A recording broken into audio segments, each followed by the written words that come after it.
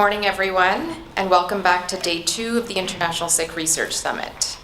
Yesterday, we explored powerful ideas across faith, philosophy, and community, and today we build on that energy with conversations at the frontiers of AI, education, mental health, and diaspora. But of course, we'll begin with a short Ardaas with Gurmat Singh.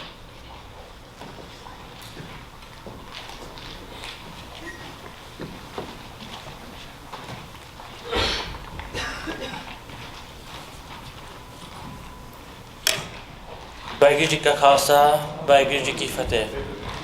So I humbly request everyone stand up and please fold your hands. Waheguru Ji Ka Khalsa, Waheguru Ji Ki Fateh. Ek Onkar, Waheguru Ji Ki Fateh. Sri Bhagavati Ji Sahaye Var, Sri Bhagavati Ji Ki Paatsahi Dasmi, Pratham Bhagavati Samir Kar, Gur Nanak Lahi Tiaye, Fir Angad Gurte Amardas, Ramdase Hoy Sahaye, Arjan Har Gobind No, Simro Sri Har Rai.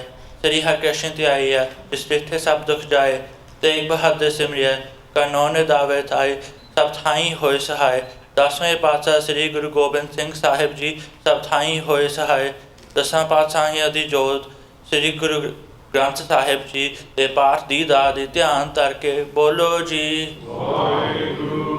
Hey Akal Work Dio, Aap Ji Kirpa Nar Guru Nanak Institute of Global Studies, ਵੱਲੋਂ ਚੌਥਾ international ਸਿੱਖ research summit ਅਰਦਾਸ ਬੇਨਤੀ ਨਾਲ ਸ਼ੁਰੂ ਹੋ ਰਿਹਾ ਹੈ। ਆਪ ਜੀ ਕਿਰਪਾ ਕਰਨੀ ਕਿ ਅਸੀਂ ਗੁਰਬਾਣੀ ਦੀ ਸਿੱਖਿਆ ਤੇ ਚੱਲ ਸਕੀਏ।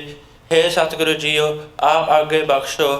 ਨਾਨਕ ਨਾਮ ਚੜ੍ਹਦੀ ਕਲਾ, ਤੇਰੇ ਭਾਣੇ ਸਰਬੱਤ ਭਲਾ। ਬੋਲੇ ਸੋ ਨਿਹਾਲ। O Almighty Waheguru Ji, grant us the grace to serve you with unwavering faith.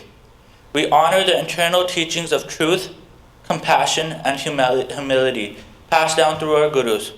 May we be inspired by their strength, wisdom, and selflessness, embodying love and courage in our actions. Through your grace, we gather for the 4th International Sikh Research Summit, a global congregation of scholars, academics, professionals, and the broader community. We are united by a shared commitment to learning, each of us a vital part of this collective journey. May this gathering be blessed with success, and may we uphold the values of integrity and service. May all who come seeking guidance find peace and fulfillment. Let the spirit of resilience and optimism uplift us, and may your will bring harmony and well-being to all of humanity. May we as individuals and collectives be instruments of positive change, guided by your wisdom and your compassion. Let us strive to create a world filled with understanding and unity. Each of us has a vital role to play, and together we can make a difference.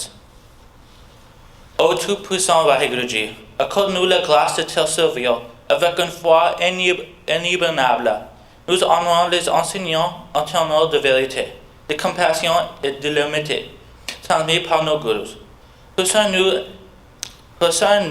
être inspirés par leur force, leur sagesse et leur altruisme, incarner l'amour et le courage dans nos actions.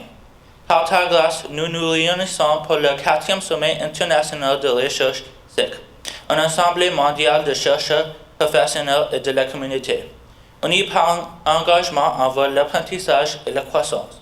Que ce soit béni du succès et préservant les valeurs d'intégrité et de service.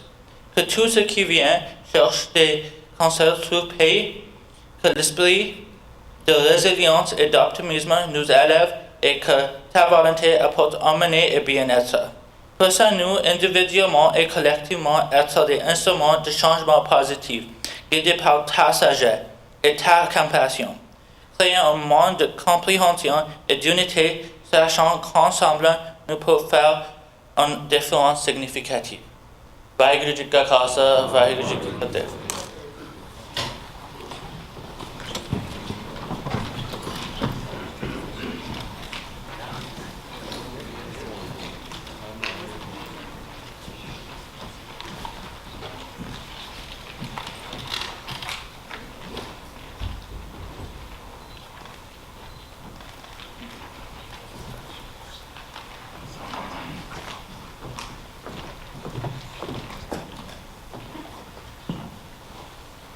Waheguru Ji Ka Khalsa, Waheguru Ji Ki Fateh. Distinguished scholars, respected community leaders, honored guests, and dear friends, on behalf of the Guru Nanak Institute of Global Studies, it is my great honor to welcome you to Day 2 of the International Sikh Research Summit 2025. My name is Gurjit and as director and founding member of this institute, I want to begin by offering a heartfelt gratitude for the depth of engagement we witnessed yesterday. The conversations, the presentations, and reflections shared on our opening day reminded us why this summit matters. Because Sikh scholarship is not only about knowledge, it's about connection, reflection, and service. To open our Day 2 of our program, we're honored to welcome Dr. Jaswinder Singh from McGill University. Dr. Singh is an associate professor in plant science and an associate member of the Beeler School of Environment. His research advances genomics, molecular breeding, and biotechnology, ranging from reversing epigenetic silencing to identifying novel barley genes related to pre-harvest sprouting. He leads the NSERC CREATE program, genome editing for food security and environmental sustainability, has published extensively with 65 research articles, delivered over 60 talks, and has been recognized among McGill's top 50 professors. Please join me in welcoming Dr. Jaswinder Singh.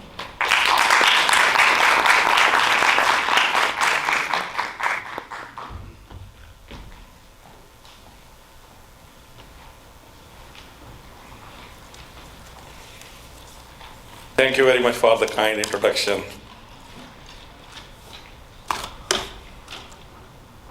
Sometimes people think the opening remarks are simple.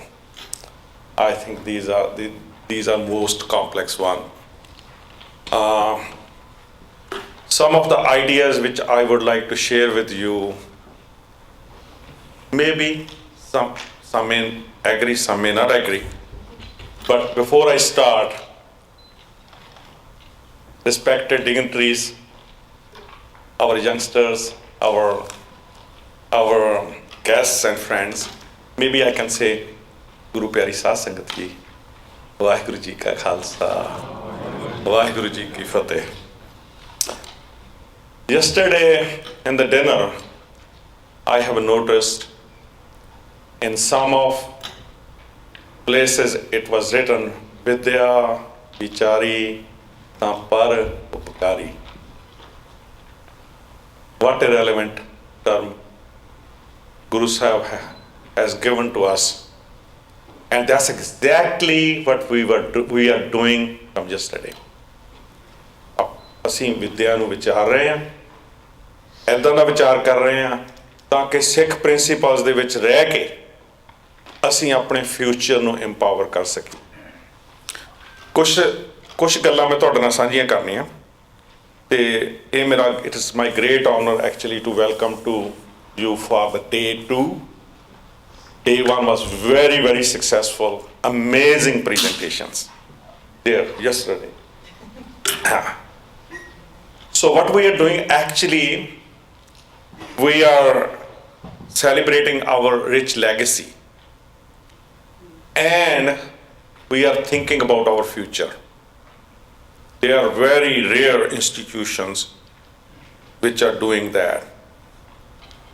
By honoring the past, we are actually recognizing the achievements of those who came before us and then find inspiration to empower the next generation. So yesterday, I'm not sure whether I should say in front of him, but I need to say that. Mainu maaf karna. Yesterday we heard from Sardar Gyan Singh ji about the GNU. We are replacing I to you. What a visionary leader. Sorry, मैं ਤੁਹਾਡੇ ਸਾਹਮਣੇ ਕਹਿ ਰਿਹਾ. We are all inspired and motivated from you. And changing from I to you has many meanings. You can think I to you. Individual to universal. So many meanings you can create, you can make. I'm not here to discuss how we can change I to you. Sardar ji has mentioned very clearly how our GNU will look like and what will be our vision and what will be our mission in GNU. पर मैं ਇੱਥੇ ਇੱਕ ਛੋਟੀ ਜੀ ਗੁਰੂ ਮਹਾਰਾਜ ਦੀ ਬਖਸ਼ਿਸ਼ ਲੈ ਕੇ ਇੱਕ ਛੋਟੀ ਜਿਹੀ ਗੱਲ ਕਰਨੀ ਚਾਹੂੰਗਾ as a teacher. Guru Maharaj ਦੇ ਵਿੱਚ ਜਦੋਂ ਆਪਾਂ ਉਹਨਾਂ ਨੂੰ ਗੁਰੂ ਗ੍ਰੰਥ ਸਾਹਿਬ ਦਾ ਅਧਿਐਨ ਕਰੀਏ ਉਹਦੇ ਵਿੱਚ ਕਈ ਤਰ੍ਹਾਂ ਦੇ ਇੰਪੋਰਟੈਂਟ ਆਪਾਂ ਨੂੰ ਨੁਕਤੇ ਮਿਲਦੇ ਆ। ਇੱਕ ਲਾਈਨ ਆਉਂਦੀ ਆ, ਗੁਰ ਪਾਰਸ ਹਮ ਲੋ ਮਿਲ ਕੰਚਨ ਹੋਇਆ ਰਾਮ। ਕਿੰਨੀ ਸੋਹਣੀ, ਬਿਊਟੀਫੁਲ। ਤੇ ਟੀਚਰ ਦਾ ਕੰਮ ਇਹ ਆ ਲੋਹੇ ਨੂੰ ਸੋਹਣਾ ਬਣਾ ਦੇਣਾ, ਤੇ ਗੁਰੂਆਂ ਨੇ ਵੀ ਇਹੀ ਕੀਤਾ। ਸੰਗਤ ਦੇ ਵਿੱਚ ਸਤਿਗੁਰ ਖੋਟਿਓ ਖਰੇ ਕਰੇ, ਖਰੇ ਬਣਾ ਦਿੱਤਾ। ਕੰਚਨ ਤੋਂ ਆਪਣੇ ਲੋਹ ਤੋਂ ਕੰਚਨ ਬਣਾ ਦਿੱਤਾ। ਪਰ ਗੁਰੂ ਕੋਲ ਇੱਕ ਹੋਰ ਕਲਾ ਹੈ। ਮੈਨੂੰ ਪਤਾ GNU ਲੋਹੇ ਤੋਂ ਕੰਚਨ ਬਣਾਏਗੀ, ਪਰ ਸਤਿਗੁਰ ਜੀ ਮਹਾਰਾਜ ਨੇ ਸਾਨੂੰ ਇੱਕ ਹੋਰ ਕਲਾ ਬਖਸ਼ੀ ਹੈ। ਉਹ ਕਲਾ ਕਿਹੜੀ ਹੈ? ਜਿਨ ਕੋ ਤਖਤ ਮਿਲੇ ਵਡਿਆਈ ਗੁਰਮੁਖ ਸੇ ਪ੍ਰਧਾਨ ਕੀਏ। ਤੇ ਮਹਾਰਾਜ ਜੀ ਨੇ ਇਹ ਕਲਾ ਆਪਣੇ ਗੁਰਮੁਖ ਪਿਆਰੇ, ਸਾਡੇ ਵੱਡੇ, ਸਾਡੇ ਸਤਿਕਾਰਯੋਗ ਸਰਦਾਰ ਗਿਆਨ ਸਿੰਘ ਜੀ ਨੂੰ ਬਖਸ਼ੀ ਆ। ਪਰ ਜਿਹੜੀ ਅਗਲੀ ਗੱਲ ਆ, ਇਹ ਮੈਂ ਇਹਨਾਂ ਤੋਂ ਗੁਜ਼ਾਰਿਸ਼ ਕਰਕੇ ਲੈਣੀ ਆ, ਉਹ ਹੈ ਪਾਰਸ ਭੇਟ ਭਏ ਸੇ ਪਾਰਸ ਨਾਨਕ ਹਰ ਗੁਰ ਸੰਗ ਥੀਏ। ਹੁਣ ਦੇਖੋ ਦੋਹਾਂ ਨੁਕਤੇ ਨੇ ਫਰਕ ਹੈ। ਇੱਕ ਤਾਂ ਗੁਰੂ ਸਾਹਿਬ ਕਹਿੰਦੇ ਵੀ ਲੋਹੇ ਤੋਂ ਮੈਂ ਕੰਚਨ ਬਣਾ ਦਿੰਦਾ, ਟੀਚਰ ਵੀ ਸਟੂਡੈਂਟਸ ਨੂੰ ਕਰਦਾ। ਪਰ ਗੁਰੂ ਮਹਾਰਾਜ 'ਚ ਇੱਕ ਹੋਰ ਤਾਕਤ ਹੈ ਵੱਡੀ, ਉਹ ਗੁਰੂ ਨਾਨਕ ਤੋਂ ਗੁਰੂ ਅੰਗਦ ਬਣਾ ਦਿੰਦੇ ਨੇ। ਉਹ ਪਾਰਸ ਤੋਂ ਪਾਰਸ ਬਣਾ ਦਿੰਦੇ ਨੇ। ਪਾਰਸ ਦੇ ਵਿੱਚ ਕੀ ਕਲਾ? ਉਹ ਲੋਹੇ ਨੂੰ ਕੰਚਨ ਬਣਾ ਦਿੰਦੀ ਆ। ਤੇ ਪਾਰਸ ਤੋਂ ਪਾਰਸ ਦੀ ਇੱਕ ਕਲਾ ਇਹ ਆ ਵੀ ਉਹ ਆਪਣੇ ਵਰਗੀ ਇੱਕ ਹੋਰ ਉਦਾਂ ਦੀ ਚੀਜ਼ ਪੈਦਾ ਕਰਦੀ ਆ ਜਿਹਦੇ ਵਿੱਚੋਂ ਉਸ ਤਰ੍ਹਾਂ ਦੀ ਗੁਰਮੁਖਤਾਈ, ਉਸ ਤਰ੍ਹਾਂ ਦਾ ਇੰਥੂਜ਼ੀਆਜ਼ਮ, ਉਸ ਤਰ੍ਹਾਂ ਦੀ ਕਲਾ ਵਿਚਰੇ, ਤਾਂ ਕਿ ਅਸੀਂ ਹਮੇਸ਼ਾ ਕਹੀਏ ਸਾਡੀ GNU ਇਨ ਗੁੱਡ ਹੈਂਡਸ। ਮਹਾਰਾਜ ਕਿਰਪਾ ਕਰਨ, ਸਤਿਗੁਰ ਸੱਚੇ ਪਾਤਸ਼ਾਹ ਕਿਰਪਾ ਕਰਨ, ਇਹ ਪਾਰਸ ਕਲਾ ਇਹ ਵਰਤਾਉਣ ਤਾਂ ਕਿ ਇਦਾਂ ਦੀ ਸ਼ਖਸੀਅਤ ਪੈਦਾ ਕਰਕੇ ਜਾਣ ਜਿਹਦੇ ਵਿੱਚੋਂ ਇਹ ਝਲਕੇ, ਗੁਰਸਿੱਖੀ ਝਲਕੇ।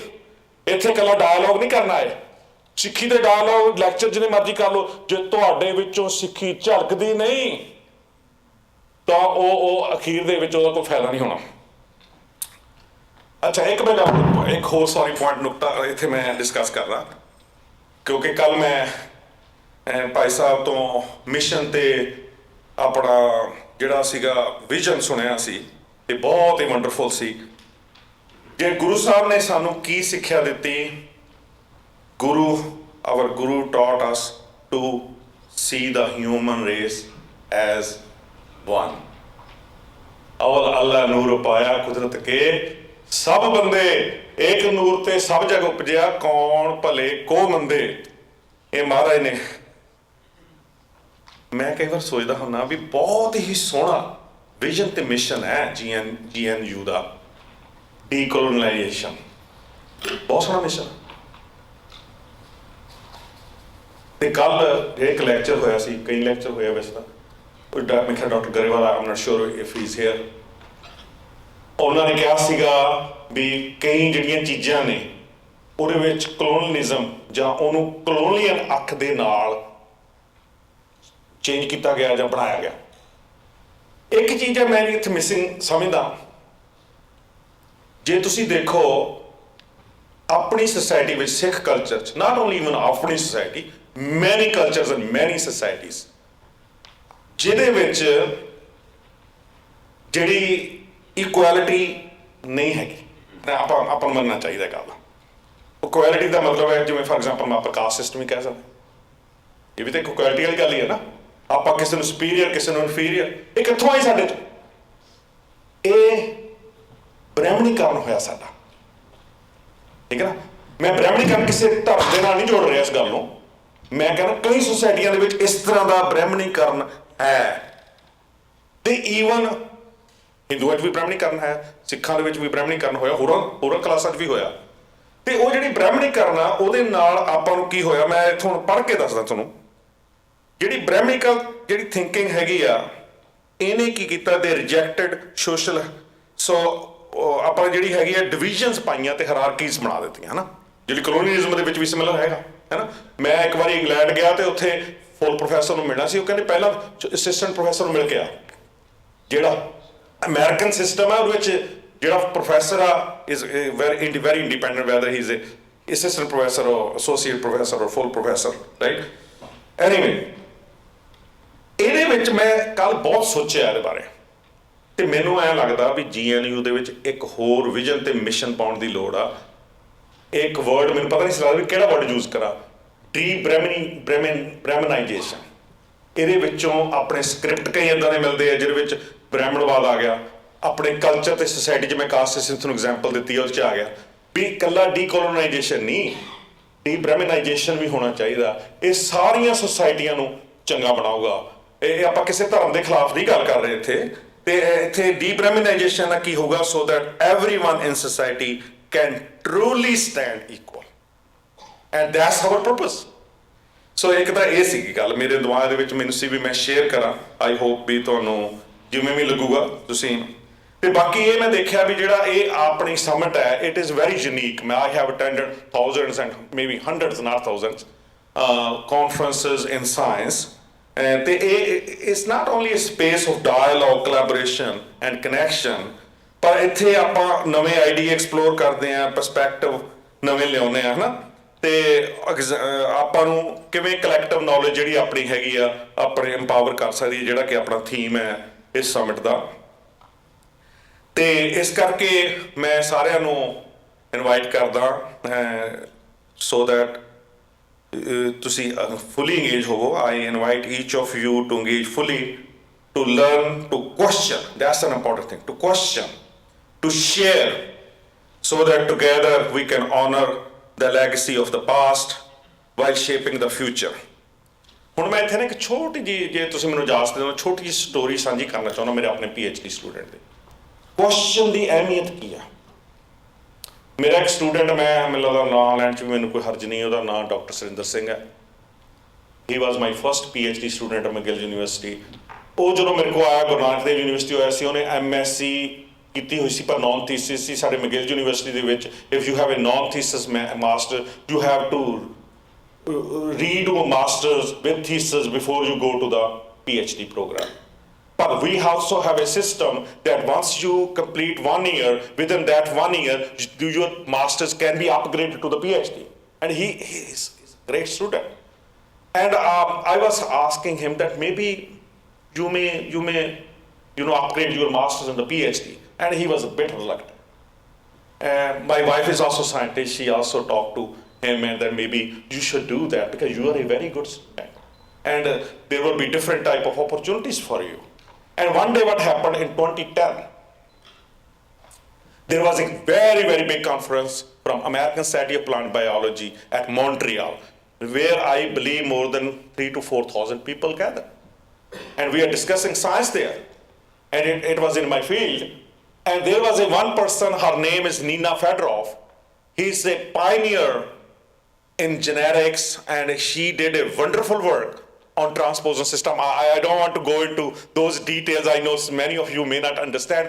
I can say simply the transposons they are jumping gene. They jump from one place to another place. And simple as.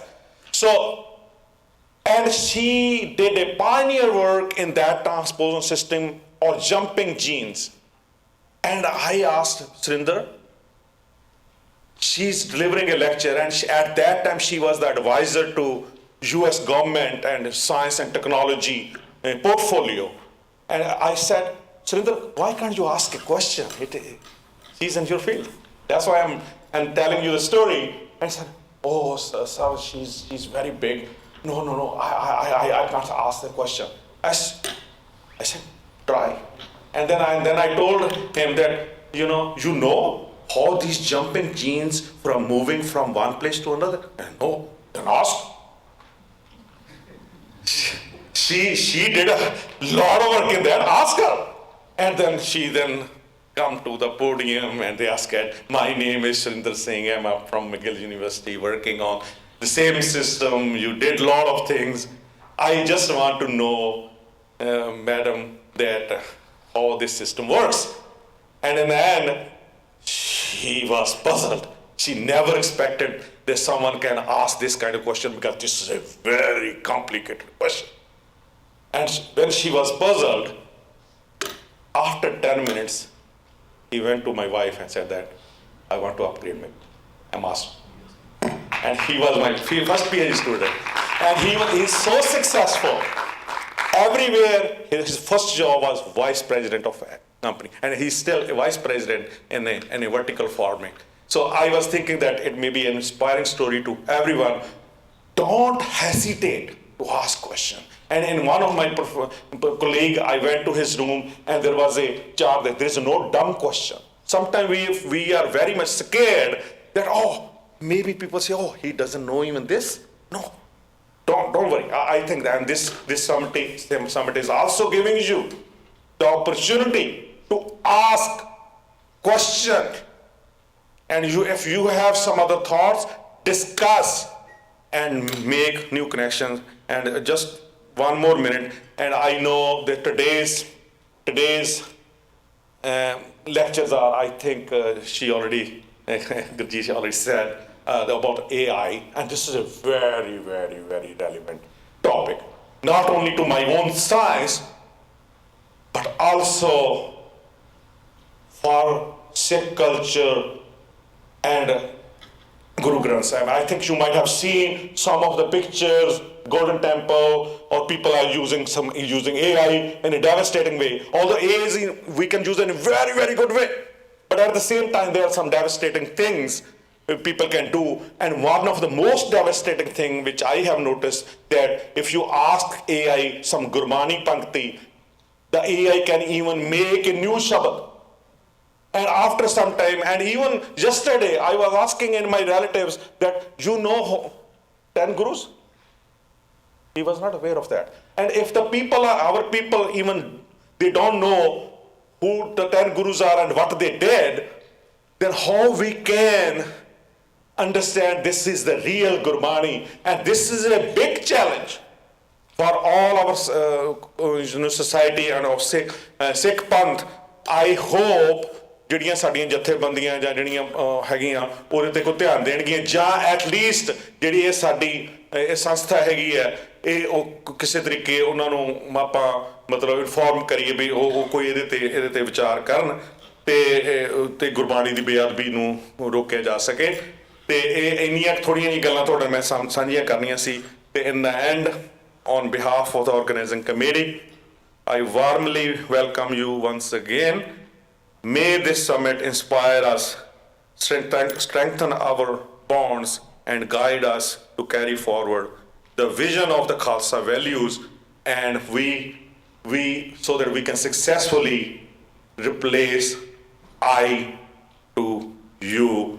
Vaheguru Ji Ka Khalsa, Vaheguru Ji Ki Fateh.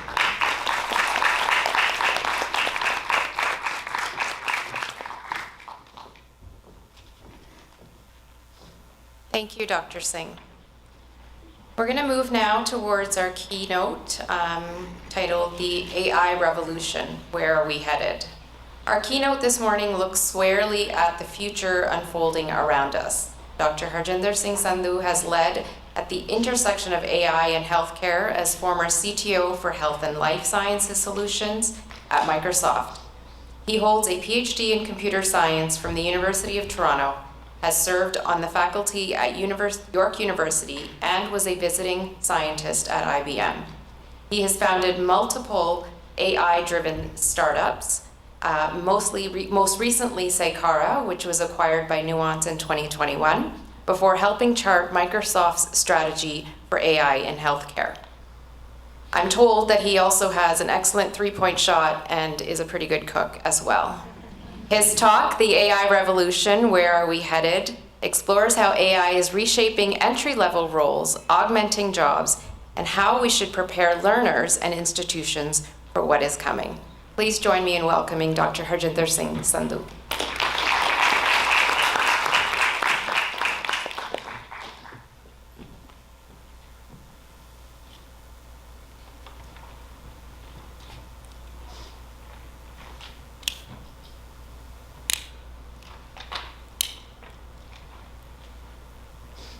Clicker, stop. No.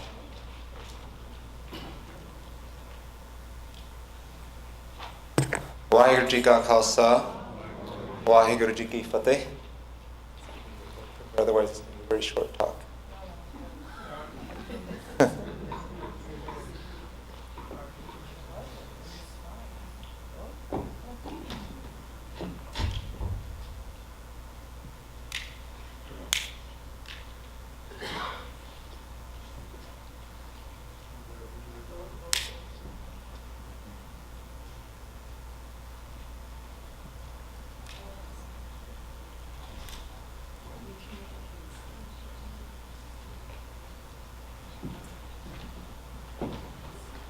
Apologize. We can just find somebody up.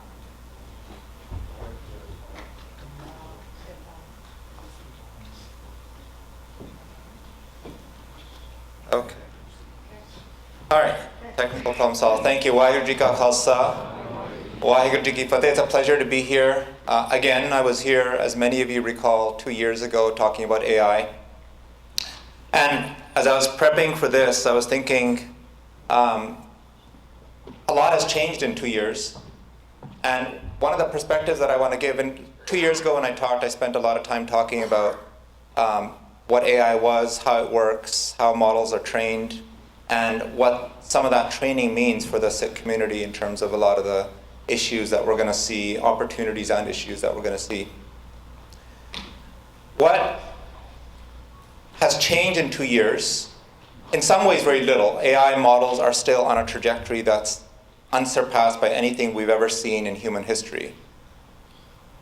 2 years ago, when I did this talk, we were about a year after ChatGPT had first come out and basically reshaped everybody's thinking about AI.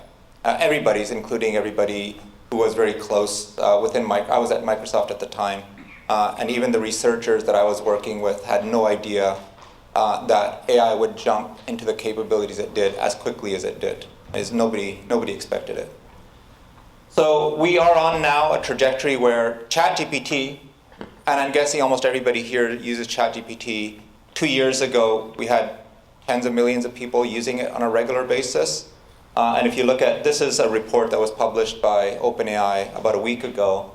You now have about close to 800 million people using ChatGPT on a weekly basis, about 10% of the adult population in the world.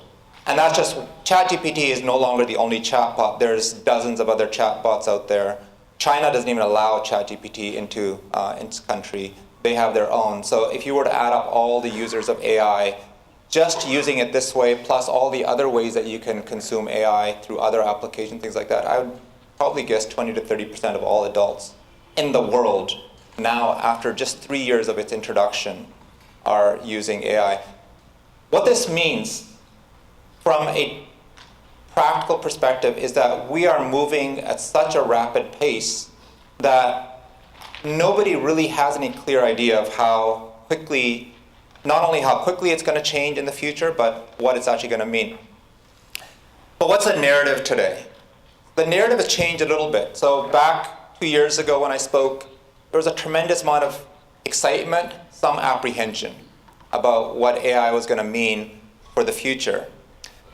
If you look at it today, if you look at the prevailing dialogue today, if you follow what people in the AI research community are talking about, people, other places, it's now a given that AI is going to reshape everything. Every single thing we can think of, every process, every way of doing work, every way of entertainment, everything is going to be reshaped. That's already a given now. There's nobody doubts that anymore. And it's going to happen very rapidly. Within the next 5-10 years, we're going to see almost every process being reshaped. What's new is this rising anxiety about, well, what does this actually mean? This is happening so quickly. Now the prediction is that we're very close to superintelligence. I'm going to talk about this idea of superintelligence a little bit because it's such a critical idea. This is no longer a technical thing. It used to be that the kinds of ideas I'm going to present today were relegated to technical conferences, and you'd talk about them with other AI researchers. This is now impacting you, me, everybody. This is the stuff that we all need to be aware of. What is the superintelligence that we are birthing? Effectively, as many have said, it's a new alien species. Imagine that we're giving birth to a new alien species and we're inviting them onto our planet and saying, here, take the controls. What does that actually mean? Well, as I said, it's a given that it's going to reshape everything. And it would require not just an hour-long lecture, but weeks of discussion to kind of think about how far-reaching this reshaping is going to be. And people are spending a lot of time thinking about this kind of stuff. We know it carries incredible risks. That alone, if I were to spend time talking about the risks, that would be another whole other set of lectures. And I'm going to touch very briefly on some of these things, but not at length today. But I'm going to focus a little bit on this last idea of jobs, and more particularly for this audience, I'm going to spend some time talking about what does it actually mean for you? How do you actually rationally think about the future if you're a young student or recently graduating from college and you're thinking about jobs? What does that actually mean? What is the fact that we're going to have this super intelligent AI that can pretty much do anything that any of you will be able to do, and it'll do it better? What does this actually mean for your future? And this is a really hard question, by the way. I'm not saying that I actually have any solid answers, but at least I'll give you a little bit of thought on this prospect. So, how much of this is all hype? How much is reality? What does this mean for the Sikh community? So before we kick that part off, I'm going to go back a little bit. And when I say go back, we're not talking way far back, centuries back or decades back. Some years ago, AI has been around it was actually first introduced back in the 1950s. Even the term AI artificial intelligence was introduced back in 1950 or so. For most of that time, for 60, 70 years, there was actually very little progress in AI. There was a lot of work on trying to get machines to learn, but not much progress, not relative to what we would now think of as actual progress.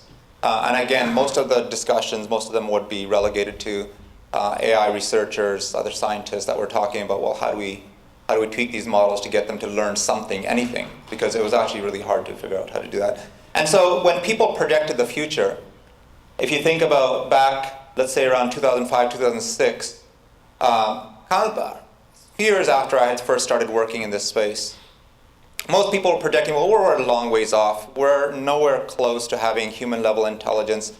This is, a century, 2 centuries. Most people would have, not everybody, most people would have, even among the AI community, would have said, we're a long ways off from building anything that's anywhere close to human levels of intelligence. So if you look at that top thing of where humans operate, we have a very narrow span. If you look at the range of human competence, it's actually not a very wide band. If you think about the smartest human alive and the average person, it's actually not that big a gap. It's actually a very narrow gap. But machines were nowhere close to that. And back around 2006 or so, 2007, something happened. And normally technology is driven by a few remarkable innovations that kind of just change the trajectory of things. So it was actually a Canadian professor, Dr. Geoffrey Hinton, that introduced this idea of deep learning. And deep learning took a few years to catch on, but when it did, it shifted that trajectory. So that trajectory with deep learning, all of a sudden we learned how to train machines to learn at a much more massive scale, to train from masses of data. And all of a sudden you had this new trajectory, and for a while, I was in the startup world at the time, there was a lot of commotion. Everybody was trying to do deep learning, and everybody thought, well, now we've done something real. We've actually accomplished something. We now have learned how to train cars to self-drive. We can teach machines to do medical diagnostics off of images as well as doctors can. So a lot of these kinds of technologies started taking shape with deep learning. But as far as creating human level of intelligence, well, that was still nowhere on the horizon. We were still far. Most people, if that, in the 2010s, if you had asked most people, they would say, well, we're still 40, 50 years, if that, if it might be longer before we could create anything close to human level intelligence. And of course, there was yet another innovation. Back around 2017, this idea of large language models was introduced. And again, nobody paid much attention to it at the time. But what it did a few years later with ChatGPT was basically the first large language model. And it changed that trajectory again. All of a sudden, and I'm sure everybody here remembers, there are a few seminal moments in human history. Some of them we experienced in our lifetime. That was one of them, right? ChatGPT came out, and all of a sudden we have a machine that seems to operate somewhat like humans, right? You can talk to it like you would talk to your friends or to your colleagues and stuff. And it'll answer questions just as well. So this came about, and what was really interesting, and this is really important for one of the points I'm going to make later in terms of where we're headed and where we're at right now, is that a lot of this drive, a lot of this progress was driven by this idea that was encapsulated, this idea called the scaling laws of AI.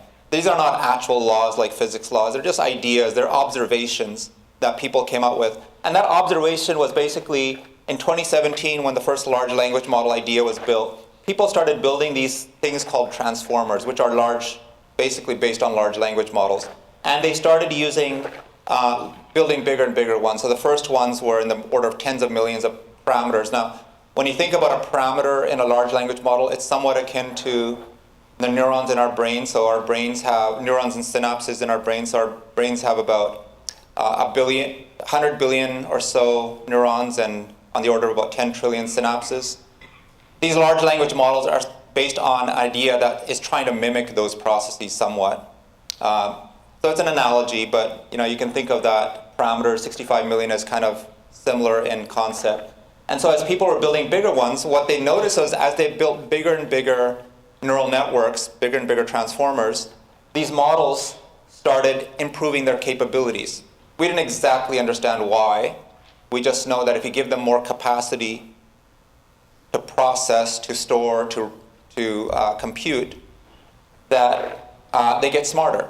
And what had happened in around 2020 is that OpenAI basically built a really large transformer. They built one that had about 175 billion parameters, and all of a sudden that was the ChatGPT moment. A couple of years later, they built something, and then they built an even bigger one. And so this was, for the last couple of years, basically when we look back at it in history, it's basically about scaling these models, right? Starting from around 2017 onwards. All that was happening in AI was people were saying, well, every time we build a bigger model, it gets smarter. And now these bigger models are costing hundreds of millions of dollars to train, billions of dollars in research and costs and stuff. So you couldn't actually do this as an average company. Only a few companies had the resources to do this. But they were all in this incredible race to build the largest models possible, because the theory was that if we build it, it will get smarter. And so if you go back to this curve, 2 years ago when I was in Microsoft, I've left now, but I left last year, but even when I was still there, this was still the prevailing theory, is that it's all about building bigger models, and if we build bigger models, they'll get smarter. And super intelligence, if we have models now that are kind of operating around the space of human levels of intellect, if we build bigger and bigger models, not 2 trillion parameters, but maybe 10 times, 100 times, there's no limit. Our human brains are limited. We can't get bigger brains. At least the evolutionary process takes a long, long time. But there's no reason why we can't build bigger machines. It's only limited by the amount of energy and compute we can throw at it. And this is one of the reasons that one of the big topics in AI actually turned to energy, because the amount of energy these models need is incredible. I mean, you could power entire cities just by the amount of compute and energy that you need to train one of these models. So this has been the prevailing wisdom for a long time. But if you actually think about these models and you step back and start rationally thinking about, well, what do these models actually, what does superintelligence actually mean? What do these models actually do today? Well, the interesting thing is that there's this word that's come around now lately, is that machine intelligence is what we call jagged. And what that means is that, in the same way that if anybody here has a really high competence in one thing, maybe they're really good at math, but they might not be so good at social skills, or maybe they're really good at sports, but they're not good at other things. Machines are the same way. So we tend to think of intelligence as this point in time. In fact, it's actually this wide range of things. And so if you think about machine competence, in some ways they're already super intelligent. They can synthesize everything on the internet.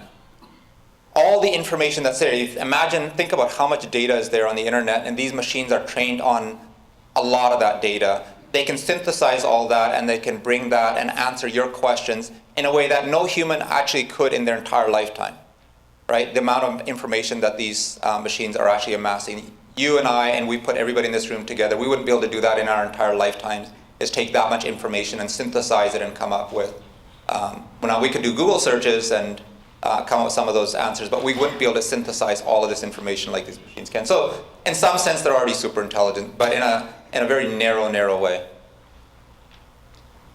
For a lot of the kinds of applications that we actually use them for, they're actually at human levels of reasoning. So they can reason at human levels in many ways. They can do analysis. Writing skill-wise, they're probably as good or better than any of you here, any of us here. So they're in many ways at human levels of competence. And then if you look at that bottom end, there's a reason I drew that yellow line so far below the human levels of competence, because there's actually a lot of things these machines don't do very well. They're not super intelligent when it comes to planning, for example. Now people are working on that, but if you ask any of you to go and do a task such as, hey, prepare for this conference, there's 1,000 different things that actually has to go into that.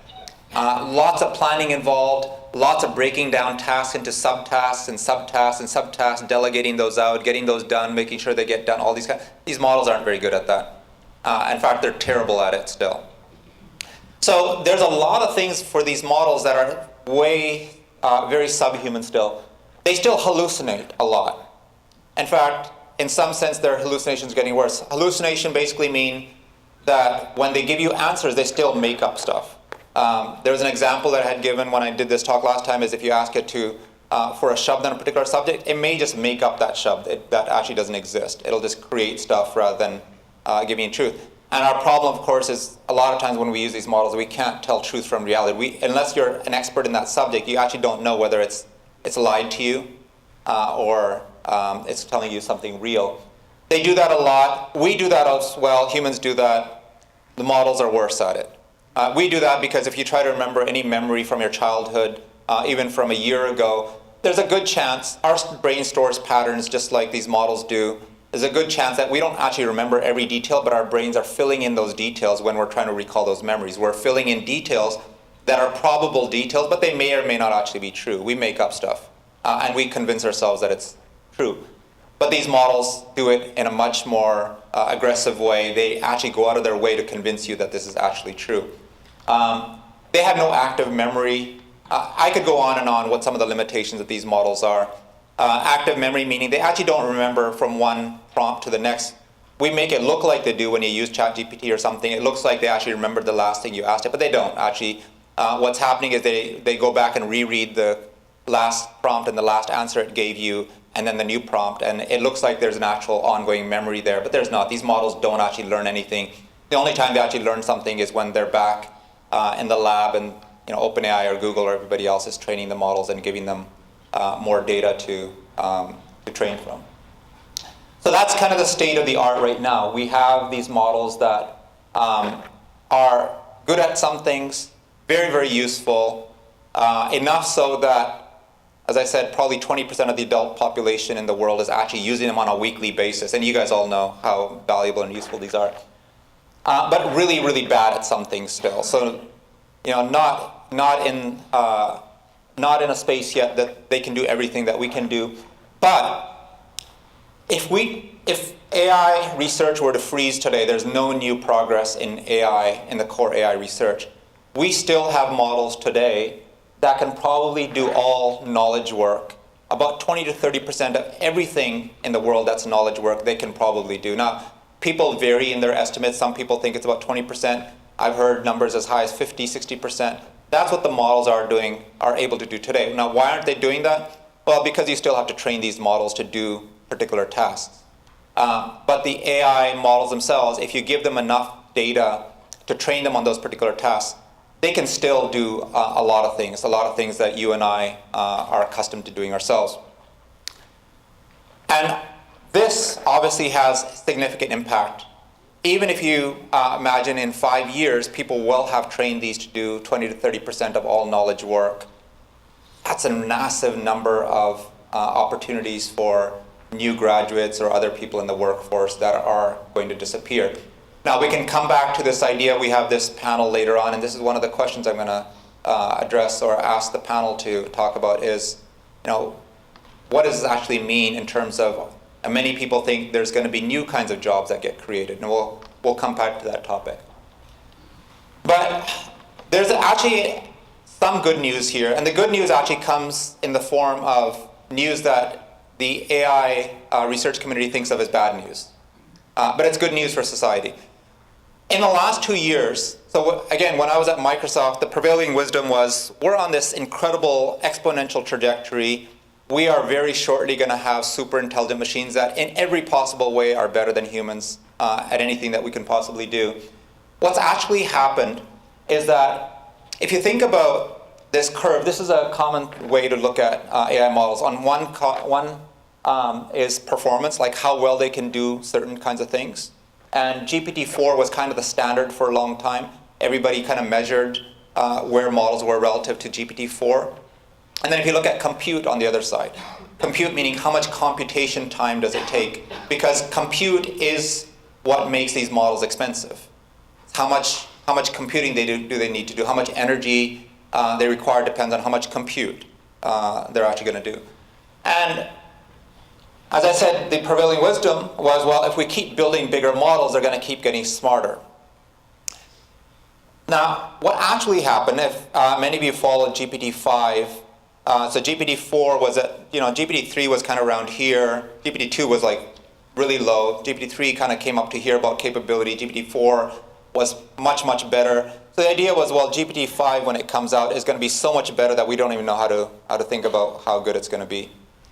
The truth was, well, GPT-5 came out about a month ago, about a year and a half later than everybody expected. It took them longer to train it. When it came out, it was like, yeah, that's interesting, but it's not what we expected. It was a massive letdown, which, again, as I said, is good news. It's good news because it means we're actually, at this point, not on this exponential curve of increasing AI capability. And that's really important because it gives us a little bit of time to kind of rationalize. That doesn't mean AI is not improving. This is really important to understand that what I just said on the previous slide is that these models are actually getting better. They are getting trained to take on more and more tasks and more things. But that's on the basis of the technology that already exists. The improvement in the technology is actually slowed down. And by some people's reckoning, it might have actually hit a wall. This whole idea that just scale alone is going to solve some of the lingering problems with these AI models, and they're going to keep getting fantastically smarter just by building bigger ones. Now that has it actually hit a wall? We actually don't know what happens when we build the next scale of models, but at least at the current time, it's kind of hit a wall. So what have people been focusing on? When I was at Microsoft, a lot of the work we were doing was around building smaller models that were requiring much less compute. They weren't quite as smart, but given again, cost is a really big factor for a lot of kinds of applications. Building smaller models was a big deal. So that was a lot of the work that was going on. I was building smaller models. If you remember, about 8 months ago in January or so, DeepSeek came out and it kind of shook everybody and said, oh, wait a minute, what does this mean? Well, actually, it didn't mean. It was actually a really impressive set of work that was done. DeepSeek, if you didn't follow, DeepSeek was a model that was released from China that all of a sudden seemed to have GPT-4 level of capability, but at a much cheaper cost, where GPT-4 was estimated to be, those models were about $100 million to train. DeepSeek was about $6 million to train, and everybody was, wow, this changes everything. Actually, it was really important, but not in the way you think. What it really meant was that we could train the same kind of models for much, much lower computing, but it didn't actually raise the bar in terms of what models could do. It was just at that kind of level. So actually one of the more interesting kinds of innovations that happened over the last, and this was about a year ago that these models started coming out. So when you and I think, the psychologists in this room would actually be able to explain this much better, but we have kind of two ways of thinking. There's what Daniel Kahneman called System 1 and System 2 thinking, which is, System 1 thinking is, somebody asks a question, we just blurt out an answer, right? It's like something we just know intrinsically, and we, if I say 2 plus 5, you don't stop and think about it, you just like 7. But if I ask you something more complicated, I ask you a more complicated math question, you have to stop. You can't just blurt out an answer. You don't know it. You have to stop and think about it, and maybe you even need to get a pen and paper and work it out. And what researchers started realizing is we could apply these same ideas to AI models. Right now, what was happening was with ChatGPT or any of these other models, we were basically asking it just to blurt out answers. The first thing that came to its kind of neural brain. And as impressive as it was at doing those, a lot of times it got things wrong, and a lot of times it didn't know the answer. Well, what happens if we give it time to think? We give it time to kind of work through answers. And so this idea of allowing models to think for longer actually became important. And obviously, if you let them think longer, you're going to increase the amount of compute that is required. So models become more expensive as a result. But you actually do raise the bar on capabilities. And through this kind of long reasoning, long thinking processes, you saw this big jump in what these models are able to do. So where GPT-4 was typically, most people would say it was about the undergraduate level of reasoning and solving problems and things like that. With some of these long reasoning, you get to the PhD and postgraduate kind of level of, when you give it scientific questions or math questions, other kinds of things. There was actually a really impressive result after GPT-5 came out. And as I said, just because GPT-5 was underwhelming doesn't mean it was not, a really big, again, shift. It just wasn't exponential. It was able to solve a math problem that was actually an unsolved problem that had been published in a paper. They had solved part of that problem, a long-standing math problem, hadn't been able to solve the full problem. They fed the paper to GPT-5, and it basically took 17 minutes of kind of working through the problem and came up with a solution that even the original authors of the paper said, yeah, that's actually a solution that we couldn't figure out. So these models are now at that level where they're starting to kind of inch towards breaking new scientific ground, breaking new barriers in thinking and stuff that humans aren't able to do. But they're not way above us yet. We're still, again, it's good news that we're still, not at the level where they're way far above us. There's another, these days if you hear about AI, most people are talking about AI agents. You hear that word everywhere. AI agents are all the rage. All the tech companies are just talking about we're building AI agents. Well, AI agents are really interesting. What AI agents are, basically, if you go back to that curve that I showed of some models, at the top end, they're super intelligent, but at the bottom end, they're really poor planners. They can't carry out long-range tasks. That's what agents are, basically. AI agents, they're trying to take existing models, and they're trying to encapsulate them in ways that allow them to do long-range kinds of tasks. And they're getting some good results. But again, nothing that is pushing them into superhuman levels of performance. Just they're taking existing models and raising the platform somewhat. So that's essentially what's happening. But if you think about where we're going to head next, so if you think about the fact that superintelligence or intelligence is not a point in space, but it's actually a range of capabilities, what is actually happening is that at the top end of these models, they're actually improving. So as I said, GPT-5 is able to solve math problems for the first time that no human had ever solved.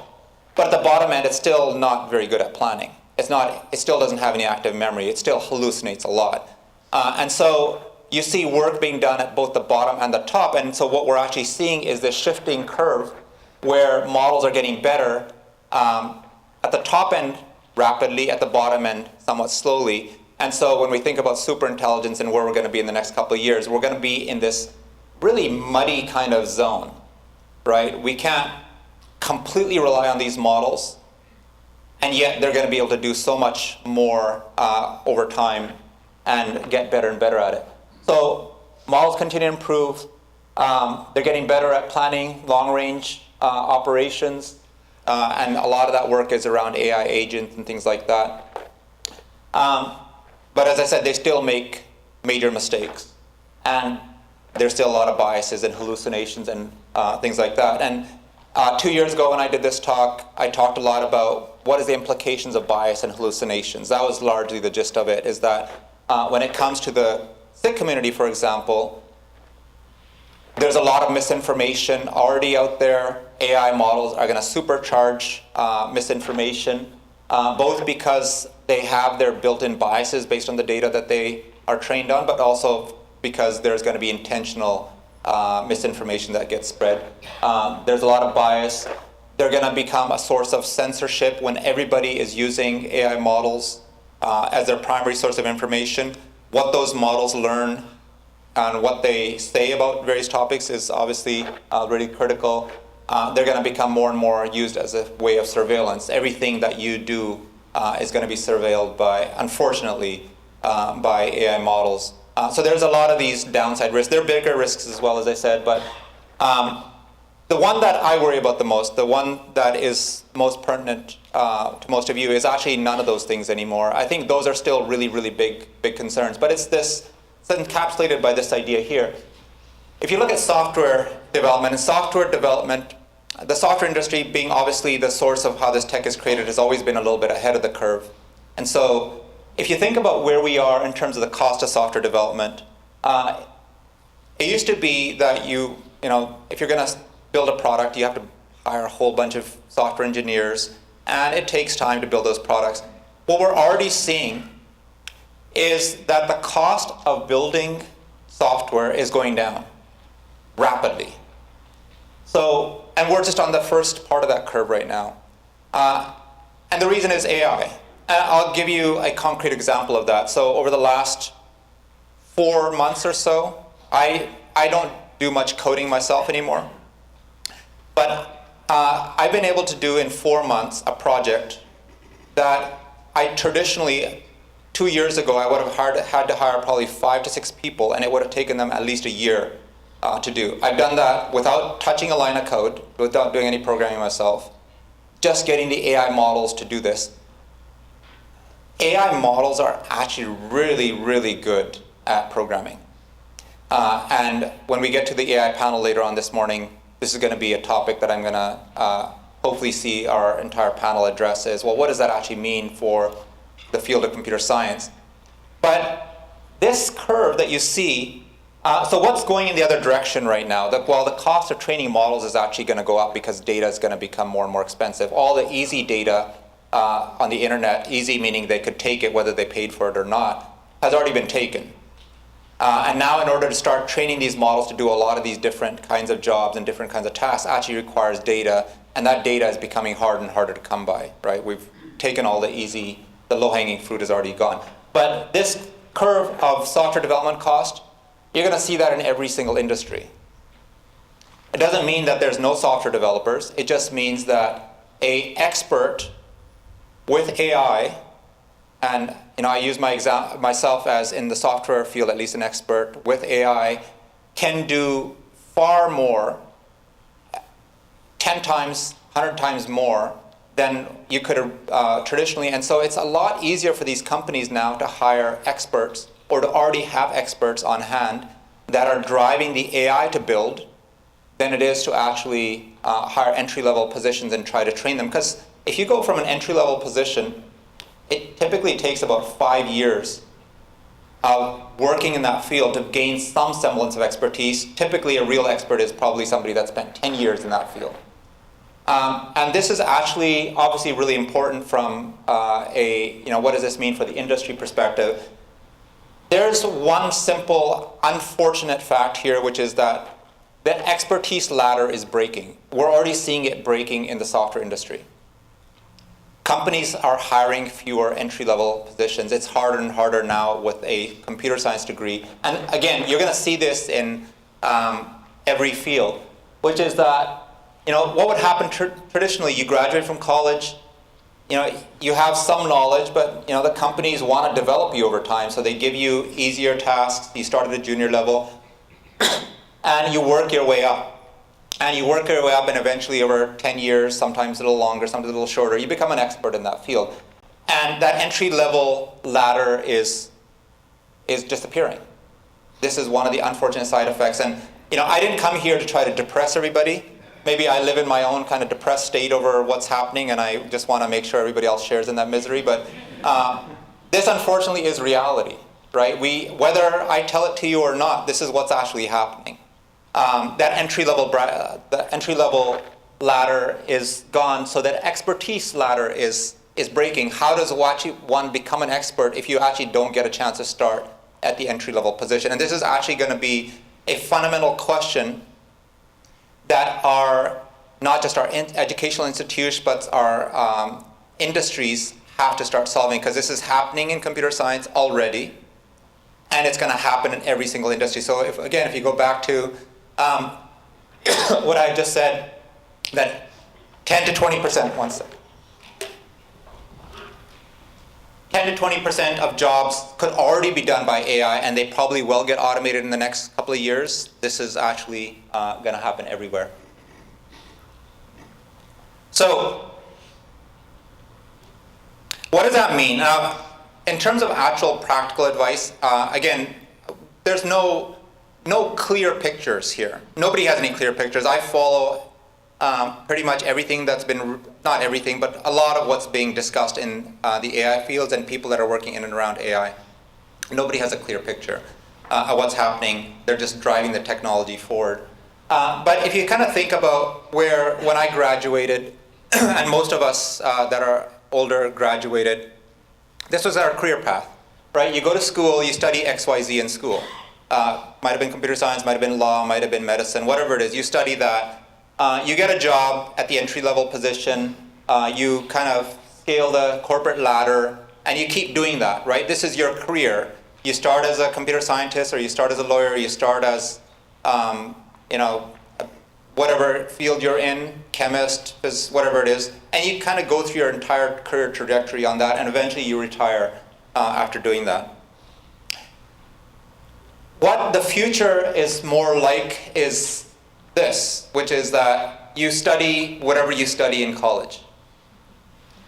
You explore one particular area, and you do that for some time, and you go off and do something else, and you then go and work on something different. I'm already seeing this, by the way, in a lot of the young people that come to me for guidance or mentorship or whatever.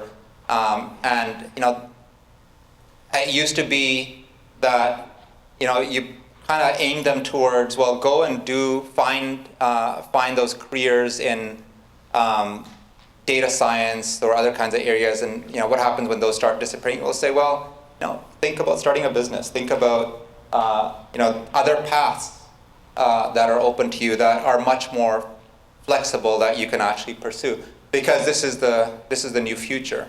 This is where things are headed. And again, as somewhat practical advice, we'll try to get to this much more in the AI panel a little later on, but it really means that there's a tremendous burden on you if you're graduating or in school now, which is to be, we talk about the word Sikh being a learner, right? We're lifelong learners. As a Sikh, we're lifelong learners on the spiritual path. You have to be a lifelong learner in the practical career paths now as well. You can never stop learning, and if you do, you basically fall behind. What does that learning entail? It means, well, A, becoming really adept at using AI, but also developing your brain in the same way that 200 years ago, people didn't go to gyms in order to build their bodies or to keep, they didn't do that. They didn't have to, because their entire work was actual physical labor, right? Their whole work. And the more we became sedentary, we sit in desks and chairs for most of our day. Now we have to create these exercises, these facilities to actually go and, continue our bodies from atrophying.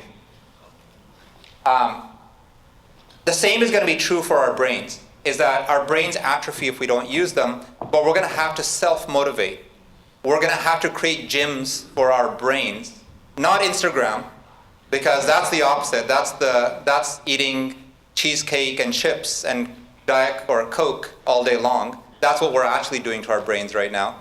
But we're going to actually have to create gyms for our brains to continue developing them, and it's going to require motivation, right? So this is the reality is that for all of you, as much as AI is going to make our lives easier in many ways, it's going to do so much for us, it's also going to make it harder for us to actually stay motivated. And we're going to have to find new sources of motivation. We're going to have to find those motivations that convince us to go to the gym for our brains and actually go and do those hard, rigorous things like writing an essay when ChatGPT can just do it for you. So in closing, and I want to just leave a few minutes for questions, and we'll also have a lot more time on the AI panel to for questions and stuff like that. But in closing, the unfortunate reality is that nobody anywhere has a clear picture of what's going to happen. And I'm not talking 50 years from now, we're talking in the next 5 years. No AI person, nobody that's close to that field, nobody else has any clear picture of where we're actually going to be in 5 years, let alone in 10 or 15 kind of stuff. And by the time you finish your career, who knows, kind of thing. There's no precedent. What we're going through, the shift that we're going through as a, not just us, individually, but as a species, is unprecedented. History is not a guide. We do use some precedents, like we think about the Industrial Revolution and how that's changed, and at a reasonable, we take our best guesses on precedent, but in reality, we've never had a technology like this that's actually surpassing our ability to create, our ability to think. And that's what's happening now. There's no precedent for this. So what can we do? Well, as much as you might be anxious about AI and stuff like that, you really have no choice. You have to immerse yourself in AI. You have to get, it is a tool that is going to become indispensable. It is going to become tools that every industry for every kind of work is going to be using, so you have to become immersed in it. And as a community, we have to start thinking much, much more aggressively about how we use AI to empower the community. Because we're not doing that right now. I was looking at some charts on AI usage across the world. They didn't break it down by community, such as Sikh community, but they broke it down by country. And it's obviously the US is extraordinarily high in terms of AI usage, but if you look at a lot of the world, they're actually still relatively low. So when we say 20, 30% or 20% of the adult population in the world, that's not evenly distributed. As a community, we should be taking those kinds of things. Somebody mentioned yesterday, I remember in one of the talks, this fantastic point that Sikhs have always been very adaptable as a community. We've adapted to whatever has happened. We're not stuck in, if you look at the 15th, 16th century onwards, we've always adapted to whatever has happened from the broader societal perspective, technology perspective, and so on. We have to do that again. Now we actually have to make a concerted effort to go out of our way to start, not just individually, but as a community, adopting AI tools, immersing ourselves, using them to push the boundaries of what these AI tools can do so that we are actually at the forefront of this revolution that's happening. As much as we might be anxious about it or have other thoughts about it, we don't have a choice. We have to be able to do that. Thank you. That's...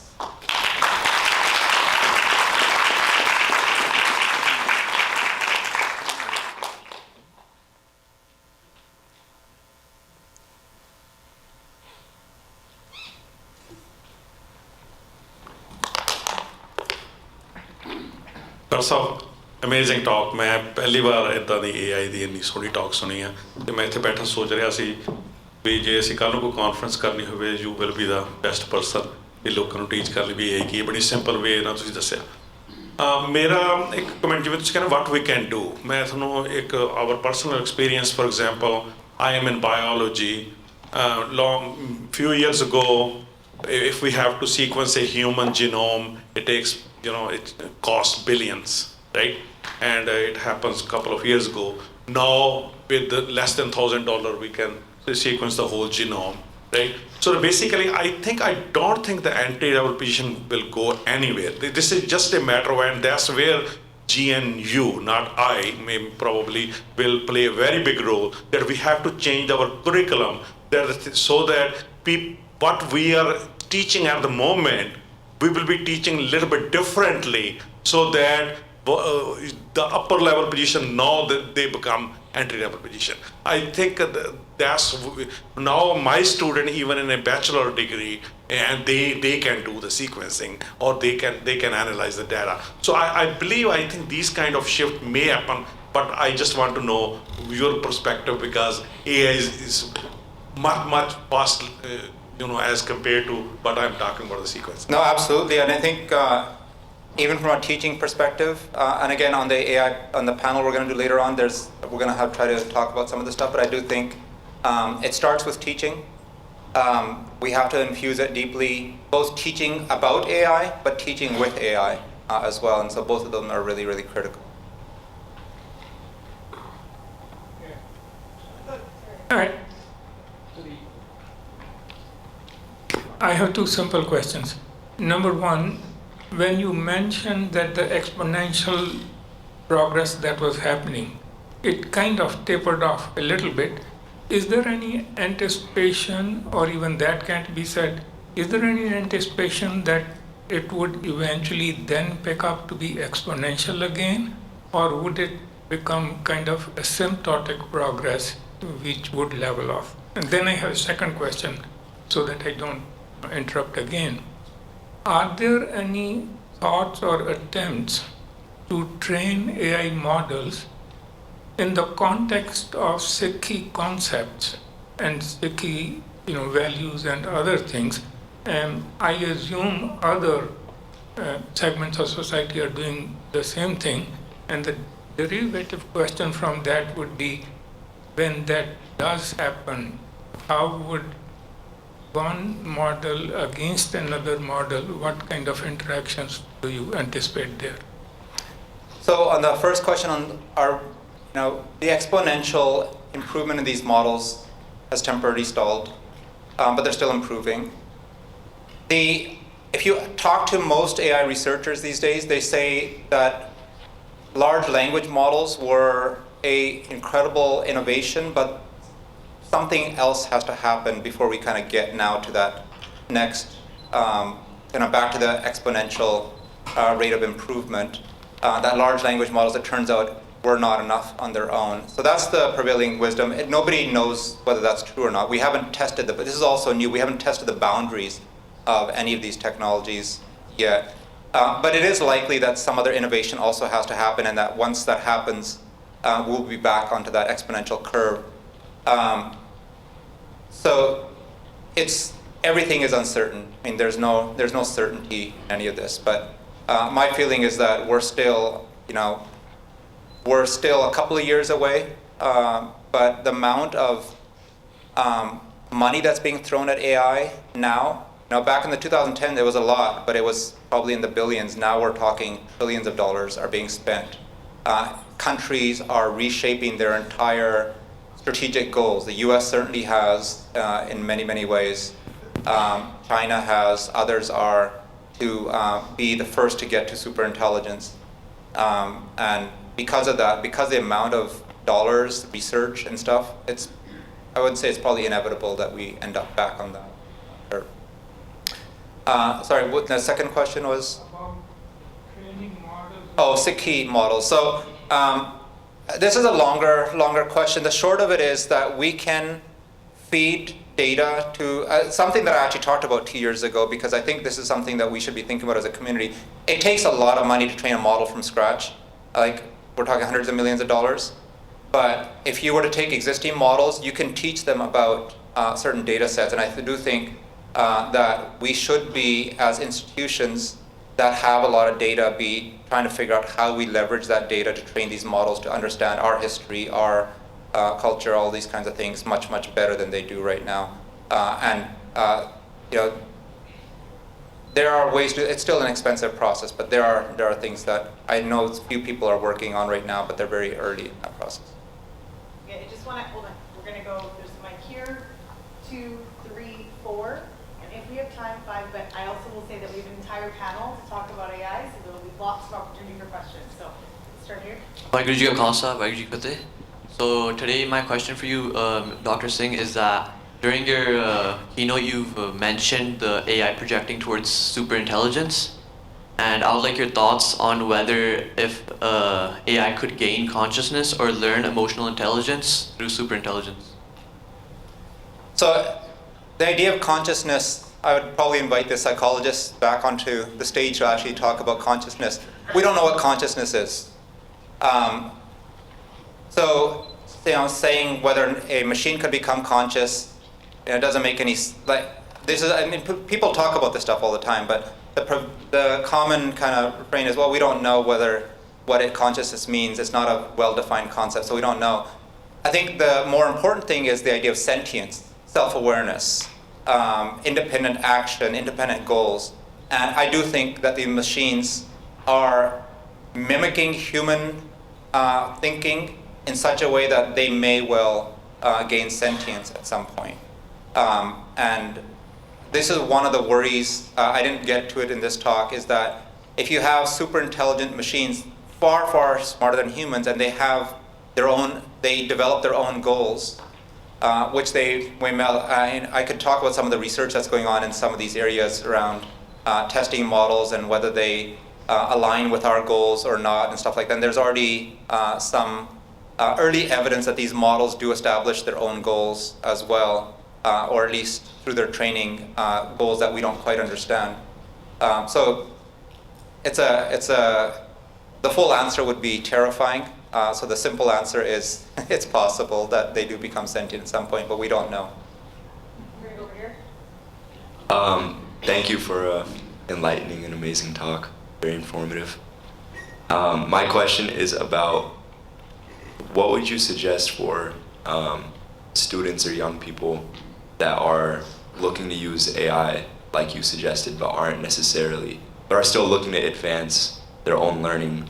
How is the best way to use AI when in a lot of ways it can be seen as a crutch?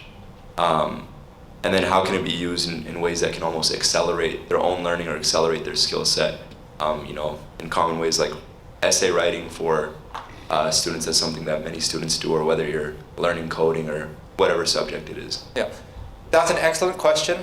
I'm going to defer that to the AI panel because this is exactly the question that I want the entire panel to talk about. So we have a lot of time on that, and I don't want to take a lot of the wind out of the sails of some of the panelists that are going to speak on this very topic. But I think this is a great question, so hold on to that for another. I think the panel is one after this talk. Yeah. All right, just over there. Thank you, my friend, for the amazing presentation. I've been working as a computer scientist in the field of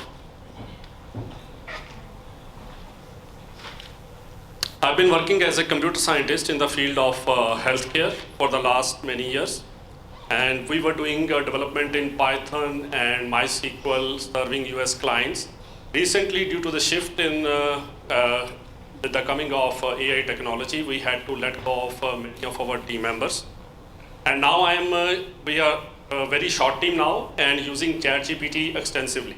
My question is related to bias in the recommendations of ChatGPT. Previously, we were heavily inclined towards Python. Now, when I'm a fan of Microsoft, I've been using C# for last many years. I intend to use C# for microservices architecture and then Python for research-based tasks. When I ask ChatGPT about my research-oriented algorithms, ChatGPT by default would suggest me using out-of-the-box Microsoft models instead of using Google's Vertex Python-based models. So do you think that this bias is coming, there is a bias, or this is ChatGPT's natural and unbiased recommendation? Because I find there are biases, and those biases are not, I don't find that those biases are showstoppers, but I do feel that there is a need of a human before taking ChatGPT recommendations. Yeah. We have to steer ChatGPT, otherwise, it can take you in a completely different direction. This is exactly illustrating the point. It's a good point that these models, it's really hard to tell many times whether their answers are driven by biases inherent in their data, whether they're driven by biases that the companies have intentionally trained into them, or whether they're actual, based on sound kind of reasoning and stuff. And you as an expert are having trouble distinguishing that. It does reinforce this idea that human expertise is really, really critical still. And thinking really hard. And I think, again, I don't want to keep deferring everything to the panel, but I know some of the panelists are going to talk about this. I'm going to do the AI panel, is that this idea of critical thinking and how we make sure that we're actually checking what these models are telling us. I don't have a simple answer on that, whether it's a source of bias or not, but I think it's just a good illustration of the point. Thanks. Well, my question is simpler than anybody's. The situation is getting scary, knowing that entry-level jobs are going to be wiped away. Can we consider this a disadvantage of AI turn into advantage of creating more jobs? The future employment is for them. My fear is, if it is only AI that is really valuable, nobody will come to the universities for other courses or programs. Thank you so much. Yeah. This is, again, I wish I had a clear answer. I wish anybody had a clear answer that we could look at and say, this is how we should be reshaping our institutions. Overall, I think we do have to reshape our educational institutions to adapt to this new reality. There is no clear answers on how. The best we can do is kind of start, again, what I said here was immersing ourselves in AI. I don't know if there's any clear answers on how we should be reshaping them. Senator?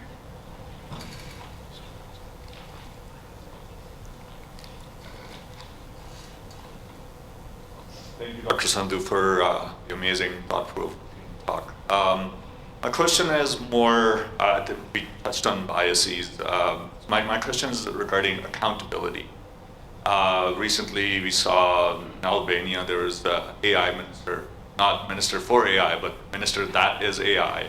I think the ministry is about procurement, public procurement.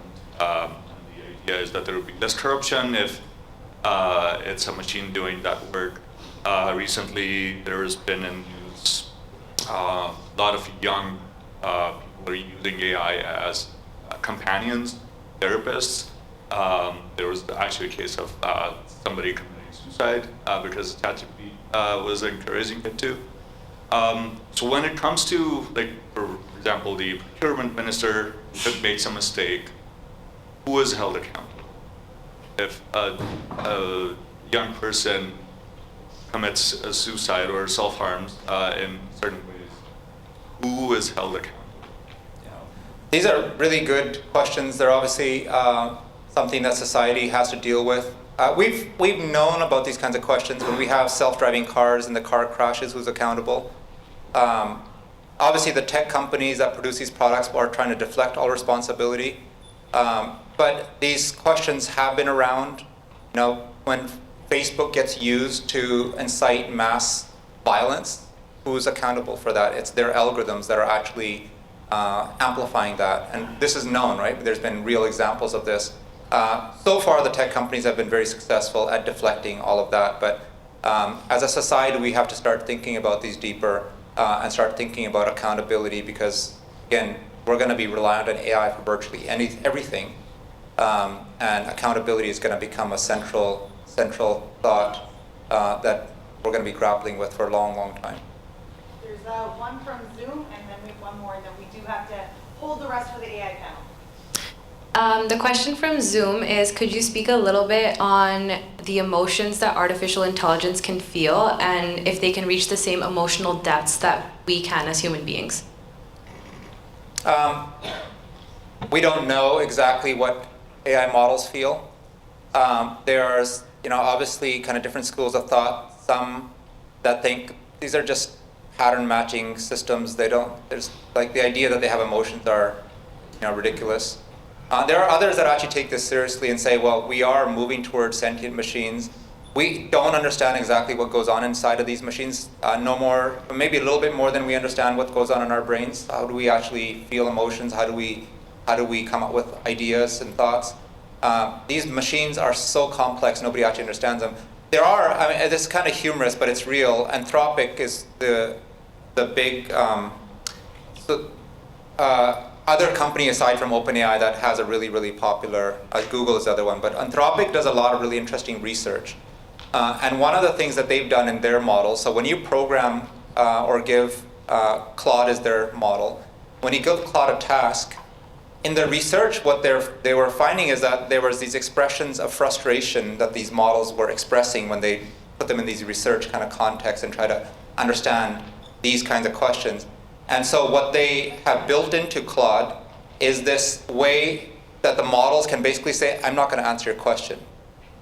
So you ask a question, the model basically decides that you're asking me something that I actually don't want to respond to. Maybe it's something to do with violence, something to do with something else. Now, most people look at that paper that they published and this work that they're doing and start laughing and say, well, that's stupid. What they're trying to do is say, well, we're just ahead of the curve in thinking about these kinds of topics, and that maybe not the current models, but at some point these models may actually start. They're not going to be, so one thing we can't do is kind of think of them even though they mimic our thinking process, at least in their outputs, we cannot think of these models as human. These are, for all intents and purposes, they're alien species. We have no idea how they work. We have no idea how they will feel, whether they feel now or whether they feel in the future. We just don't know any of these things, and so you have to kind of think that these models will have some kind of capabilities that we just don't understand, and we just have to start learning how to work with them. And this idea of AI models having rights, again, people are starting to talk about these things, right? At some point, if these are actual thinking machines that have their own goals and their own sentience and stuff like that, these are questions that I don't spend a lot of time worrying about. There's bigger issues to worry about, but they're real, so it's a good question. Our last question for this morning. Thank you, Dr. Sandhu, for the presentation. While we are still developing and growing big with the AI, any policies or guidelines built around at the government level? Do we need to define the boundaries with the use of AI? Do we need to define our boundaries? Yeah. Absolutely. Unfortunately, our governments, the ones that are actually leading the AI push, have gone in the wrong direction and taken away all. So in the US, under the prior administration, there were some regulations. One of the problems with AI is really not clear how to regulate it. We don't, again, because we don't understand what these models are actually doing, there's not any clear way, but there were regulations in place. This current administration has thrown away all regulation whatsoever. They've actually tried to put in place a directive that says you cannot regulate AI. And the reason that they're kind of going down that path is they're saying, well, there's this race to superintelligence, and either we, broadly the West, and more specifically the US, wins that race, or China does. So it's this mentality of winner takes all that is pushing everybody into this, what I would say is insanity, which is basically, we're pushing technology that we don't understand, and that has capabilities that we won't be able to contend with. But regulation is definitely necessary. Europe has put in some regulations. Unfortunately, what they've also done is hamstrung their industry somewhat through those regulations as well. So it's a really, really complex field when you think about regulating AI right now. But it's a really good question, good thing to be thinking about. Thank you, Dr. Sandhu. Thank you very much. I think what I hear is that we need to be critical thinkers. So I'm going to pass this back to our MC, and we'll keep going for this morning.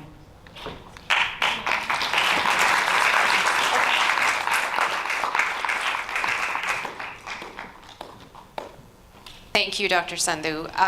Our next, we're going to do a little bit of a shift in terms of our talk, and I know that there's lots of questions around AI.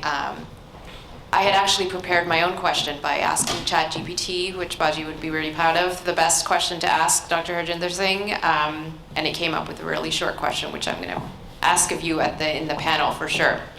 So our next presentation is Restoring the Role of Granthis in the Contemporary Gurdwara Institution. Our next speaker turns us towards renewal within our own institutions. Dr. Daljeet Singh is head Granthi at the Sikh Society Gurdwara in Calgary and is a respected scholar of Punjabi literature and Sikh religious studies. His doctoral work examined mysticism in the Sri Guru Granth Sahib, and his career bridges teaching, Sikh philosophy, and community education. In his talk today, entitled Restoring the Role of the Granthis in the Contemporary Gurdwara Institution, Dr. Singh traces the evolution from dharmsalas to gurdwaras and Granthis' historic role as a spiritually robust guide at the heart of a, quote, spiritual hospital. Dr. Singh examines how bureaucratization diminished that role and outlines pathways to restore Granthis and gurdwaras as centers of instruction, compassion, and healing grounded in Gurmat. Please join me in welcoming Dr. Daljeet Singh.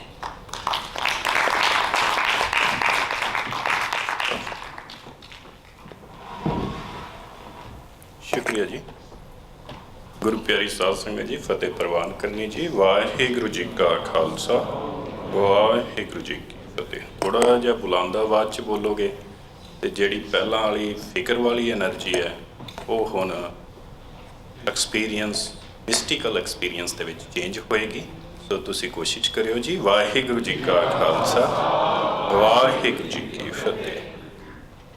असीं ਜਿਹੜੀਆਂ ਗੱਲਾਂ ਹੁਣ ਸੁਣੀਆਂ ਉਹ ਸਾਨੂੰ ਫਿਕਰਮੰਦ ਕਰਦੀਆਂ ਨੇ, ਆਪਣੇ ਪ੍ਰਤੀ ਘੱਟ, ਆਪਣੇ ਬੱਚਿਆਂ ਪ੍ਰਤੀ ਜ਼ਿਆਦਾ। ਦੂਸਰਾ ਜਿਹੜਾ ਆਰੰਭ ਹੋਇਆ ਕੀਨੋਟ ਤੋਂ, ਉਹਨਾਂ ਨੇ ਬੜੀ ਸੋਹਣੀ ਗੱਲ ਕੀਤੀ। ਸ਼ੁਕਰਗੁਜ਼ਾਰ ਹਾਂ ਜੀ ਕਿ ਤੁਸੀਂ ਰਿਐਲਿਟੀ ਨੂੰ ਆਪਣੇ ਤਰੀਕੇ ਦੇ ਨਾਲ ਐਕਸਪੀਰੀਅੰਸ ਕੀਤਾ। ਕਹਾਣੀ ਸਿਰਫ ਆਈ ਤੋਂ ਯੂ ਦੀ ਹੈ ਇਨ ਮਿਸਟੀਕਲ ਲਾਈਫ। ਸੋ ਜਦੋਂ ਅਸੀਂ ਇਹਦੇ ਰਿਜ਼ਲਟ ਵੱਲ ਨੂੰ ਜਾਂਦੇ ਹਾਂ ਵੀ ਇਹ ਹੋਣਾ ਕਿਵੇਂ ਹੈ, ਜਿਹੜਾ ਮੈਂ ਦਾ ਸੰਸਾਰ ਹੈ ਉਹ ਤੁਸੀਂ ਕਿਸੇ ਵੀ ਜਗ੍ਹਾ 'ਤੇ ਕਿਸੇ ਵੀ ਲੈਵਲ 'ਤੇ ਵਿਚਰੋ, ਉਹ ਤੁਹਾਨੂੰ ਫਿਕਰ 'ਚ ਹੀ ਲੈ ਕੇ ਜਾਏਗਾ। ਅਸੀਂ ਉਹਦੇ ਤੋਂ ਬਚ ਨਹੀਂ ਸਕਦੇ ਜਿੰਨਾ ਮਰਜ਼ੀ ਦਿਮਾਗ ਖਰਚ ਲਈਏ। ਦੂਸਰੀ ਗੱਲ,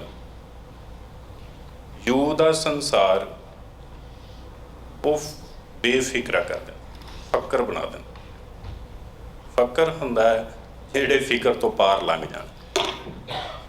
ਤੋ ਸਾਡੇ ਕੋਲ ਦੋ ਕਿਸਮ ਦੇ ਇੰਸਟੀਟਿਊਸ਼ਨਸ ਨੇ।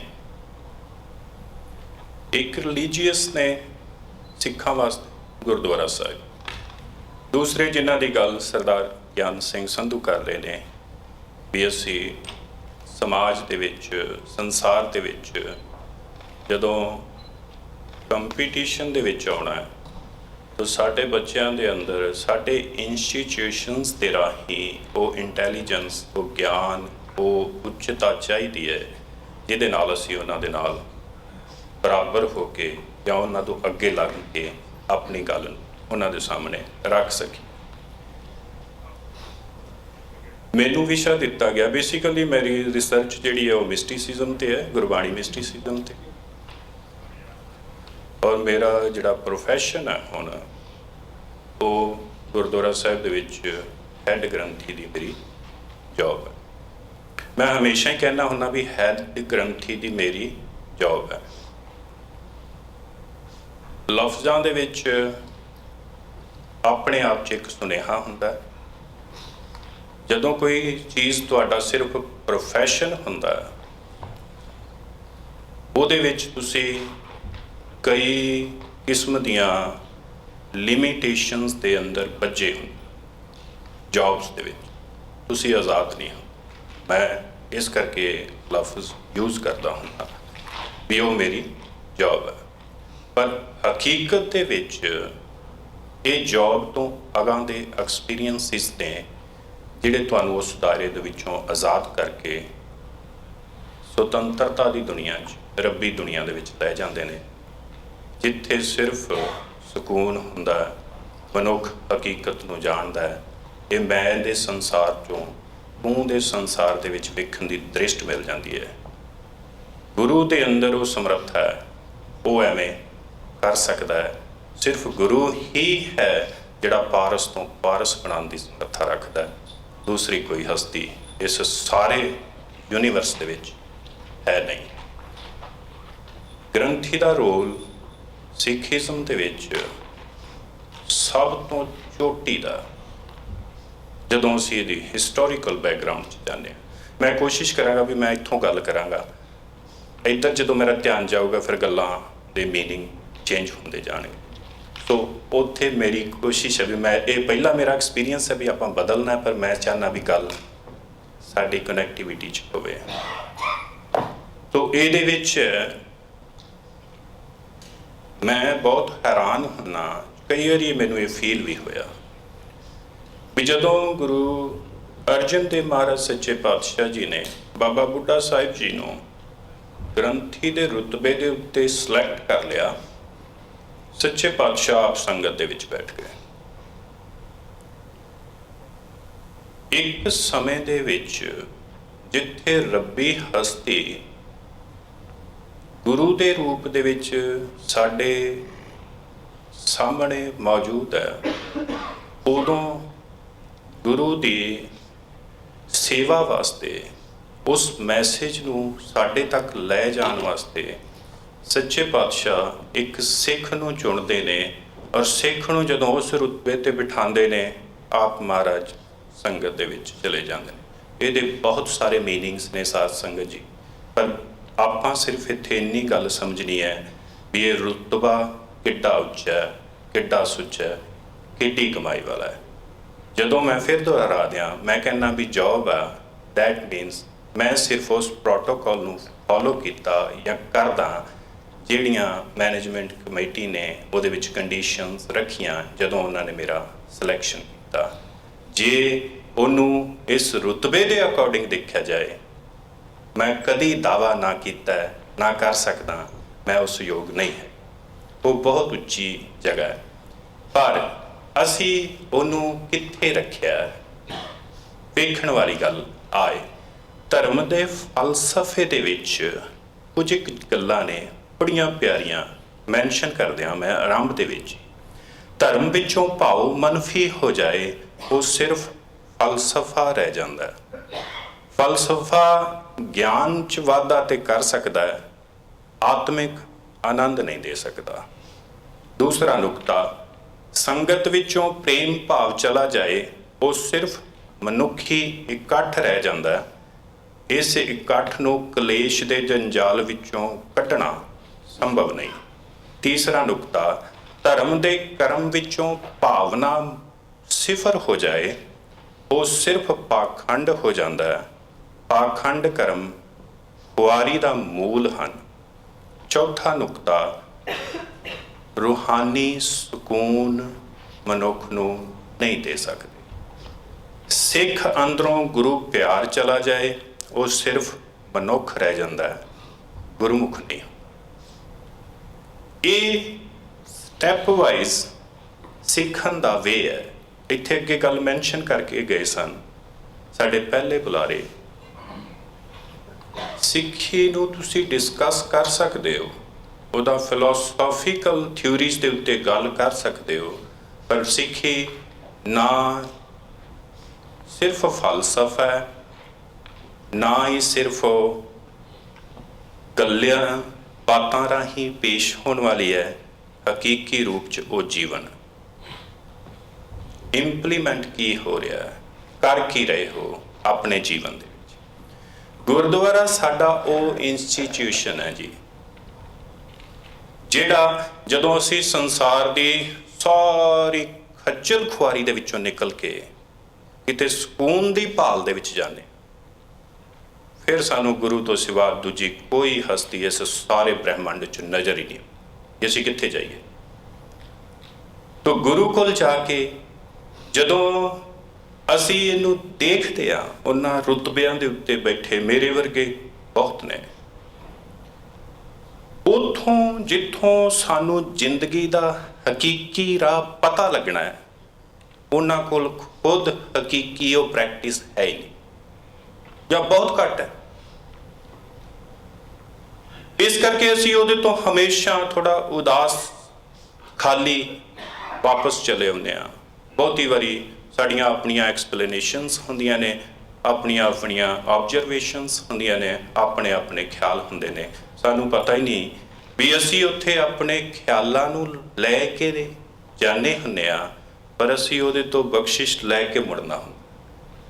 ਤੋ ਇਹ ਗੁਰਦੁਆਰਾ ਇੰਸਟੀਟਿਊਸ਼ਨ ਜਿਹੜਾ ਮੇਰੀ ਸਮਝ 'ਚ ਆਈ ਹੈ ਜੀ ਗੱਲ, ਜਿੰਨੀ ਕੁ ਮਹਾਰਾਜ ਨੇ ਮੈਨੂੰ ਮੱਤ ਬਖਸ਼ੀ, ਸਿੱਖਾਂ ਵਾਸਤੇ ਜਿਵੇਂ ਸਰਦਾਰ ਗਿਆਨ ਸਿੰਘ ਜੀ ਹੋਰਾਂ ਨੇ ਕੱਲ੍ਹ ਜ਼ਿਕਰ ਕੀਤਾ ਵੀ ਉਹ ਗੁਰੂ ਨਾਨਕ ਯੂਨੀਵਰਸਿਟੀ ਸਿੱਖਾਂ ਦੇ ਬੱਚਿਆਂ ਵਾਸਤੇ ਤਿਆਰ ਕਰਨਾ ਚਾਹੁੰਦੇ, ਜਿਹਦੇ 'ਚ ਉਹ ਡੈਡੀਕੇਟ ਹੋ ਕੇ ਉਹ ਸੇਵਾ ਭਾਵਨਾ ਦੇ ਨਾਲ ਸਿੱਖੀ ਸਪਿਰਿਟ ਉਹਨਾਂ ਦੇ ਅੰਦਰ ਹੋਵੇ, ਸਿੱਖੀ ਅਸੂਲਾਂ ਦੇ ਉੱਤੇ ਚੱਲ ਕੇ ਉਹ ਗੱਲ ਕਰਨ ਦੇ ਯੋਗ ਹੋ ਜਾਣ।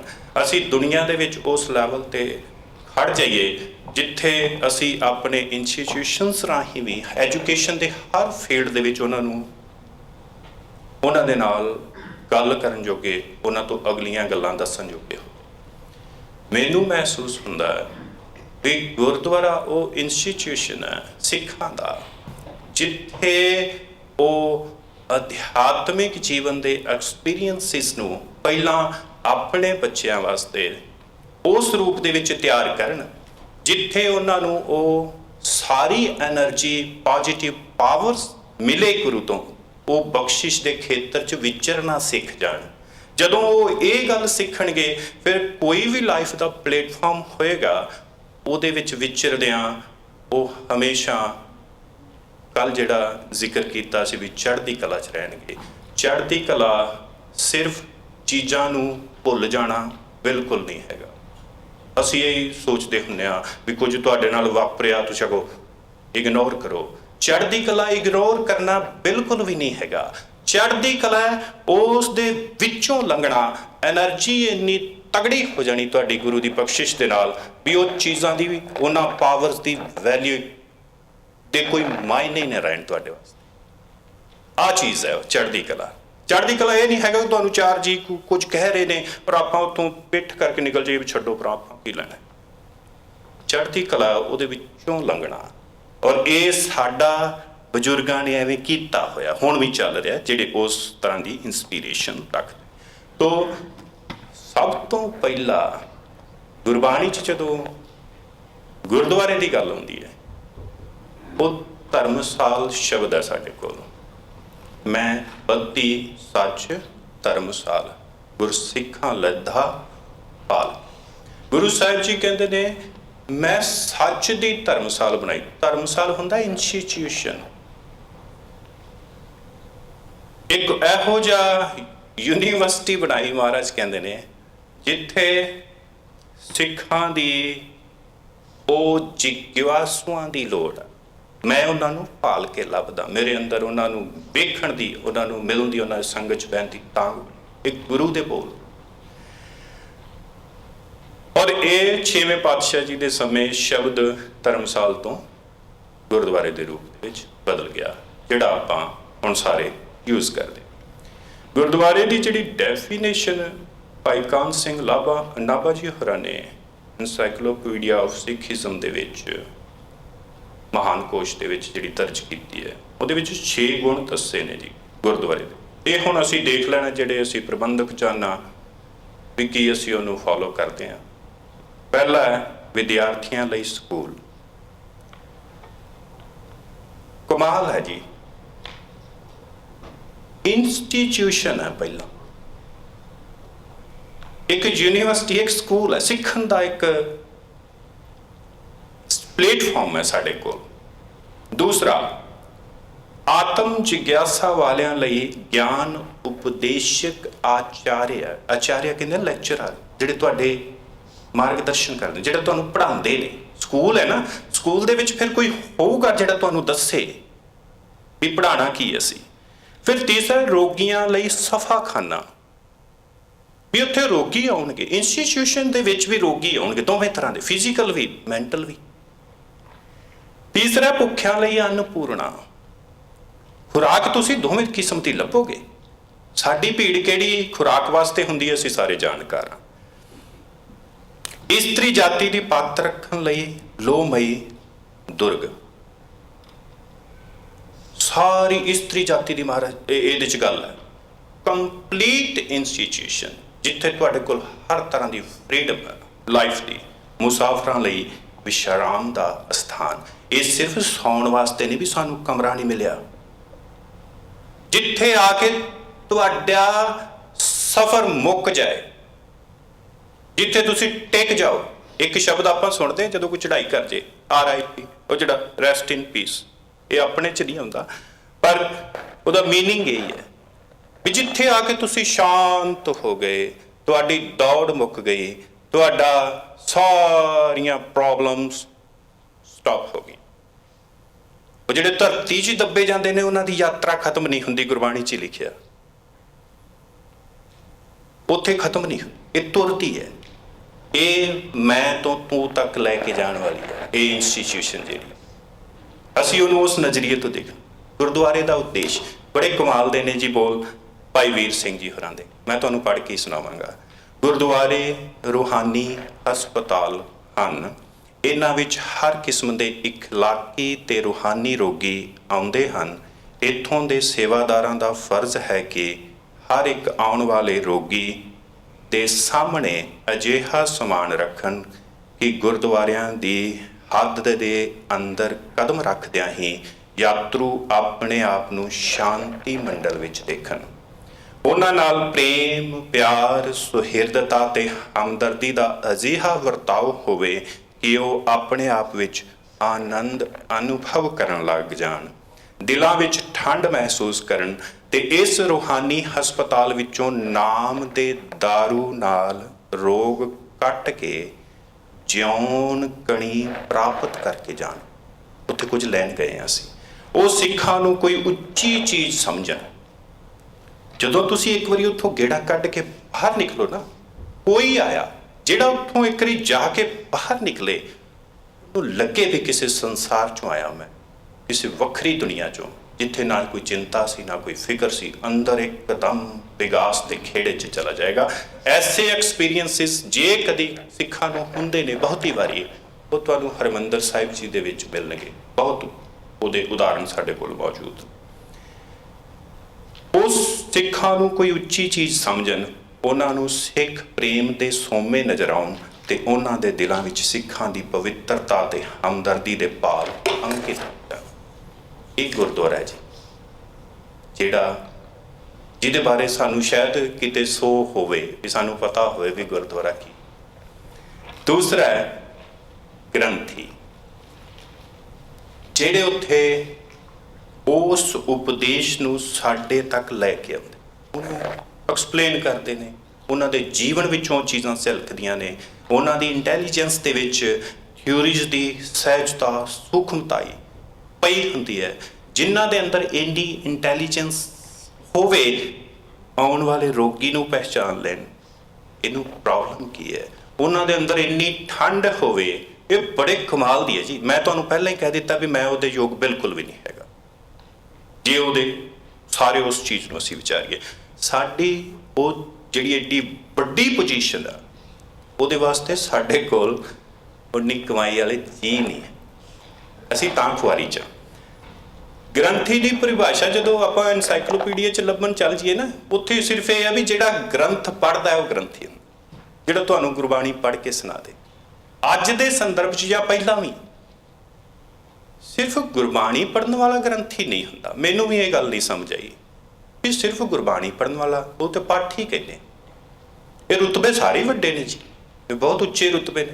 ਸਾਡੀ ਨਜ਼ਰ 'ਚ ਤਾਂ ਛੋਟੇ ਹੋ ਗਏ ਕਿਉਂਕਿ ਉਹਨਾਂ ਰੁਤਬਿਆਂ ਦੇ ਉੱਤੇ ਓਡੀ ਵੱਡੀ ਕਮਾਈ ਵਾਲਾ ਕੋਈ ਹੈ ਹੀ ਨਹੀਂ। ਤੁਹਾਡੇ ਸਾਹਮਣੇ ਬਾਬਾ ਬੁੱਢਾ ਸਾਹਿਬ ਜੀ ਹੋਣ, ਭਾਈ ਮਣੀ ਸਿੰਘ ਜੀ ਹੋਣ, ਤੁਹਾਡਾ ਸਿਰ ਧਰਤੀ ਤਾਂ ਨਾ ਲੱਗ ਜੇ ਮੈਨੂੰ ਕਹਿ ਦਿਓ। ਕਿਉਂ ਨਹੀਂ ਹੁੰਦਾ? ਹੁੰਦਾ। ਉਹਦੇ ਵਿੱਚ ਬੜੀ ਐਨਰਜੀ, ਪੋਜ਼ਿਟਿਵ ਔਰ ਬਹੁਤ ਗਹਿਰੇ ਐਕਸਪੀਰੀਅੰਸਿਸ ਮੌਜੂਦ ਨੇ। ਉਹ ਔਰਾ ਹੀ ਇਹੋ ਜਿਹਾ ਸਿਰਜ ਦਿੰਦੇ ਨੇ। ਆ ਤੁਸੀਂ ਇੰਸਟੀਟਿਊਸ਼ਨਲ ਆਪਾਂ ਡਿਬੇਟਸ ਦੇ ਵਿੱਚ ਬੈਠੇ ਨਾ, ਗੱਲਬਾਤ ਜਿਹੜੀ ਹੋ ਰਹੀ ਹੈ ਇਹਦੇ 'ਚ ਆਪਾਂ, ਮੈਂ ਨੋਟ ਕੀਤਾ ਪਹਿਲੇ ਦਿਨ ਤੋਂ ਹੀ, ਜਦੋਂ ਤੁਸੀਂ ਸਰਦਾਰ ਗਿਆਨ ਸਿੰਘ ਜੀ ਹੋਰਾਂ ਨੂੰ ਮਿਲਦੇ ਹੋ, ਯਕਦਮ ਤੁਹਾਡੇ ਇੱਕ ਵਾਰੀ ਲੂੰ ਕੰਡੇ ਐਕਟਿਵ ਹੋ ਜਾਣ ਵੀ ਤੁਹਾਡੇ ਅੰਦਰ ਉਹ ਜਿਹੜੀ ਸਿੱਖੀ ਸਪਿਰਿਟ ਆ, ਉਹਦੇ ਨਾਲ ਤੁਹਾਨੂੰ ਵੇਖਣ ਦਾ ਨਜ਼ਰੀਆ ਵੀ ਹਾਂ ਸਾਡੇ ਵੀ ਏਡਾ ਵੱਡਾ ਹੋ ਸਕਦਾ ਹੈ, ਵੀ ਹੋਣਾ ਚਾਹੀਦਾ। ਉਹ ਐਨਰਜੀ ਉਹ ਆਉਂਦੀ ਆ ਔਰੇ 'ਚ। ਵੀ ਉਹ ਬੰਦਾ, ਉਹ ਇਨਸਾਨ ਉਸ એનર્ਜੀ ਦੇ ਨਾਲ ਆਪ ਜੀ ਰਿਹਾ, ਤੁਸੀਂ ਉਹਦੇ ਸੰਪਰਕ 'ਚ ਹੀ ਜਾਓਗੇ, ਉਹ ਹੋ ਜਾਏਗਾ। ਜਦੋਂ ਕੋਈ ਅਧਿਆਤਮਿਕ ਜਾਂ ਸਪਿਰਿਚੁਅਲ ਐਕਸਪੀਰੀਅੰਸਿਸ ਦੇ ਵਿੱਚ ਜਾਂ ਗਿਆਨ ਦੇ ਗਹਿਰੇ ਐਕਸਪੀਰੀਅੰਸਿਸ ਦੇ ਵਿੱਚ ਹੁੰਦਾ ਹੈ, ਆਹ ਰੁਤਬਾ ਉਹਨਾਂ ਵਾਸਤੇ ਹੈ, ਤੁਸੀਂ ਉਹਦੇ ਸੰਪਰਕ 'ਚ ਹੀ ਜਾਓਗੇ, ਤੁਹਾਡੇ ਸਾਰੇ ਸਰੀਰ ਦਾ ਔਰਾ ਚੇਂਜ ਹੋ ਜਾਏਗਾ। ਜਿਵੇਂ ਥੋੜ੍ਹੀ ਦੇਰ ਪਹਿਲਾਂ ਜਦੋਂ ਡਾਕਟਰ ਹਰਜਿੰਦਰ ਸਿੰਘ ਜੀ ਗੱਲ ਕਰ ਰਹੇ ਸਨ, ਸਾਨੂੰ ਫਿਕਰ 'ਚ ਲੈ ਗਏ ਨਾ, ਉਹਨਾਂ ਨੂੰ ਖੁਦ ਵੀ ਪਤਾ ਲੱਗ ਗਿਆ ਵੀ ਕਿਤੇ ਬਹੁਤਾ ਹੀ ਨਾ ਫਿਕਰ ਕਰਨ ਲੱਗ ਜਾ, ਵੀ ਜ਼ਿੰਦਗੀ ਤੋਂ ਹੀ ਅਵੇਸਲਾ ਬੰਦਾ ਹੋ ਜਾਵੇ ਵੀ ਇੰਨੀ। ਪਰ ਉਹਦੇ 'ਚ ਉਹਨਾਂ ਨੇ ਸਪਸ਼ਟ ਕਹਿ ਦਿੱਤਾ ਵੀ ਇਹਦੇ ਬਾਰੇ ਕਨਫਰਮ ਕੁਝ ਨਹੀਂ। ਗੁਰਬਾਣੀ ਗੁਰੂ ਸਾਹਿਬ ਜੀ ਬਾਰੇ 100% ਹਰ ਚੀਜ਼ ਲਾਈਫ ਦੀ ਰਿਐਲਿਟੀ ਦੇ ਪ੍ਰਤੀ ਕਨਫਰਮ ਆ।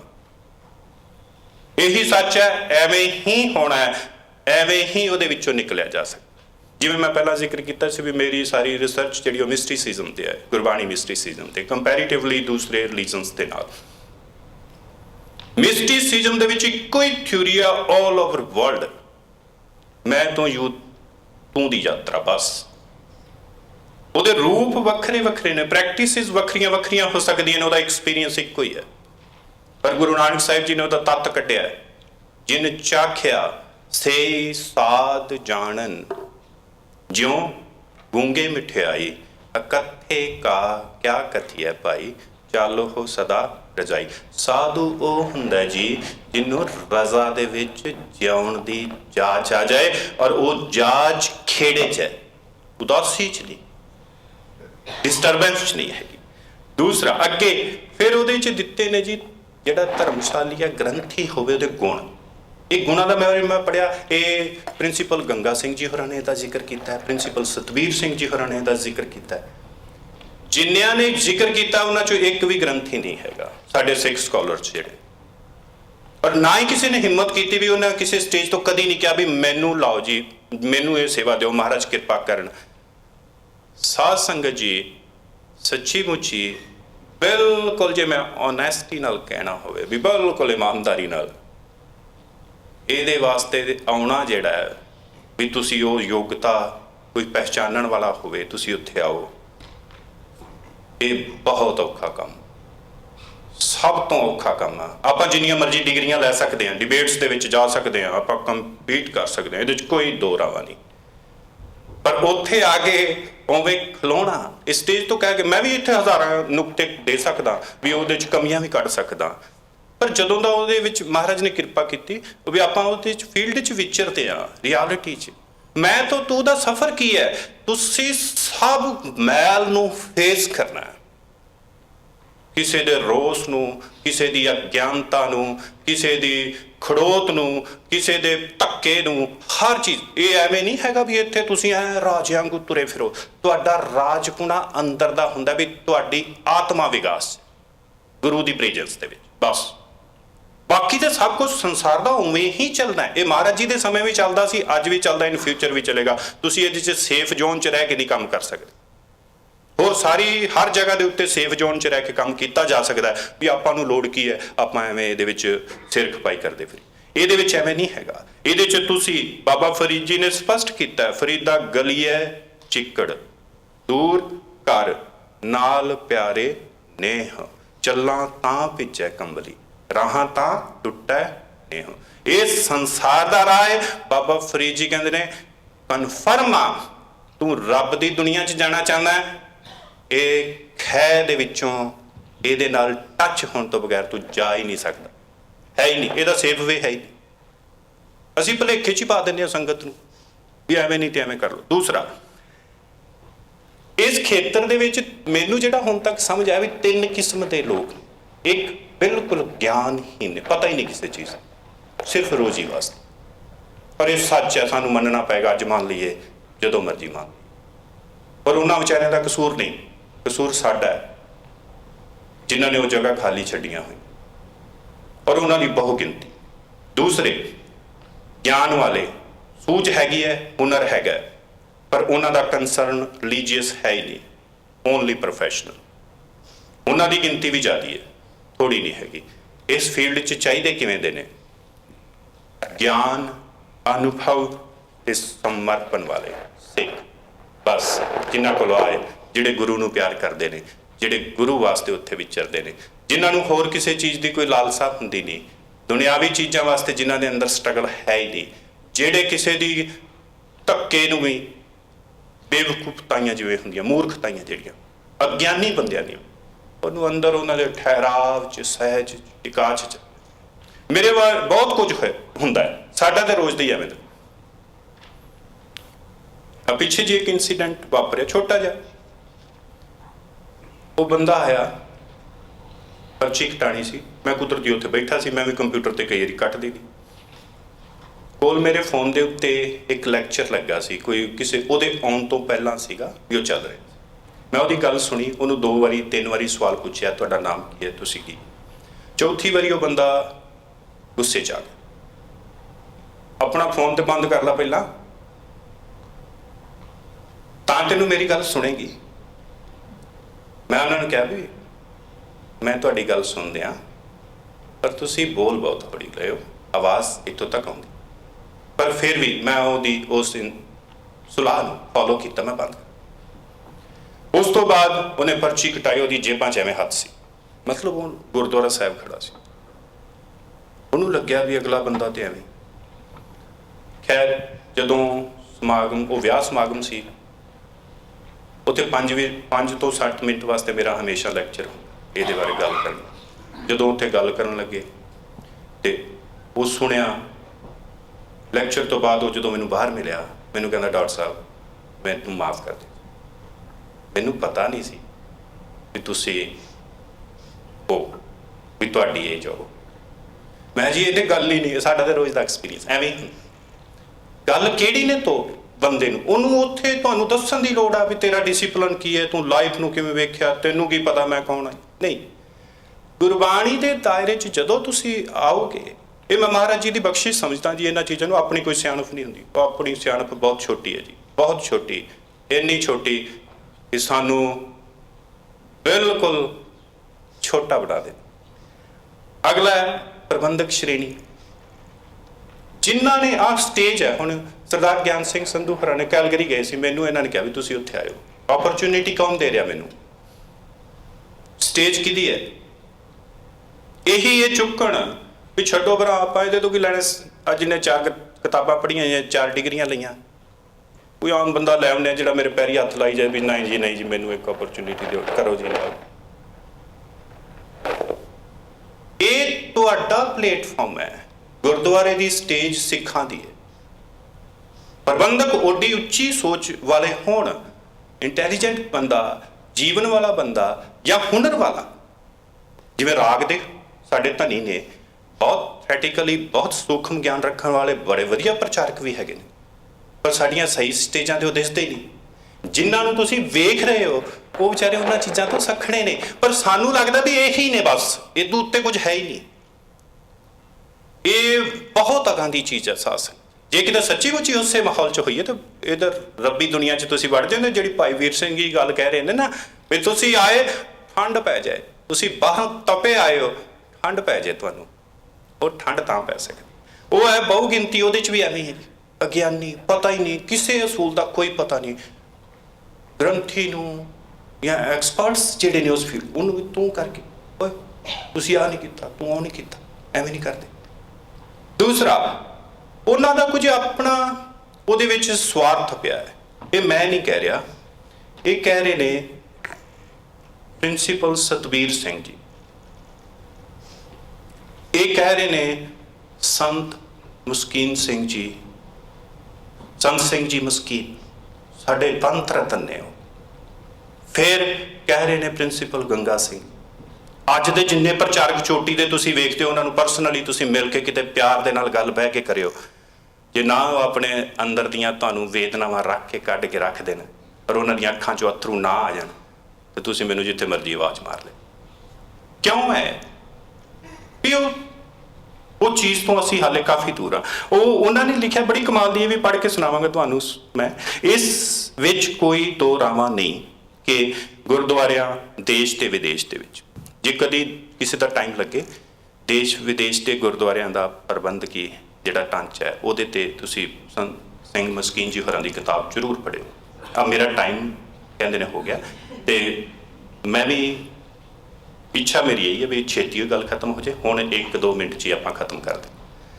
ਤੋ ਖੈਰ ਉਹਦੇ ਵਿੱਚ ਆ 3 ਚੀਜ਼ਾਂ ਇਹਦੇ 'ਚ ਆ ਜਾਂਦੀਆਂ ਨੇ ਜੀ। ਇੱਕ ਸਾਡਾ ਇੰਸਟੀਟਿਊਸ਼ਨ ਹੈ, ਦੂਸਰਾ ਉਹਦੇ ਵਿੱਚ ਜਿਹੜੇ ਮਾਸਟਰਸ ਨੇ ਜਿਨ੍ਹਾਂ ਨੇ ਉਹਨੂੰ ਅੱਗੇ ਤੋਰਨਾ ਹੈ, ਜਿਨ੍ਹਾਂ ਨੇ ਮੈਸੇਜ ਡਿਲੀਵਰ ਕਰਨਾ ਹੈ, ਤੀਸਰੇ ਨੇ ਪ੍ਰਬੰਧਕ ਸ਼੍ਰੇਣੀ ਜਿਨ੍ਹਾਂ ਨੇ ਉਹਨੂੰ ਚੂਜ਼ ਕਰਨਾ ਹੈ, ਸਟੈਬਲਿਸ਼ ਕਰਨਾ ਹੈ, ਉਹਦਾ ਲੈਵਲ ਬਣਾਉਣਾ ਹੈ।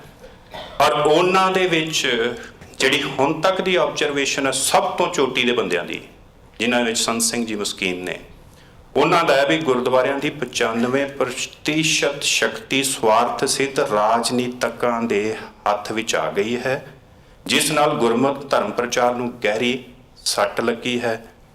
ਕਿਉਂਕਿ ਧਾਰਮਿਕ ਪ੍ਰਬੰਧ ਗਿਆਨਹੀਨ ਰਾਜਨੀਤਿਕ ਚਲਾ ਰਹੇ ਹਨ, ਇਸ ਕਰਕੇ ਅਣਖੀਲੇ ਤੇ ਸੂਝਵਾਨ ਹਿਤੈਸ਼ੀ ਪ੍ਰਚਾਰਕ ਧਰਮ ਪ੍ਰਚਾਰ ਤੋਂ ਅੱਡ ਹੁੰਦੇ ਗਏ। ਸਿਰਫ ਰੋਜੀ ਨੂੰ ਨੁਕਤਾ ਨਿਗਾਹ ਬਣਾ ਲੋੜਵੰਦ, ਬੇਸਹਾਰਾ, ਅੰਗਹੀਨ, ਨੇਤਰਹੀਨ ਇਸ ਖੇਤਰ ਵਿੱਚ ਅੱਗੇ ਆਉਂਦੇ ਗਏ। ਸਵਾਰਥੀ ਰਾਜਨੀਤੀ ਵਿੱਚ ਲੀਨ ਪ੍ਰਬੰਧਕਾਂ ਨੂੰ ਇਸ ਤਰ੍ਹਾਂ ਦੀ ਪ੍ਰਚਾਰ ਸ਼੍ਰੇਣੀ ਦੀ ਲੋੜ ਸੀ। ਨਲਾਇਕ ਬੰਦਾ ਆਪਣੇ ਤੋਂ ਪਾਵਰਫੁਲ ਕਦੀ ਵੀ ਬੰਦੇ ਨਹੀਂ ਚੁਣਦਾ, ਉਹਦਾ ਹਮੇਸ਼ਾ ਉਹਨਾਂ ਦੇ ਨਾਲ ਵਿਰੋਧ, ਕਦੀ ਵੀ ਨਹੀਂ ਚੁਣੇ। ਦੂਸਰੀ ਅਗਲੀ ਜਿਹੜੀ ਮੌਜੂਦਾ ਲੋੜ ਕੀ ਹੈ ਜੀ, ਆਪਾਂ ਕੀ ਕਰ ਸਕਦੇ ਹਾਂ? ਮੌਜੂਦਾ ਸਮੇਂ ਵਿੱਚ ਲੋੜ ਹੈ ਕਿ ਪ੍ਰਬੁੱਧ ਜਨ ਜੋ ਆਤਮਿਕ ਅਨੁਭਵ ਦੇ ਖੋਜੀ ਅਤੇ ਗੁਰੂ ਪ੍ਰੇਮੀ ਹਨ, ਉਹ ਸਫਾ ਵਿਛਾਉਣ ਤੇ ਮੰਥਨ ਕਰਨ। ਜਿਹੜੇ ਸਿੱਖੀ ਵਾਸਤੇ ਫਿਕਰਮੰਦ ਨੇ ਨਾ, ਆਪਣੀਆਂ ਆਉਣ ਵਾਲੀਆਂ ਜਨਰੇਸ਼ਨਸ ਵਾਸਤੇ, ਉਹ ਐਵੇਂ ਇਕੱਠੇ ਹੋਣ ਕਿਤੇ, ਉਹਦੇ ਤੇ ਸੋਚਣ, ਮੰਥਨ ਕਰਨ ਵੀ ਆਪਾਂ ਇਹਨੂੰ ਕਿਵੇਂ ਕਰਨਾ ਹੈ। ਇਹ ਵਿਕਾਸ ਤੇ ਖੇੜਾ ਪ੍ਰਦਾਨ ਕਰਨ ਵਾਲਾ ਸੋਮਾ ਗੁਰਦੁਆਰਾ ਸਾਹਿਬ ਨਿਜਤਵ ਜਾਂ ਵਪਾਰਿਕ ਪਸੌੜਤਾ ਤੱਕ ਹੀ ਕਿਉਂ ਸੀਮਿਤ ਹੋ ਗਿਆ? ਹਰ ਚੀਜ਼ ਨੂੰ ਬਿਜ਼ਨਸ ਦੇ ਪੁਆਇੰਟ ਆਫ ਵਿਊ ਤੋਂ ਗੁਰਦੁਆਰਾ ਸਾਹਿਬ ਦੇ ਵਿੱਚ ਵਿਚਾਰਿਆ ਜਾਂਦਾ। ਬੜੀ ਹੈਰਾਨੀ ਵਾਲੀ ਗੱਲ, ਹਰ ਚੀਜ਼ ਨੂੰ। ਇਹ ਬਿਜ਼ਨਸ ਇੰਸਟੀਟਿਊਸ਼ਨ ਥੋੜੀ ਹੈ, ਸਪਿਰਿਚੁਅਲ ਇੰਸਟੀਟਿਊਸ਼ਨ। ਸਪਿਰਿਚੁਅਲਿਟੀ ਤੇ ਸਾਰੀਆਂ ਚੀਜ਼ਾਂ ਨੂੰ ਇੱਕ ਸਾਈਡ ਤੇ ਕਿਨਾਰੇ ਤੇ ਰੱਖ ਦਿੰਦੀ ਹੈ। ਅਸੀਂ ਸ਼ੁਰੂ ਹੀ ਉੱਥੋਂ ਕਰਦੇ ਹਾਂ, ਉਹਦੇ 'ਚ ਵਿਕਾਸ ਕਿਤੇ ਲੱਭੇਗਾ? ਰੂਹਾਨੀ ਮੰਡਲਾਂ ਦਾ ਤਾਰੂ ਜਲਾਲਤ ਕਿਉਂ ਹੰਢਾ ਰਿਹਾ? ਜਿਨਨੇ ਆਪ ਵਿਕਾਸ ਦੇ ਵਿੱਚ ਜਿਉਣਾ ਸੀ, ਗ੍ਰੰਥੀ ਦੀ ਮੈਂ ਗੱਲ ਕਰ ਰਿਹਾ ਜਾਂ ਪ੍ਰਚਾਰਕ, ਉਹ ਜਿਹਨੇ ਆਪ ਧਿਆਨ ਦੇ ਵਿੱਚ, ਨਾਮ ਦੇ ਵਿੱਚ ਰੱਤੇ ਹੋਣਾ ਸੀ, ਉਹ ਵਿਚਾਰੇ ਨੂੰ ਇਹੀ ਫਿਕਰ ਰਹਿੰਦਾ ਵੀ ਇੱਧਰੋਂ ਪ੍ਰਬੰਧਕ ਕੋਈ ਸੈਕਟਰੀ ਨਾ ਆ ਜੇ, ਇੱਧਰੋਂ ਪ੍ਰਧਾਨ ਨਾ ਆ ਜੇ, ਇੱਧਰੋਂ ਉਹ ਨਾ ਆ ਜੇ, ਉਹ ਨਾ ਕਹਿ ਦੇ, ਆ ਨਾ, ਇੱਥੇ ਰੌਲਾ ਪਈ ਜਾਂਦਾ। ਇਹ ਫਿਰ ਤੋਂ ਸਿਖਰ ਉਡਾਰੀ ਕਿਵੇਂ ਲਾਵੇਗਾ? ਇਹ ਸੋਚਣ ਦੀ ਲੋੜ ਆ ਵੀ ਕਿਵੇਂ ਅਸੀਂ ਇਹਨੂੰ ਉੱਚਾ ਲੈ ਕੇ ਜਾਵਾਂਗੇ। ਅੱਛਾ ਜੀ, ਸਾਰ ਬਸ ਇੱਥੇ ਗੱਲ ਖਤਮ। ਅੱਜ ਦੇ ਸੰਦਰਭ ਵਿੱਚ ਜਿੱਥੇ ਮਨੁੱਖੀ ਸੋਚ ਅਤੇ ਜੀਵਨ ਤਜਰਬਿਆਂ ਵਿੱਚ ਵੱਡੀਆਂ ਤਬਦੀਲੀਆਂ ਆਈਆਂ ਹਨ, ਗਿਆਨ ਅਤੇ ਵਿਗਿਆਨ ਦੇ ਅਨੇਕ ਨਵੇਂ ਰੂਪ ਪ੍ਰਗਟ ਹੋਏ ਹਨ ਅਤੇ ਬੜੀ ਤੇਜ਼ੀ ਨਾਲ ਨਿਰੰਤਰ ਵੱਧ ਰਹੇ ਹਨ, ਇਸ ਦੇ ਪ੍ਰਭਾਵ ਨੇ ਮਨੁੱਖੀ ਰੁਚੀ ਨੂੰ ਧਰਮ ਵੱਲੋਂ ਅਵੇਸਲਾ ਤੇ ਸ਼ੱਕੀ ਬਣਾਉਣ ਵਿੱਚ ਅਹਿਮ ਭੂਮਿਕਾ ਨਿਭਾਈ ਹੈ। ਲੋੜ ਹੈ ਧਰਮ ਦਾ ਸੂਖਮ ਬੋਧ ਅਤੇ ਅਨੁਭਵ ਰੱਖਣ ਵਾਲੇ ਸੰਤ ਸਕਾਲਰ ਅਗਵਾਈ ਲਈ ਅੱਗੇ ਆਉਣ। ਸ਼ਬਦ ਧਿਆਨ 'ਚ ਰੱਖਿਓ, ਸੰਤ ਸਕਾਲਰ, ਜੋ ਪਦਾਰਥ ਮੁਖੀ ਖੁਸ਼ਕ ਮਨੁੱਖੀ ਜ਼ਹਿਨੀਅਤ ਨੂੰ ਪਰਮਾਰਥੀ ਵਿਕਾਸ ਦੇ ਰਾਹ ਤੋਰਿਆ ਜਾ ਸਕੇ। ਆ ਜਿਹੜਾ ਖੁਸ਼ਕ ਮਾਨਸਿਕਤਾ ਨਾ ਸਾਡੀ, ਸਿਰਫ ਦੁਨਿਆਵੀ ਪਦਾਰਥ ਦੀ ਦੁਨੀਆ ਦੇ ਵਿੱਚ ਜਿਉਂਦਾ ਮਨੁੱਖ, ਉਹ ਤੋਂ ਪਾਰ ਵੇਖਣ ਦੀ ਦ੍ਰਿਸ਼ਟ ਮਿਲੇ। ਅੱਜ ਦੇ ਸਮੇਂ ਗੁਰਦੁਆਰਿਆਂ ਦੇ ਪ੍ਰਬੰਧਕ ਜਨ ਉੱਚ ਇਖਲਾਕ, ਵਡੇਰੀ ਅਕਾਦਮਿਕ ਵਿਦਿਅਕ ਯੋਗਤਾ ਅਤੇ ਵੱਡੇ ਹੁਨਰ ਵਾਲੇ ਮਰਿਆਦਿਤ ਪ੍ਰਚਾਰਕਾਂ ਨੂੰ ਦੀ ਚੋਣ ਕਰਕੇ ਸੰਗਤ ਨੂੰ ਨਿਰੋਲ ਉੱਤਮ ਰੂਹਾਨੀ ਖੁਰਾਕ ਪਰੋਸਣ ਵਿੱਚ ਆਪਣੀ ਅਹਿਮ ਭੂਮਿਕਾ ਨਿਭਾਉਣ। ਸਾਰਿਆਂ ਦਾ ਧੰਨਵਾਦ ਜੀ, ਬਹੁਤ ਮਿਹਰਬਾਨੀ। ਵਾਹਿਗੁਰੂ ਜੀ ਕਾ ਖਾਲਸਾ, ਵਾਹਿਗੁਰੂ ਜੀ ਕੀ ਫਤਿਹ।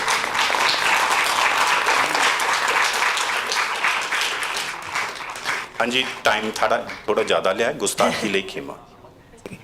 If anyone has any questions, we can take a few right now.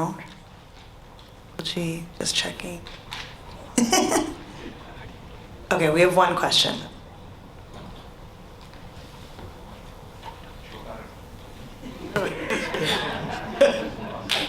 Question ਵੱਡਾ ਹੈ ਤੇ ਗੱਲ ਛੋਟੀ ਗੱਲ ਕਰਨੀ ਹੈ ਜੀ। ਗ੍ਰੰਥੀ, ਮੈਂ ਕਹਿੰਦਾ ਹੈਡ ਗ੍ਰੰਥੀ, ਮੁੱਖ ਸੇਵਾਦਾਰ, ਜਿਹੜੇ ਸਾਡੇ ਬੜੇ ਐਸਜੀਪੀਸੀ ਨੇ ਲਾਏ ਹੈਗੇ ਆ ਕੀ ਕਹਿੰਦੇ ਆ ਉੱਥੇ ਜਿਹੜੇ ਇੰਤਜ਼ਾਮ ਕਰਨ ਵਾਲੇ ਜਥੇਦਾਰ ਉਹ ਜਥੇਦਾਰ ਜੇ ਗ੍ਰੰਥੀ ਨੂੰ ਕਹਿਣ ਕਿ ਗੁਰੂ ਦਾ ਵਜ਼ੀਰ ਆ, ਇਹ ਗੱਲ ਸੋਭਦੀ ਆ। 5 ਵਾਰੀ ਗੁਰੂ ਗ੍ਰੰਥ ਸਾਹਿਬ 'ਚ ਲਿਖਿਆ, ਉਹ ਕਿਸੇ ਨੂੰ ਪੁੱਛਦਾ ਨਹੀਂ, ਉਹ ਕਿਸੇ ਦੀ ਸਲਾਹ ਨਹੀਂ ਲੈਂਦਾ, ਉਹ ਆਪਣੇ ਆਪ ਸਭ ਕੁਛ ਕਰਦਾ ਵਾਹਿਗੁਰੂ, ਤੇ ਉਹ ਵਜ਼ੀਰ ਕਿਸ ਤਰ੍ਹਾਂ ਹੋ ਗਏ? ਵਾਹਿਗੁਰੂ ਕਾ ਖਾਲਸਾ ਵਾਹਿਗੁਰੂ ਜੀ ਕੀ ਫਤਿਹ। ਮੈਂ ਨਾ ਜੀ ਇੱਕ ਛੋਟੀ ਜਿਹੀ ਗੱਲ ਸੁਣਾ ਦੇਣਾ, ਇਹਦੇ ਵਿੱਚ ਹੀ ਆਨਸਰ ਹੋਊਗਾ। ਆਪਣੀ ਸਾਰਿਆਂ ਦੀ ਨਾ ਆਦਤ ਹੀ ਹੋ ਗਈ ਹੈ ਜੀ, ਅਸੀਂ ਨਾ ਸਾਨੂੰ ਪਤਾ ਹੁੰਦਾ ਨਹੀਂ ਵੀ ਅਸੀਂ ਕੀ ਕਰਨਾ ਹੈ। ਗੁਰਦੁਆਰਾ, ਹਰ ਗੁਰਦੁਆਰਾ ਸਾਹਿਬ 'ਚ ਤੁਸੀਂ ਦੇਖੋਗੇ ਪ੍ਰਬੰਧਕ ਜਨ ਜਿਹੜੇ, ਮੈਂ ਇੱਕ ਛੋਟਾ ਜਿਹਾ ਪ੍ਰਮਾਣ ਦਿਆਂ, ਸਰਦਾਰ ਅਜਮੇਰ ਸਿੰਘ ਜੀ ਹੋਰਾਂ ਨੂੰ ਤੁਸੀਂ ਜਾਣਦੇ ਹੋਵੋਗੇ, ਪਰਸਨਲੀ ਬੈਠੇ ਅਸੀਂ, ਸਾਡੇ ਵਡੇਰਿਆਂ 'ਚ ਵੱਡਿਆਂ 'ਚ ਨੇ, ਸਕਾਲਰ ਨੇ, ਸਿੱਖ ਸਕਾਲਰ ਨੇ, ਸਿਰ ਝੁਕਦਾ ਜੀ ਉਹਨਾਂ ਨੂੰ, ਬੈਠੇ ਗੱਲ ਕਰਨ ਲੱਗ ਗਏ, ਕਹਿੰਦੇ ਦੁਨੀਆ 'ਚ ਬੜੇ ਗੁਰਦੁਆਰਿਆਂ 'ਚ ਗਿਆ, ਇੱਕ ਸੈਕਟਰੀ ਕੰਮ ਦਾ ਨਹੀਂ। ਆਂਦੇ ਇੱਕ ਜਗ੍ਹਾ ਤੇ ਗੁਰਦੁਆਰਾ ਸਾਹਿਬ ਗਏ, ਸੈਕਟਰੀ ਨੂੰ ਕਿਹਾ ਵੀ ਉਹ ਸਰਦਾਰ ਅਜਮੇਰ ਸਿੰਘ ਜੀ ਹੈ। ਕੌਣ ਹੈ ਅਜਮੇਰ ਸਿੰਘ? ਆਂਦੇ ਇਹਨਾਂ ਨੇ ਕਿਤਾਬਾਂ ਲਿਖੀਆਂ ਨੇ, ਇਹਨਾਂ ਦੀ ਰਿਸਰਚ ਬੜੀ ਆ ਸੀ। ਕਿਤਾਬਾਂ ਕਦੂਬਾਂ ਸਾਰੇ ਲਿਖ ਦਿੰਦੇ ਨੇ। ਜਿਹੜੇ ਬੰਦੇ ਨੂੰ ਤੁਸੀਂ ਸਟੇਜ ਦੇ ਰਹੇ ਹੋ, ਤੁਹਾਨੂੰ ਪਤਾ ਹੀ ਨਹੀਂ ਵੀ ਇਹਨੇ ਕੀਤਾ ਕੀ। ਹੁਣ ਤੁਸੀਂ ਆਪਣਾ ਰੁਤਬੇ ਦਾ ਲੈਵਲ ਦੇਖੋ। ਦੂਸਰਾ, ਸਾਡੇ ਜਦੋਂ ਮੈਂ ਆਇਆ ਸੀ, ਮੈਂ ਯੂਨੀਵਰਸਿਟੀ ਦਾ ਸਟੂਡੈਂਟ ਹੈ ਜੀ, ਪਰ ਮੇਰਾ ਕਦੀ ਧਿਆਨ ਨਹੀਂ ਸੀ ਵੀ ਮੈਂ ਗ੍ਰੰਥੀ ਬਣਾਂਗਾ। ਸੱਚੀ ਮੁੱਚੀ ਮੈਂ ਕਦੀ BA ਤੋਂ ਪਹਿਲਾਂ ਗੁਰਦੁਆਰੇ ਵੀ ਨਹੀਂ ਸਾਂ ਜਾਂਦਾ। ਇਹ ਸੱਚ ਹੈ ਜੀ, ਬਿਲਕੁਲ ਸੱਚ। ਮੈਨੂੰ ਜਪਜੀ ਸਾਹਿਬ ਨਹੀਂ ਸੀ ਪੜ੍ਹਨੀ ਆਉਂਦੀ, ਮੈਂ ਐੜੇ ਊੜੇ ਨੂੰ ਊੜੇ ਵਾਲੇ ਨੂੰ ਐੜਾ ਊੜਾ ਕਹਿੰਦਾ। ਅਸੀਂ ਮੈਂ ਹਰਿਆਣੇ ਦਾ ਰਹਿਣ ਵਾਲਾ, ਪਟਿਆਲੇ ਜਾ ਕੇ ਮੈਨੂੰ ਪਤਾ ਲੱਗਿਆ ਵੀ ਊੜਾ ਐੜਾ ਹੁੰਦਾ। ਪੰਜਾਬੀ ਪੜ੍ਹਨੀ ਆਉਂਦੀ, ਸਾਨੂੰ 7ਵੀਂ 'ਚ ਲੱਗਦੀ। ਕਿਉਂ ਅਸੀਂ ਮੈਂ ਇੱਥੇ ਝੂਠ ਮਾਰੀ ਜਾਈਏ ਵੀ ਅਸੀਂ ਤਾਂ ਬਹੁਤ ਵਿਦਵਾਨ ਆ ਜੀ, ਸਾਨੂੰ ਤਾਂ ਬਹੁਤ ਗਿਆਨ ਆ। ਸਾਡੀ ਸਟੇਜ ਤੇ ਜਦੋਂ ਆਏ ਨਾ, ਤਾਂ ਮੈਨੂੰ ਪਹਿਲੀ ਗੱਲ ਸਭ ਤੋਂ ਇਹੀ ਚੁੱਭੀ, ਜਦੋਂ ਉਹ ਕਹਿਣ ਵੀ ਸਾਡੇ ਵਜ਼ੀਰ ਗੁਰੂ ਘਰ ਦੇ, ਸਾਡੇ ਗੁਰੂ ਘਰ ਦੇ ਵਜ਼ੀਰ ਪ੍ਰਧਾਨ ਮੈਨੂੰ ਇਕੱਲੇ ਟੱਕਰ ਗਏ। ਮੈਂ ਉਹਨਾਂ ਨੂੰ ਕਿਹਾ, ਮੈਂ ਇਹ ਗੱਲ ਮੈਂ ਸਟੇਜ ਤੋਂ ਵੀ ਕਹਿ ਸਕਦਾ, ਪਰ ਮੈਂ ਤੁਹਾਨੂੰ ਪਰਸਨਲੀ ਪਹਿਲਾਂ ਦੱਸਣੀ ਚਾਹੁੰਦਾ। ਵਜ਼ੀਰ ਬਾਦਸ਼ਾਹ ਦਾ ਆਰਡਰ ਦੇਣ ਵਾਲਾ ਹੁੰਦਾ ਹੈ, ਸਧਾਰਨ ਬੰਦਿਆਂ ਦੇ ਆਰਡਰ ਸੁਣਨ ਵਾਲਾ ਨਹੀਂ। ਪਹਿਲੀ ਗੱਲ, ਪਹਿਲਾਂ ਤੁਸੀਂ ਆਪ ਕਲੀਅਰ ਹੋਵੋ ਮਹਾਰਾਜ ਜੀ ਦੀ ਹਜ਼ੂਰੀ ਦੇ ਵਿੱਚ ਵੀ ਤੁਸੀਂ ਕੀ ਉਹਨੂੰ ਗ੍ਰੰਥੀ ਨੂੰ ਗੁਰੂ ਮਹਾਰਾਜ ਜੀ ਦਾ ਵਜ਼ੀਰ ਮੰਨਦੇ ਹੋ ਕਿ ਨਹੀਂ। ਇਸ ਤੋਂ ਬਾਅਦ ਜੇ ਲਫ਼ਜ਼ ਯੂਜ਼ ਕਰਨਾ, ਆਹ ਸਾਰੀਆਂ ਕੰਡੀਸ਼ਨਸ ਜਿਹੜੀਆਂ ਤੁਸੀਂ ਲਾ ਕੇ ਥੱਲੇ ਸਾਈਨ ਕਰਵਾਏ ਹੁੰਦੇ ਆ ਨਾ ਜੌਬ ਤੇ ਰੱਖਣ ਲੱਗਿਆ, ਉਹ ਸਾਰੀਆਂ ਸਾੜ ਦਿਓ। ਉਹਨੂੰ ਵਜ਼ੀਰ ਰਹਿਣ ਦਿਓ, ਹੁਕਮ ਕਰੇ ਵੀ ਪਾਤਸ਼ਾਹ ਕੀ ਕਹਿ ਰਹੇ ਨੇ, ਭਈ ਆਹ ਕਰਨਾ। ਮੈਂ ਜੀ ਤੁਸੀਂ ਵਜ਼ੀਰਾਂ ਨੂੰ ਹੁਕਮ ਦਿੰਦੇ ਆ ਦੁਨੀਆ ਦੇ ਵਿੱਚ ਆਮ ਲੋਕਾਂ ਨੂੰ, ਕਿਤੇ ਦੁਨੀਆ ਦੇ ਪੋਲੀਟੀਕਲ ਫੀਲਡ ਦੇ ਵਿੱਚ ਮੈਨੂੰ ਵਿਖਾ ਦਿਓ ਕਿਤੇ। ਉਹਨਾਂ ਦੇ ਤਾਂ ਮੈਂ ਗੱਡੀ ਚਲਾਉਣ ਵਾਲਿਆਂ ਦੇ ਲੋਕੀ ਪੈਰੀ ਹੱਥ ਲਾਉਂਦੇ ਨੇ, ਤੇ ਤੁਹਾਡਾ ਵਜ਼ੀਰ ਜਿਹੜਾ ਤੁਸੀਂ ਉਹਨੂੰ ਤੂੰ ਜਾਂ ਓਏ ਕਰਕੇ ਬੁਲਾਉਂਦੇ। ਬੜੀ ਵਾਰੀ ਐਵੇਂ ਦਾ ਹੁੰਦਾ ਜੀ। ਗੱਲ ਇੰਨੀ ਹੈ, ਸਮਝ ਆਵੇ, ਤੁਸੀਂ ਕੋਈ ਲਫ਼ਜ਼ ਯੂਜ਼ ਕਰੋ ਜੀ, ਪਹਿਲਾਂ ਉਹਦੀ ਬੈਕਗਰਾਊਂਡ ਦੇਖ ਲਓ, ਇਹਦੇ ਮਤਲਬ ਕੀ ਬਣਦੇ ਨੇ। ਉਹਨਾਂ ਵਿਚਾਰਿਆਂ ਨੂੰ ਇਹ ਨਹੀਂ ਪਤਾ ਵੀ ਇਹਦਾ ਮਤਲਬ ਕੀ ਹੁੰਦਾ। ਵਜ਼ੀਰ ਦਾ ਉਹ ਸੋਚਦੇ ਵੀ ਉਂਝ ਹੀ ਹੈ, ਉਂਝ ਨਹੀਂ ਹੈਗਾ ਜੀ। ਇਹ ਅਥਾਰਟੀ ਹੁੰਦੀ ਹੈ ਜਿਹੜੀ ਹੁਕਮ ਡਿਲੀਵਰ ਕਰਦੀ, ਵੀ ਪਾਤਸ਼ਾਹ ਦਾ ਇਹ ਹੁਕਮ ਆ ਕਰਨਾ ਜੀ, ਉਹਨੂੰ ਕਹਿੰਦੇ ਆ ਵਜ਼ੀਰ ਜੀ। ਇੱਥੇ ਸਮਾਪਤੀ। ਸਾਰਿਆਂ ਦਾ ਧੰਨਵਾਦ। ਅੰਕਲ ਜੀ ਇਹਨਾਂ ਦਾ ਖਾਸ ਤੌਰ ਤੇ ਮੈਂ ਅੰਕਲ ਜੀ ਕਹਿਣਾ ਜੀ, ਇਹਨਾਂ ਨੂੰ ਸਾਡੇ ਵੱਡਿਆਂ 'ਚ ਨੇ, ਤੇ ਇਹਨਾਂ ਨੇ ਓਪਰਚੁਨਿਟੀ ਦਿੱਤੀ, ਤੁਹਾਡੇ ਵਰਗੇ ਪਿਆਰੇ ਜੀਆਂ ਦੇ ਦਰਸ਼ਨ, ਨਾਲੇ ਨਵਾਂ ਸ਼ਹਿਰ ਵੇਖ ਲਿਆ। 10 ਸਾਲ ਹੋ ਗਏ ਮੈਨੂੰ ਕੈਨੇਡਾ 'ਚ ਆਇਆ ਨੂੰ। ਕੈਲਗਰੀ ਦੇ ਸਾਊਥ ਵੈਸਟ ਤੋਂ ਨਾਰਥ ਈਸਟ ਜਾਂਦਿਆਂ ਵੀ ਕਦੀ ਸਾਲ ਦੇ ਵਿੱਚ 1-2 ਵਾਰੀ ਜਾਂ 3, ਮੈਂ ਉੱਥੇ ਰੈਡ FM ਦੇ ਮੇਰੇ ਪ੍ਰੋਗਰਾਮਸ ਹੁੰਦੇ ਆ, ਮਹੀਨੇ 'ਚ 1 ਵਾਰੀ ਹੁੰਦਾ, ਸਿਰਫ ਸਿੱਧਾ ਉੱਥੇ ਸਟੂਡੀਓ ਤੋਂ ਗੁਰਦੁਆਰਾ। 10 ਸਾਲਾਂ 'ਚ ਕੈਨੇਡਾ ਦੀ ਬੈਂਕ ਤੋਂ ਸਿਵਾ ਮੈਂ ਕੋਈ ਦੂਜੀ ਜਗ੍ਹਾ ਨਹੀਂ ਵੇਖੀ। ਮਨ ਹੀ ਨਹੀਂ ਕੀਤਾ, ਲੋੜ ਹੀ ਨਹੀਂ ਪੈਂਦੀ। ਗੁਰੂ ਮਹਾਰਾਜ ਜੀ ਦੇ ਪ੍ਰੇਮ 'ਚ ਹੀ ਇੰਨੀ ਬਰਕਤ ਤੇ ਇੰਨੀ ਗਹਿਰਾਈ ਹੈ ਜੀ। ਆਹ ਜਿਹੜੇ ਮੇਰੇ ਵਰਗੇ ਮੂਰਖ ਕਹਿ ਦਿੰਦੇ ਹੁੰਦੇ ਨੇ ਵੀ ਗੁਰਬਾਣੀ ਮੈਨੂੰ ਜੀ ਆ ਗਈ ਸਮਝ, ਮੈਨੂੰ ਪਤਾ ਲੱਗ ਗਿਆ, ਕੁਝ ਪਤਾ ਨਹੀਂ ਲੱਗਦਾ ਇਹਦੇ 'ਚ। ਤੇ ਤੁਸੀਂ ਜਿੱਦਣ ਮਰਜ ਹੋ ਗਏ, ਇਹ ਉਦਣ ਤੁਹਾਨੂੰ ਹਕੀਕਤ ਦਾ ਗਿਆਨ, ਜਦੋਂ ਹਕੀਕੀ ਐਕਸਪੀਰੀਅੰਸਿਸ ਹੁੰਦੇ ਆ। ਸੱਚੇ ਪਾਤਸ਼ਾਹ ਕਹਿੰਦੇ ਨੇ ਉਦੋਂ ਫਿਰ ਕਹਿਣ ਜੋਗਾ ਨਹੀਂ ਰਹਿੰਦਾ ਬੰਦਾ। ਆ ਰੌਲਾ ਉਹਨਾਂ ਚਿਰ ਹੀ ਪਾਵਾਂਗੇ ਜੀ ਸਟੇਜਾਂ ਤੇ ਜਿੰਨਾ ਚਿਰ ਤੱਕ ਹਾਲੇ ਪਿਛਾਂ ਤੁਰੇ ਫਿਰਦੇ ਆ। ਡਾਕਟਰ ਹਰਪਾਲ ਸਿੰਘ ਪੰਨੂ ਕਹਿੰਦੇ ਨੇ ਮੁਰਦਾ ਪਤਾ ਕੌਣ ਹੁੰਦਾ?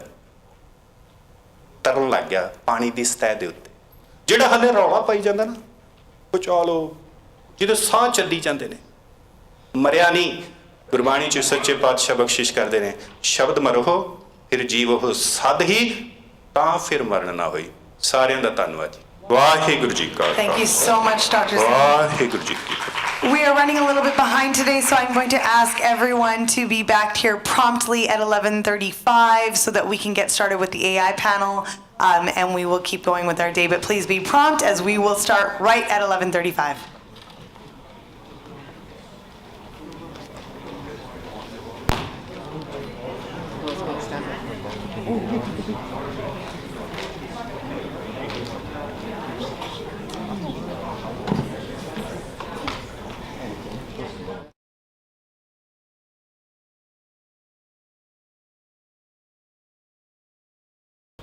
Yeah.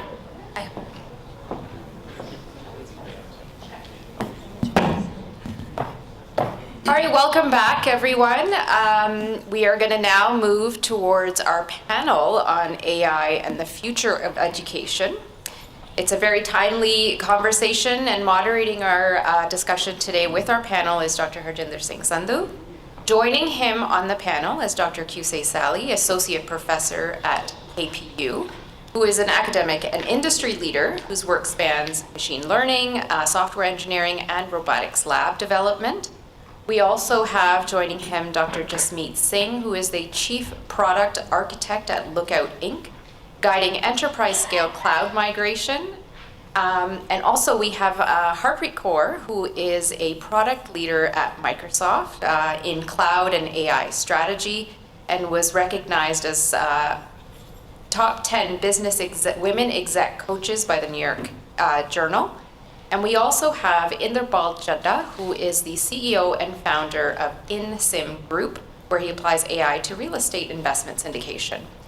So this conversation will tackle how AI will reshape curricula, assessment, skills pipelines, and professional readiness, bridging industry innovation with academic futures. So please welcome our moderator and our panelists.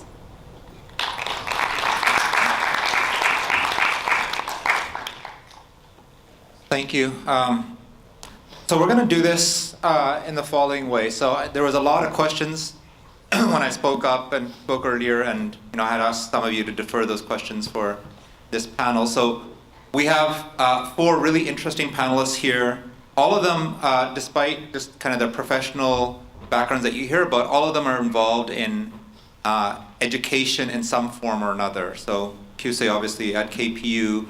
Jasmit also runs Khalsa Gurmat Center, where we have about 300 students, and thinking very deeply about just broader topics of education, but also deeply immersed in AI and how do we apply AI to that. Inderpal leads a forum there on finance and AI, and then Harpreet is, as per her introduction, a leader in kind of training and guiding, coaching, all that kind of stuff, and also deeply immersed in technology and AI and stuff like that. So I think it'll be a really interesting panel.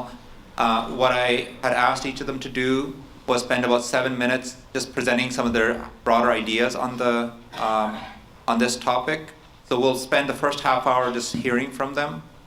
Save your questions until well, you don't actually don't have to save your questions. So if you see the code up there for Slido. Join that Slido. You can enter your questions right there. I'll be monitoring that, and so if there's interesting questions, we'll save them for after all 4 of them have finished speaking, but then we'll start, basically the rest of the time will be just in question answered. I'll have some questions of my own, but I'll also be just taking questions from the audience. If there are people that don't have access to Slido, but they still want to ask questions, please just raise your hand, and you can still step up and have a mic to answer the old-fashioned way, basically. So. That's what we're going to do. I'm going to ask Qussay to start, and we'll try to limit it. So if I politely kind of say time to end, it'll just be because we want to make sure that there's lots of time for questions after. Okay. So before I start, my job here is actually to scare you. That's my job. That's why I'm here. that's how we're gonna start the presentation. I thought I did a good job of that earlier, but fear is always a good thing, so more is better. Exactly, yeah. So we're all gonna sweat together. Good things. All right, so I know you guys fed up to hear about Judge. You know what it is. You know all about it. You heard about LLM and so on. So many discussions going on around it. But the scary part, things moving extremely fast. So the past 12 months, we would say, new things is just basically evolving. And another 6 months is coming, and other things is evolving. And we are in that situation. Believe it or not, you're not the only one feeling the heat. We are in the technology as well as in education sectors. We are having that situation. So bear with us, let's deal with it. I'm gonna jump right away to what students actually are facing. So if you look to this slide, I'm gonna be very concise to the point so you'll have an idea. From your right-hand side, you see this is acceptable part for using ChatGPT or using an AI technology. On your left-hand side is less acceptable. So anything on the green, we are very happy to see. If you're using the technology when you're doing search, research, confirmation, feedback learning, and so on, that's very much acceptable, and we love you to use it because you're basically reducing the time of your learning moving forward. But once you're getting to the yellow in the middle, I would say, that's when things become much more hairy because you're getting into the situation that your translation, doing a lot of work, that AI start taking over, giving you solutions, updating, creating images, and so on. I've recognized with that a few years when ChatGPT is being implemented and become very much popular, that we have the past 5-6 years, many students copy-paste their exams and their questions, dump it in there, and they expect other results. And I'm gonna talk about it more in details, specifically during the discussion, because that's the time where things become unacceptable, students' knowledge become very limited, they are fully dependent on that technology. As you can see here, okay, the screen is not showing anything, so that's why I need to know what slide I'm looking at. So as you can see here, I need to make sure to have our student become successful. There are 4 bullet points they have to focus on. One of them is critical thinking. Critical thinking, I know, it's very broad, very difficult to understand, and it's hard to analyze because critical thinking is actually a spectrum of many things. It's a rationale of you're analyzing, evaluating, making assumptions, creating decisions to come out with conclusions. So it's like a combination of many things together. We need to make sure our students, they have the ability to get there. It's a journey. It's not a straightforward answer. There's nobody gonna tell you that's how you do it. Because if we know exactly how we do it, every single student, they have a different learning curve. So critical thinking, creativity and design. We need to focus on that to make sure the students become very much successful in completing such a behavior. As you can see, I have a robot is running. That's my student work. Okay, just to give you an idea. So we give them critical thinking, give them a problem, specific problems. Want you to have multiple shapes. This is a robot arms with the robotic things inside, with a small brain. That brain, we call them Raspberry Pi. It's a small computer. You can write codes on top of it with a small camera at the top of it.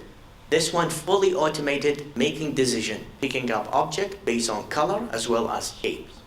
So anyway, I don't want to show you a lot of videos, but just to make your life busy. Second things we need to focus on is communications. That's essential for student success, as well as a lot of theories nowadays. We hear a lot of theories, tons of theories. It's very important to understand it, but we need hands-on practice. Many institutes nowadays, they are lacking that. We need to make sure that will become part of the behaviors, so the practice, the hands-on, to make sure the student become much more successful. If you can see here, those are my students doing robotics programs. The same things here. This one is funded by the Ministry of Education with KPO as well. That we are creating a small mimic program to help and elderlies to pick up object on the ground and providing a solution to them. But it's a small scale. Later on, it's going to become much more bigger. But again, you like it or not, I'm one of the pioneers who's going to make your life comfortable.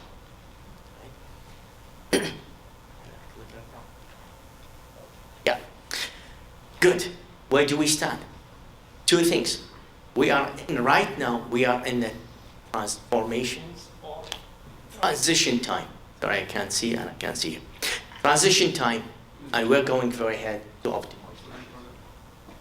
Transition time is going to be very painful, and we will be there. You like it or not. Same thing will happen during the .com. Same things happen when during the internet is being implemented, and a new AI is coming now, and it's taking over place. And optimization, it will be next. Okay, I'm not gonna go through all the slides. Got the fingers, so. But anyway, to give you a heads up, AI will be embedded everywhere. We like it or not, ubiquity will be there. Small AI will be invisible to see. It's our in daily life will be available, and so on. So the sky is the limit. We'll continue working on. It will be a transition. It will be a painful transition, but we'll continue carrying on. So we need to make sure our students to become successful. We need to have the 5 essentials to move them forward. That's it for me, I guess. Oh, yeah, last one. 10 to 30% of work. Today work will be disappear. Yes. So the repetitive work, simple work, clerk work, data entry work is going to be not there anymore. It will change. Unfortunately, it's not going to be an even distribution for that change. So certain things will change. We will not be happy about it. Some people are going to lose their jobs. Others, they will make a lot of money. So it will be a transition again. But that's the situation, and share this slide. Thank you. Thank you. Harpreet.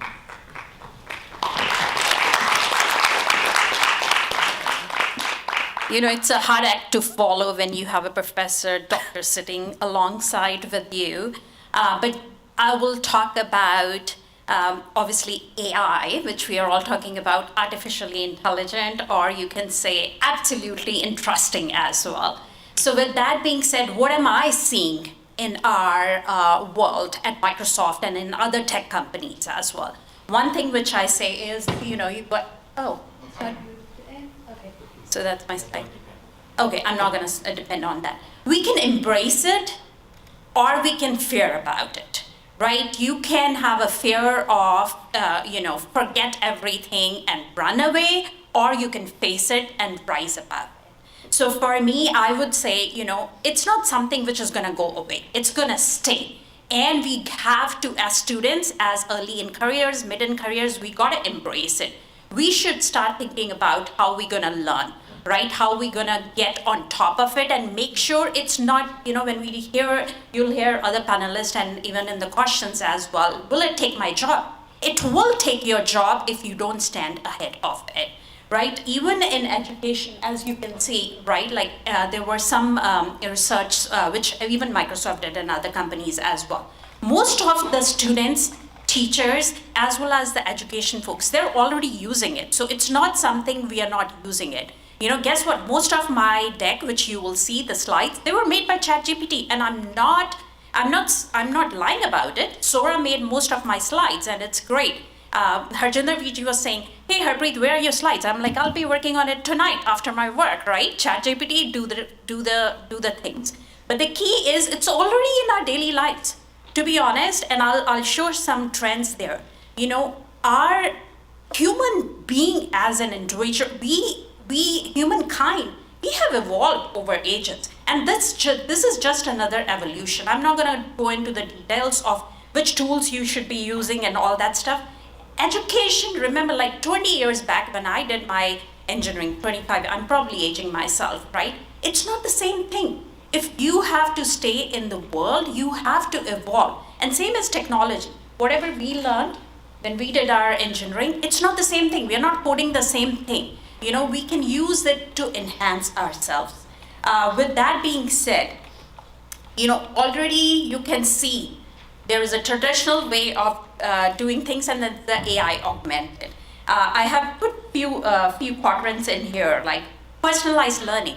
For me, if I go to, gone are the days. I'm not a native English speaker. English is my second language, right? So there were times when I had to give a hard message as a product leader, right, to someone, and I would think about it, writing again and again. ChatGPT can give me a very beautiful way of how to keep it be a little pushy, but at the same time not make them go mad, right? A great, I see some students in here as well. You want to give feedback to your professors and don't want to burn the bridges? Great way as well. So I'm just giving a very, very kind of candid, examples as well. Same for teachers, right? You said, right? The mundane jobs, right? The administrative stuff, that will go away. You can use those, you can automate those, ChatGPT, or even any other, Copilot, any other tools that will give you all the things. You don't have to do that. It's great way. Even in the one thing which we will talk about, and hopefully there are some questions, is then what are we left with? What are we left with? We are left with our brains. We are left with our creativity. That is something which AI can never take. We are the ones who are going to be feeding it. So it's just whatever you're going to feed it, it will get it. So that's why there is a lot of things about bias, a lot of things about action. We have to think about responsible AI as well. We'll talk about that in some time. So I'm just going to go very fast. You can, I'm going the other way. You can fear about it, or you can think about it that we are gonna, take over it and learn about it and go forward with that.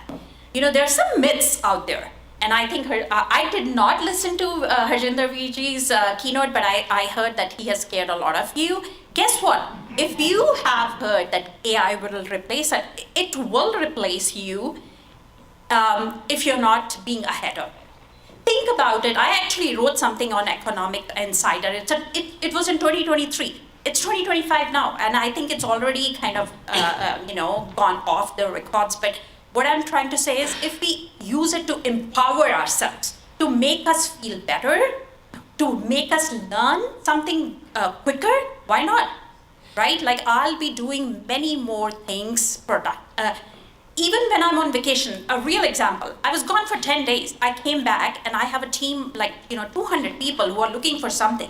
I did not read all those 1,000 emails. I just went in, asked Copilot, give me five top things, or give me things which my manager is looking for.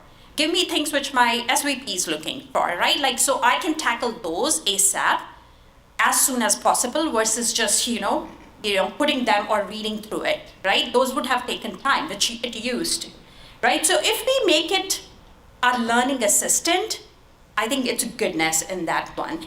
There will be times when you will see it will give biased results. So the one thing I want everyone to take away, don't take it at just, this is what it is giving it, I'm gonna copy paste, right? I think you probably are starting to see that.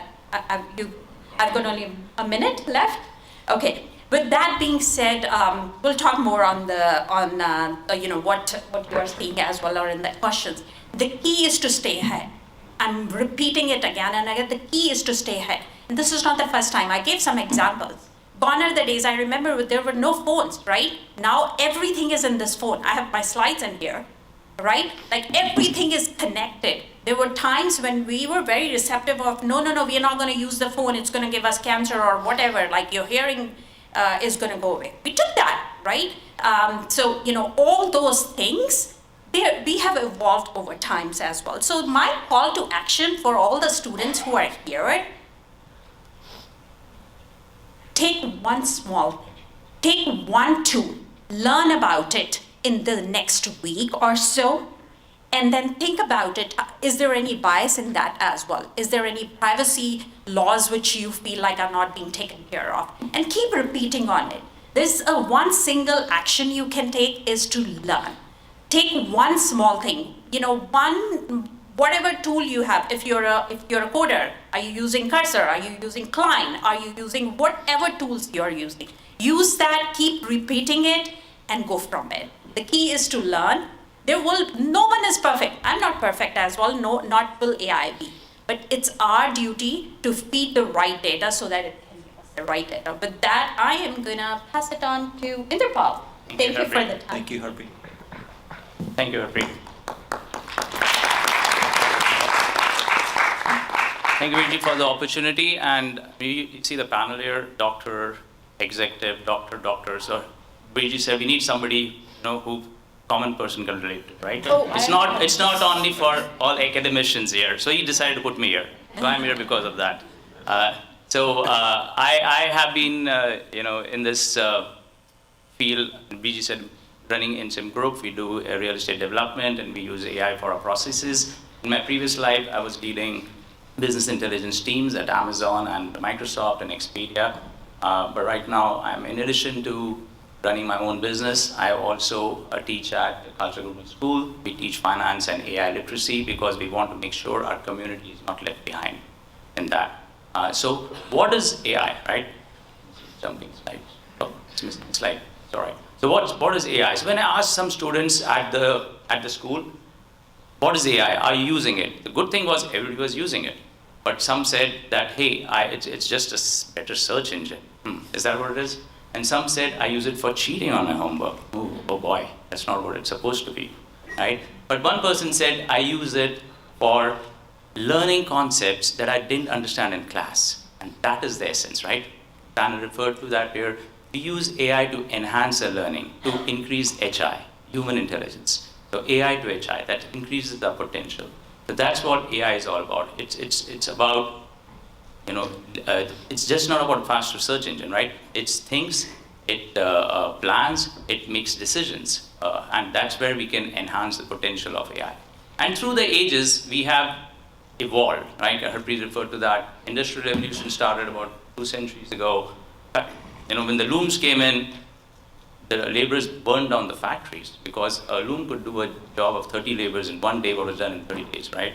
When the internet came around, everybody was scared about it, right? We didn't want to use computers. It will take away all our jobs. It created so many industries, right? There were industries we never thought of. Google, in fact, didn't come into existence 10 years after internet was released to the world. So we have still not seen what AI jobs will be out there. We don't know what big AI companies will be. But we need to be prepared for that, right?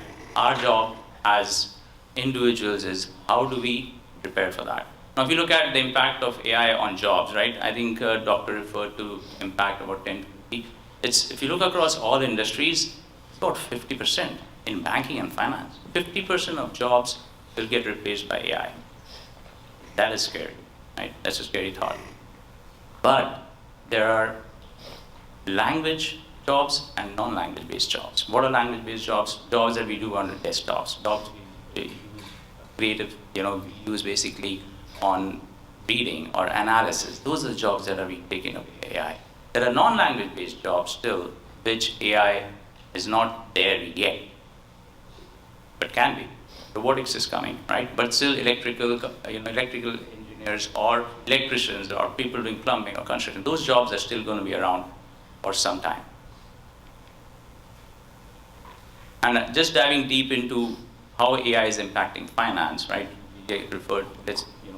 Since I teach finance, AI is 50% of jobs can be replacements. Today, fraud detection is all AI, right? How many people get frustrated when sometimes they swipe a credit card and, oh, it's blocked. What happened? AI detected some out of pattern and then it blocked it. But whom do you call? Whom do you speak to? A human. A human is still in the loop. So there is a role for a human in there, right? What about portfolio management, high frequency trading, all AI. But there are still humans making sure there's some compliance taking place, right? Till we have laws. Laws are not able to keep up with AI, but still there are humans in the loop on that, right? Portfolio management. What about personal finance? Personal finance, you can upload your financial data, your assets, liabilities, investments into ChatGPT, and you'll get your picture out there right away. You know, what are the best investments? An optimized plan. Do you need a financial planner? Maybe not. But are you expert to execute it? Maybe not, right? You still need somebody in the loop. So I know there's a lot of scary thing, but I'm here to, as I said, to make sure that you're not scared, right? That's what Bedi said, that I need to be here. And then, but there are jobs emerging too. There are jobs like data analysis, data science, right? AI modeling, compliance monitoring, right? Now, I don't see SEC, which is a US organization which governs all public limited companies, saying, hey, AI can sign off on audit results. Not yet, right? So there are jobs. You need to have your domain knowledge and expertise to be able to survive in the AI world. And that's where our, Now moving on to education, this is, by Benjamin Bloom, a 2 sigma problem in 1980s, where he showed that, if you see the bell curve is the average student. Average student learns as a bell curve. But when given a private tutor, it can move 2 standard deviations. What does that mean? That means a student can, with a tutor, perform 98% better than the average student. That is huge. That is where AI comes in. Why was it a problem? Because you couldn't scale it. After this paper was published, the private tutor industry just bloomed like anything. But there's no way to scale that. But today, AI can scale that. Today, you can have a personal tutor and enhance your potential. That means become 98% better than the average. In fact, Khan Academy, or people who are using that, has implemented that. Right? And you work with Khan Academy, it will not give you an answer. It will ask you questions. You feed your answer and say, what were you thinking? It's making you think. What was your logic? It will then go and ask you questions. That's AI, not a human being, but improves your thinking. That is where our next frontier is, as you. That is where we need to enhance our ability. So, what we need to do as a call to action, Harpreet was saying, and Dr. said, refer to that. What our value that we will be delivering is creative thinking, soft skills, domain knowledge. You still have to know accounting. You still have to know mechanical. You still have to know laws of thermodynamics, right? So that you can question AI. Ability to question AI. So universities have to now work hand in hand with AI. Have to say, how do you question AI? How do you remove biases? Just don't take what AI produces. That's where our teaching has to evolve. And we don't compete with AI anymore, but you make AI a partner. And that's where we will evolve. Thank you. Jasmit, if you prefer to be at the podium. I can't see it from here. We don't see the slides back there, so. You can see a little bit. Waheguru Ji Ka Khalsa, Waheguru Ji Ki Fateh. This looks like a therapy session to me, right? We're all collectively sitting out here really reminiscing about what the days were and how our life is about to change. But here is one thing that is the other way around.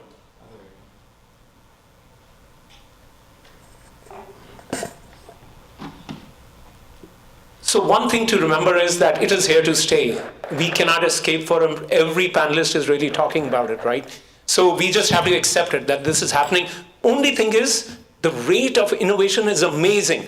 What used to take years is happening in months. So it's compressed our timeline. So by the time you understand one concept, there are a whole bunch of new ones that are being created. And I think that's the most challenging part for us to comprehend, that we are in a race to understand something that is constantly shifting. We don't know what it's going to be. When Harjinder was talking about it, he can't be sure about what it's going to look like. That's true. Rather than being anxious about it, we can only say, we don't know what the future is going to look like. But it is going to be different than what we know today. So if I look at some major things that are happening, one, Harjinder spoke about agentic AI. Think about it, autonomous systems that can control, monitor, evolve by themselves.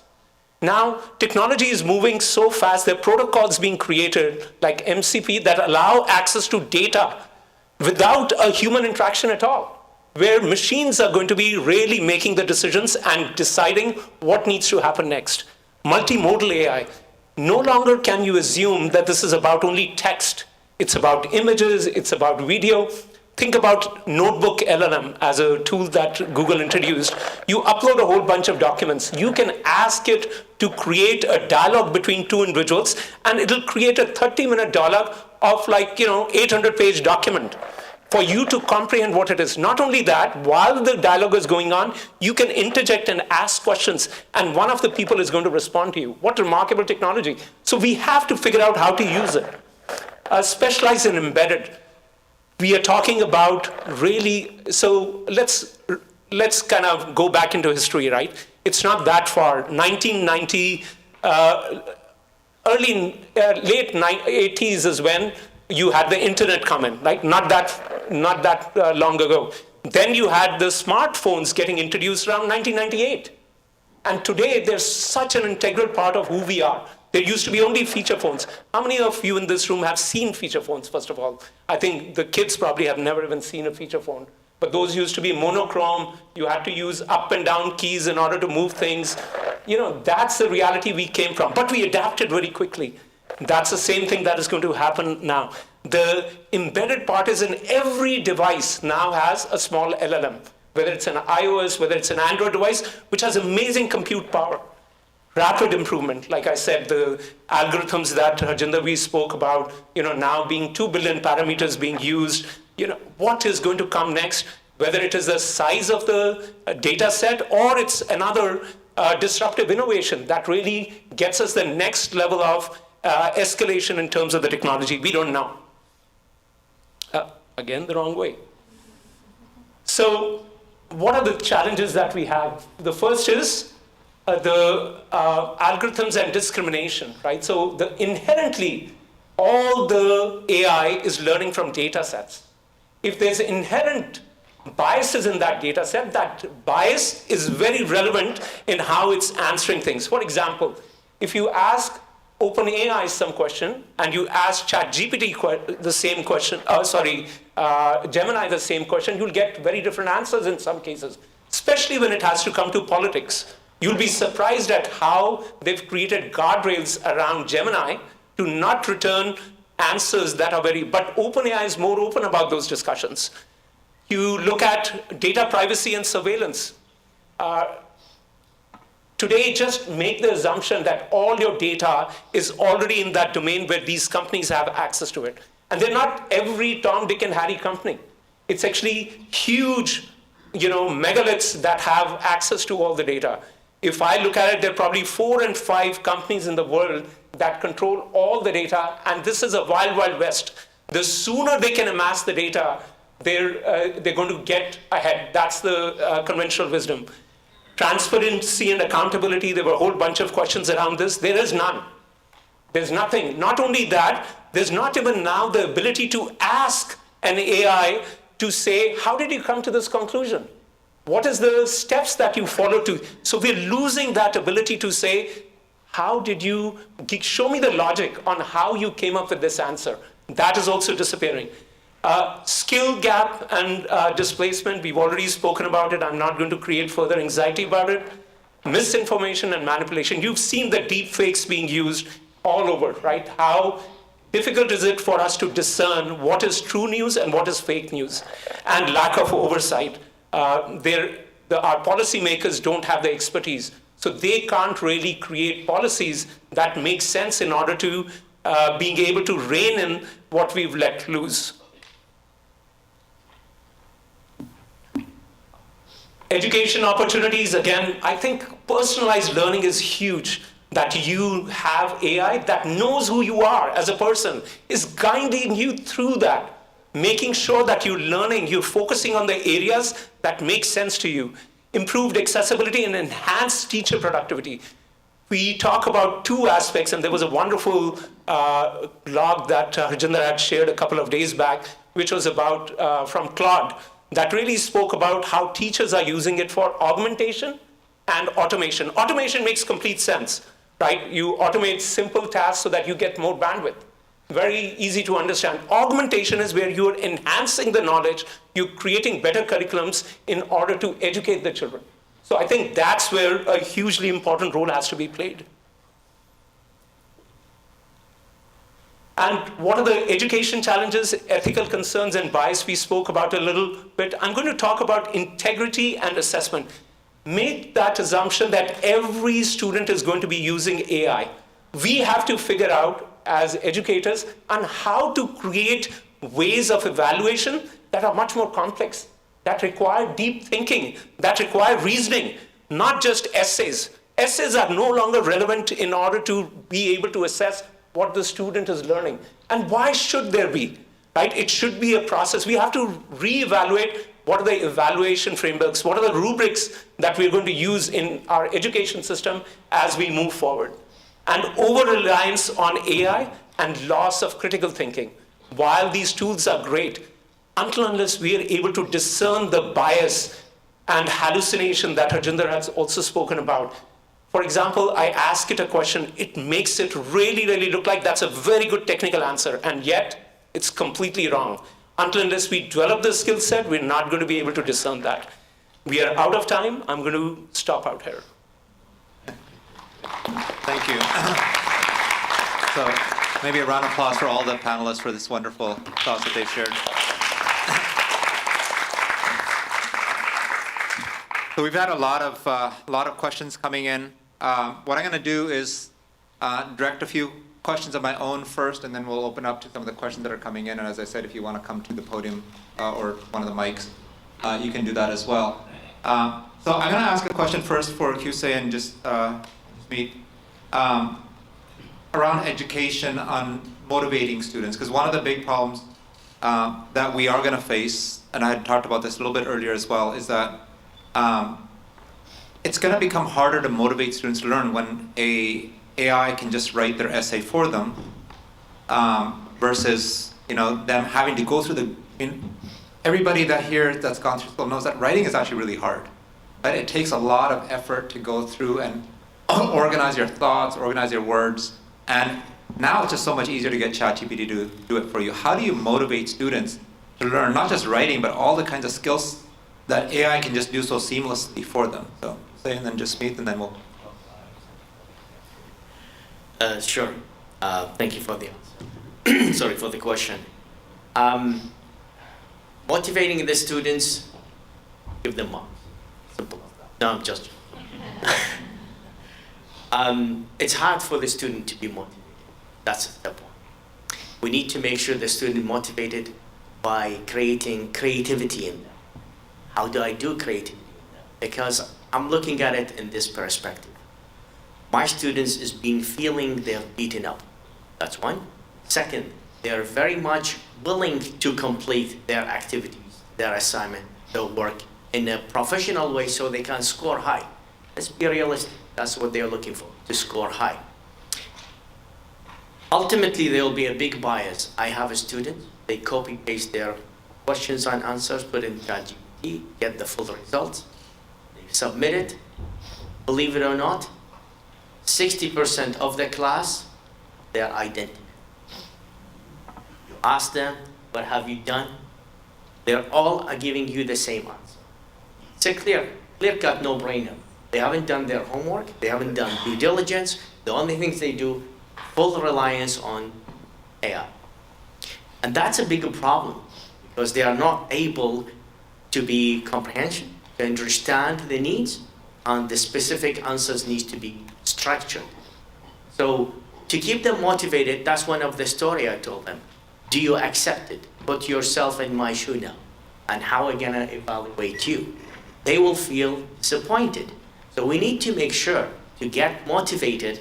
I need to say, if I'm gonna hire you tomorrow, go into the industry, you're gonna sit in the front of me, or if you're in the front of your supervisor, you need to complete certain task. You'll say, I have a degree in computer system engineering. I have a degree in computer science. But they are unable to achieve their work. If the internet tomorrow is being disconnected, they are unable to answer. Believe it or not, when you go to the industry, you find people who've been recently graduated. Once the internet and the organization being disconnected, they are unable to fix it. The only things they do, search the errors and the problem they face on the internet. That is a bigger problem. So I have to tell them, Knowledge is key. Theory is important because without theory, you're just like blind, but we need to practice. So, if you're unable to understand and read, you're unable to practice, then tomorrow if the internet has been disconnected, you can't fix it. That's simple solutions. Give them a stories. Give them a case-based issues. They will think about it. They're going to be impressed. Basically, going to stand here and they are unable to answer any questions without internet. And that's a showstopper.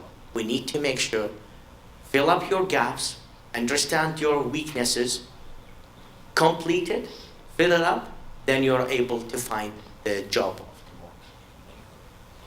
One of the things that I think many of the students who are graduating are going to run into is lack of jobs. And I especially want to address the ones coming out of CS. The conventional wisdom was you do your bachelor's in computer science, you come out, you have a 6-figure job waiting for you, and your life is set. But that's no longer true. So one of the things we have to understand is it's no longer about knowing how to code, how to write a syntax. I think we have to get back to the theory, the concepts, and how do you develop that understanding of the concepts. The second aspect is really not worry about languages, whether you know Java, Python, Rust, or any of the other variants, because right now anything can convert it into anything. It really doesn't matter. So your wanting to learn a specific language is going to be immaterial. It's what you can think about.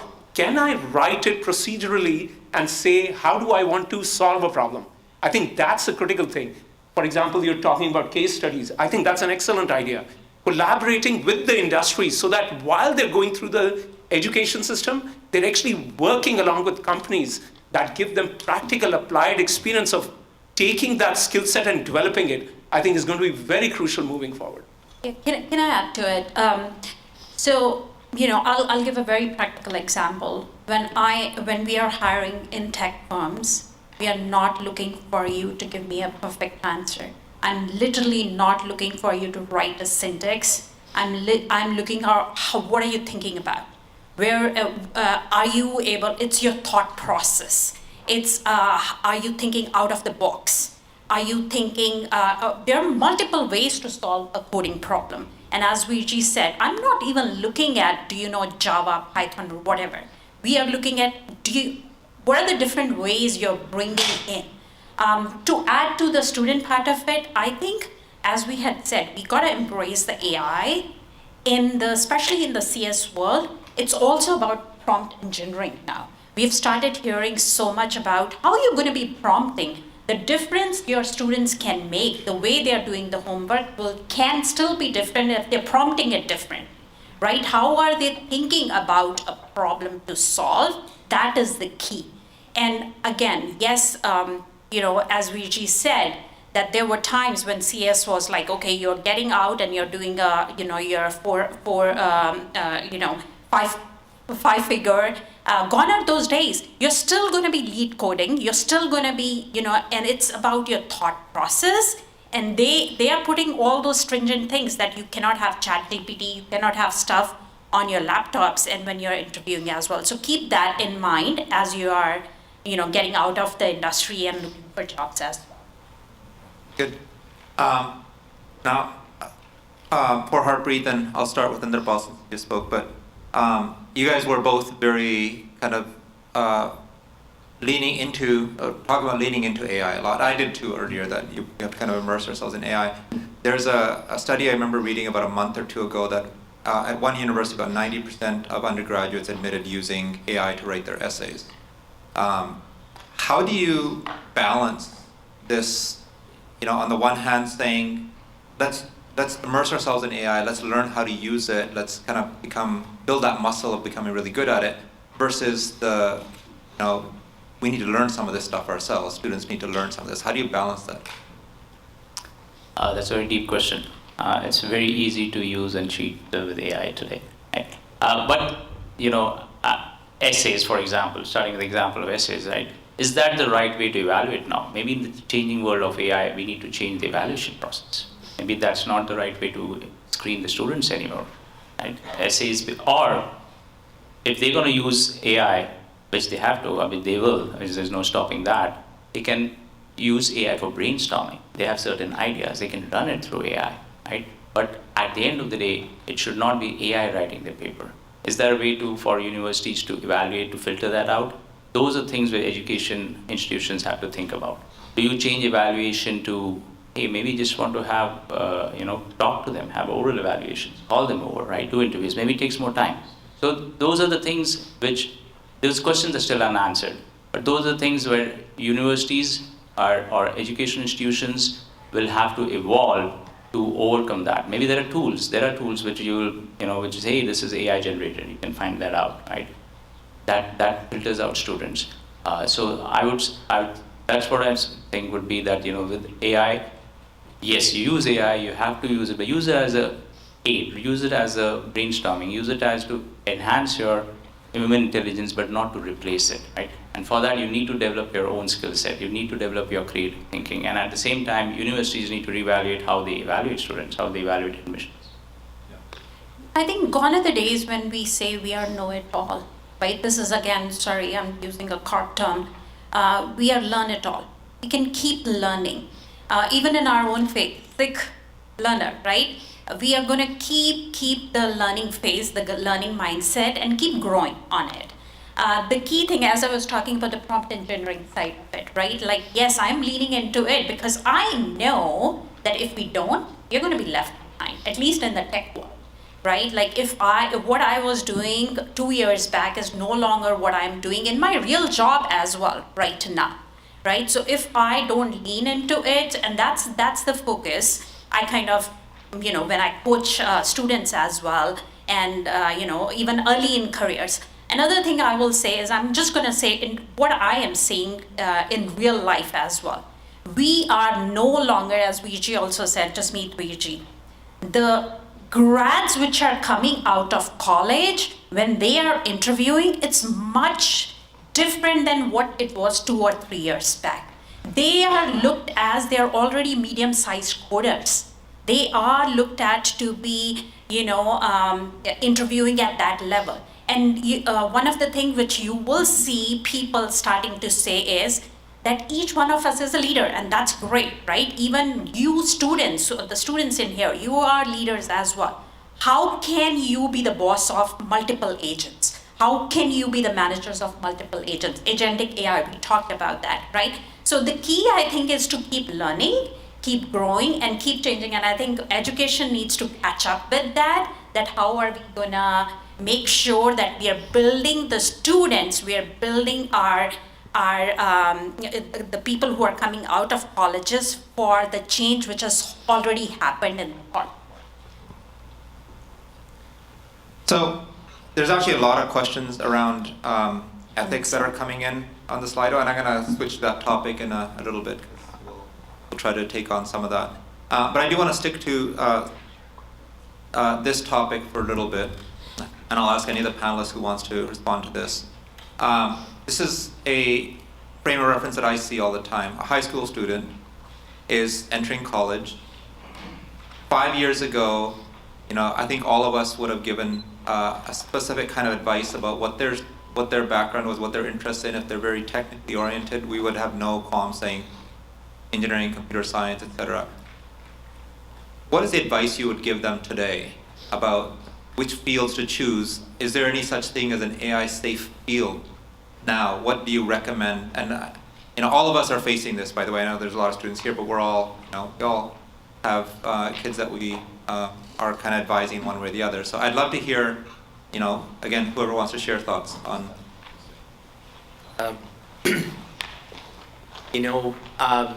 What I believe basically, yes, AI is able to generate code, but if you look in the software in a bigger perspective, I'm gonna say that software called applications, there are methods.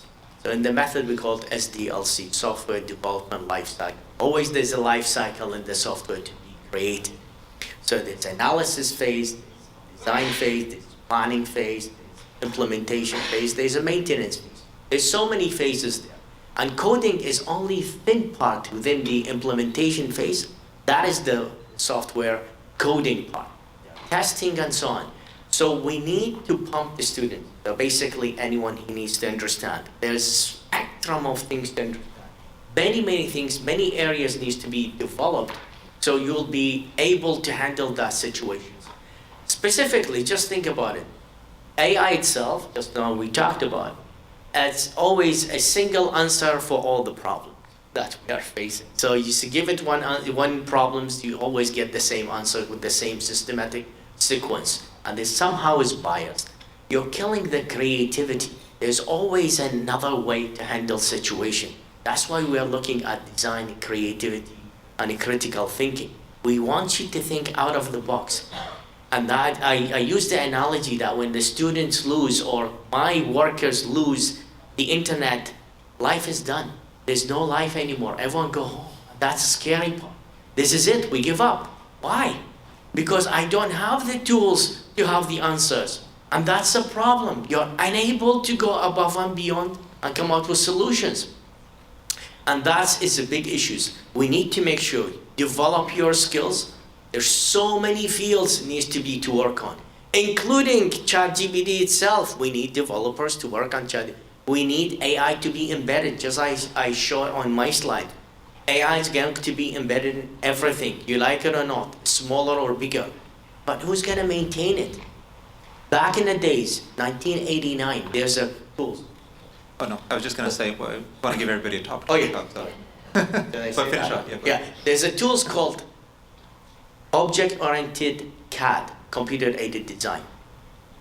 That time we thought we give it a model of an application and just by one click automatically generate a code. And we say, this is it. I give up. I was studying that time. I give up, like that's it. Already the code is there. Believe it or not, the code is being generated. We want to make one single change. We have to redevelop the code again. And if we find an error, we find the code is full by junks. A lot of codes, irrelevant, super slow. So we need to read the code. Nobody is able to read what's inside the code. That's the problem. Now we are running in a situation. None of us is able to read what's the code is being generated automatically by AI. I'll keep it very crisp, because you stated a lot of things. Sorry. For us, first of all, just to make it a little light, the amount of times you will hear AI, it's like, okay, I don't want to hear AI after the session, right? Like we used to call AI as initially in the tech world, AI was action items. Who's taking the AI, right? It's no longer that. But I would say, Harjinder, it's not only that. For every job, it's not about only tech. Whichever job you have, you got to have those soft skills, those communication, those collaboration. How you're going to manage conflict, right? Jasmeet Vijay says me something, I'm like, I don't agree with you. How are you going to manage that, right? AI cannot take that. AI cannot take those conflict management skills out. We need to learn those. Collaboration, how are we working as a community, all those things, they're still gonna stay, right? The kindness is not gonna go away. I'm reminded of a quote by Maya Angelou, right? People will forget how you've worked with each other, but people will not forget how you make them feel. There's no AI in that. That's human. So same question. I want to bring it back to, grade 12 student entering college, what advice do you specifically give them about career choices? I know this is not an easy question, and I've never had a crisp answer. I haven't had for a while now either, but we're here to talk about difficult things. So. Sure. So there's jobs, we saw a slide, 50% job banking finance going away, AI taking them out. But there are jobs that are not going away, and non-language-based jobs, right? Those jobs are still going to be around, right? Are we ready to do those jobs, right? There will be construction jobs, there will be electrical jobs, plumbing jobs, right? You can become an entrepreneur. You can have those jobs, learn those skills, and then run those companies. Become an entrepreneur. AI cannot come up with ideas for developing new stuff. That's creative thinking that AI cannot take away from you, right? As Harpreet said, soft skills, conflict management, collaboration, those people skills are still required. You'll still be dealing with people. There'll be more people to deal with because there'll be less jobs around. So, there more people to deal with. So those are some of the areas we got to think about, right? Then CS was referred to as CS in advice. today, should you do CS? Well, if you have to become an expert in that. You got to question the AI. You have to know the LLM. You have to know how AI is thinking and working. That's how you'll be able to question AI, remove the biases. Maybe you have 2 degrees. You be a CS and be a biology major. You be a CS and have law, right? Because those are the skills that industry is now looking at. They need CS plus X. They just not need CS anymore because low-level coding jobs can be done by AI. So that would be my advice, right? You up your skills. That is the way to tackle this. Okay. So I'm still not getting the crisp answer. What do you advise grade 12 students? You have the answer. I actually can't give an advice. That's really the honest answer. I really don't know. If anything, I can only say do something that you're passionate about. Not just because you're going to find some job or something. It should really be about that's meaningful to you in your life. I've enjoyed working as a technologist all my life, and I pivoted a whole bunch of times. I had a couple of startups. I was working in telecommunications before that, but it's fun. You enjoy working on it. You don't want to be in a job where you hate it every single day, and you're always worried about you're not being relevant to the job. So do something that you're going to enjoy for the rest of your life. I think that's the only advice I have. I can't tell you this is the stream that is going to be more relevant than another stream, because I don't know myself. I have no clue. Yeah, and this question comes up, so I'm going to take a shot at giving you a little bit of a perspective on this as well. Is that in post-secondary education, if you think about what comes after high school, there are different kinds of institutes. There's those that are vocational institutes. They train you on a particular kind of job, whether it's becoming an electrician or those kinds of things. And then, traditionally the university model was you learn a much more broader set of skills. And if you go to liberal arts colleges, they're meant to kind of just, ultimately they're meant to just open your mind, to kind of teach you how to learn, motivate you to learn kind of stuff. And along the way, they teach you very specific things. And I do think that this is going to become even more and more essential, is that we send students to college, university, in order to learn how to be learners, as opposed to this is what I'm going to go and study. And again, I don't have I've been getting this kind of question quite a bit about, what should I study? Should I still be studying computer science? Should I still be studying this? Given that nobody actually has a clear picture of where AI is going to be, so if you're starting college today, nobody has a clear picture of what AI is going to be able to do in 4 years. I would say the most important thing is to go and learn whatever, as Jasmit says, whatever you're passionate about, but be prepared to be flexible in that learning. Motivate yourself to be a learner as opposed to learn a specific skill set. With that, let's move on to some of the topics around. So there's actually a lot of different perspectives on ethics and bias and stuff. So we're going to just start with a simple question. And again, I'll ask you to just be brief because we're going to run out of time really quickly, and there's a lot of different topics to get to. So I'll paraphrase one of the questions that was asked in the Slido is, how do you navigate the biases? We all are aware that AI has a lot of biases. Is there specific advice that you give, as concrete as possible? Like, how do you navigate that? How do you kind of ensure that what the models are telling you is accurate, or how do you become, conversant with what conscious? I mean, in my perspective, basically, be able to discern that, right? Don't take it for granted. This is not like word from God, right? So it is going to be something that could be misleading. So just understand that that is a machine giving you an answer based on the data that it has been trained on. So long as we recognize that, we can understand the implicit bias that is there in the system. And then also start developing and better understanding on what different models are doing. ChatGPT versus Gemini, you'll see the differences, like the gentleman out there said about C# versus Python, and I was listening to that very interested from a technical standpoint. Same thing in every other field. So you will find those biases pop up in the way that is getting communicated. You have to develop an understanding of those, and don't rely only on that. They're wonderful books. You have to go and research that after you get the references out there. And prompts are hugely important.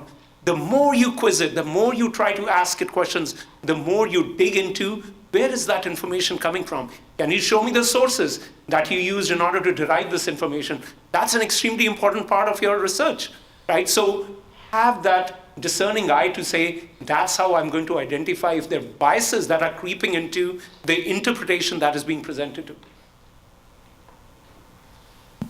Just means we just covered everything, right? Just add to that is cross-verify, right? Because you don't accept what the tool gives you out, right? Check with other tools, check with the books, check with the sources, cross-verify. And your domain knowledge, you have expertise in certain domain, make sure it checks with your domain knowledge, right? So those are the way you safeguard yourself against bias, because biases are there, they exist.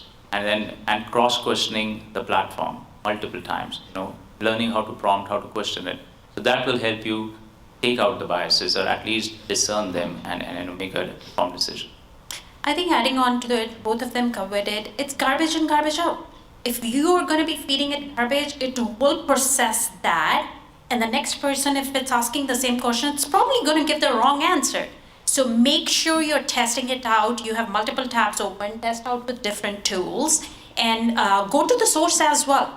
Gone are the times when we can just rely on that. Go to the source as well. Make sure you have multiple testing mechanisms and take the best out of it. And the key thing I want to make sure is we all get out of is, in the end, the most creative person is you, your own brain, right? So you are the decision makers. You are provided with some data, but in the end, make sure the choice is yours. You are processing it in the right way as well. Okay, I can't add any more. Just gonna add very simple things. Who loved Trump? Anyone love Trump? See, now it's become a problem, because everyday life, you're automatically analyzing. You're automatically using your critical thinking. Everyone he can tell you a lie, you understand it, that's it, you accept it. Same things with any tools is available in front of us. It's gonna be biased, depends on whatever information is being fed in the back end. You always have to do due diligence. So any question comes to you, you probably like it or you dislike it. If you don't like it, you're gonna search more. If you like it, you're gonna again search more to make sure what is you collected is a concrete evidence moving forward. Sorry, I just need to add that one. If you love Trump, it's your choice. So related to the bias, there's questions around ethical safeguards around AI. How do we understand what ethical safeguards exist? And I think that because the first step is obviously understanding what the safeguards are. So give me your perspectives on just what you think those ethical safeguards should be, and what we can actually do to educate ourselves or kind of understand what these AI models are telling us not to. Start anywhere. I can start. So, when the chemical weapons were developed initially, right, there was a fear that, rogue states will get them and then there'd be a disaster, right? But chemists all over the world got together and they made a pact. It's not a formal pact, it's just a pact amongst the chemists that we will not develop chemical weapons. We will not work in that space, right? Nuclear weapons developed, there's a treaty, right? That's huge countries in the world will possess those. There are rogue states who try to do that, right? But then there are safeguards, right? So similarly, when OpenAI started, and I don't know how many people like Elon Musk, but Elon Musk is one of the founders of OpenAI, right? And he tried to keep it non-profit. He's fighting to keep it non-profit. Why? Because there are a lot of opinions about it, but one of his things is preserving human race, right? One of his thought process is put in guardrails. We need to put in guardrails like Gemini does it now, to make sure that it doesn't cross the human boundary, that it doesn't become it is a super intelligence, but it doesn't become a Frankenstein monster, that it still we have control over it. Is it possible? Not possible. We'll see. We don't know where it evolves.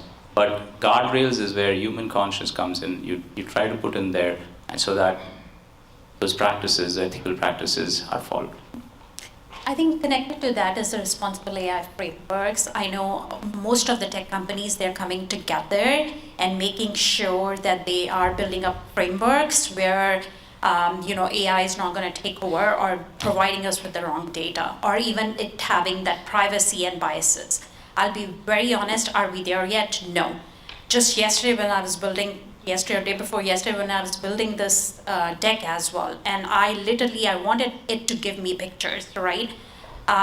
Even me, I wanted my own picture. I wrote a prompt and I call myself that I'm okay with prompts. It did not give me, to be very open and candid here, it did not give me the star Wali Bibi. It gave me a Sikh boy with a turban, and I kept saying it. No.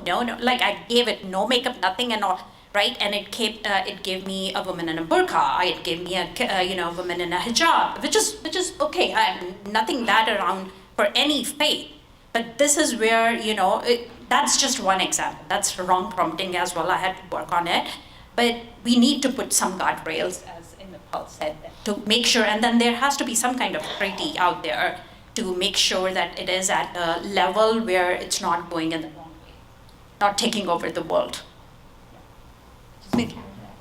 Yeah, I mean, I think everybody's already mentioned the things, the guardrails, and the oversight is extremely important. First of all, having a good conversation about ethics in AI, right? We're not having that conversation. We are so hung up on the applicability of AI, but we're not having real deep conversations about what are the ethics about using AI? How is it affecting our society? What kind of economic disparity is it going to create in our society? What is the job retooling that is required at a massive scale that none of us know how to do? Those are real considerations that we ought to be addressing when we are thinking about AI. But nobody's talking about that. Yep. No government is talking about that. There's no regulatory body that is going to say that. Harjinder had spoken about the arms race in terms of AI. Who gets there first, right? And it's real. It's just absolutely real how maddening it is to see that nobody is willing to call a moratorium on the growth, and everybody wants to come up with something that has one leg up on their adversary. So that's the reality of what we are dealing with right now. I don't know where does this insanity land us, but until unless we have to consciously push organizations, governments to talk about ethics in AI, that is not going to change. You can't be passive in this thing. You have to be actively engaged and involved in pushing the boundaries and say, here are the things that are important to us as a society. We are unwilling to just for you to go on usurping that and for us to lose control over what is getting developed. Sorry. It's basically what we have. We are taking by AI. That's what I'm saying. But being taken off by the right as much as possible. The tide is taking us. I think in our time, we have to say no. Things need to stop. Certain things need to have a boundaries because we don't have boundaries. And to be frank, I'm scared about my own children itself. Everyone is worried about what's going on. And it's about time we have to put boundaries. I think Dr. Jeff is the professor, he's the godfather of AI. He said that specifically during his prize he's taking. It's like, this is a scary time. The sky's the limit. Specifically, unfortunately, AI is being embedded in the army, rockets, and so on. It's unethically implemented, but we have to put a limitation. It's time for us to raise the voice, raise the alarm, some limitation. Yeah, and there's a number of questions on AI regulation and stuff, and that question had come up earlier. The question had come up earlier as well. I would. This is a really important topic. There is no regulatory body in on the planet that's actually thinking about how do we regulate AI. It's pretty much any country is doing whatever they want to, and some of them are trying to do some regulation. Most of them are not thinking about regulation. They're basically trying to see how quickly we can propel AI forward. So this is something that, as a community, we are very good at advocating for our rights in many other domains, right? We've got a long history as a community, centuries of advocating for our rights. when it comes to AI, this is a muscle the community has to build. We have to become really good at understanding what's going on and starting to push countries, regulatory bodies, others to start, taking into consideration the kinds of things that are affecting our community and other communities, because these are really, really massive issues. So we have pretty much been asked to close out our time. So I'm going to just ask one simple question. I hope you guys will just keep this really brief, because otherwise all of us are going to get yanked off the stage. There was a really interesting question, and I'll just paraphrase it, which is, I'm new to AI. Where do I start? So maybe I'll just give you all of to kind of just wrap up your thoughts and just make this really brief, and just what's your advice? Where do you start if you're just getting into AI right now?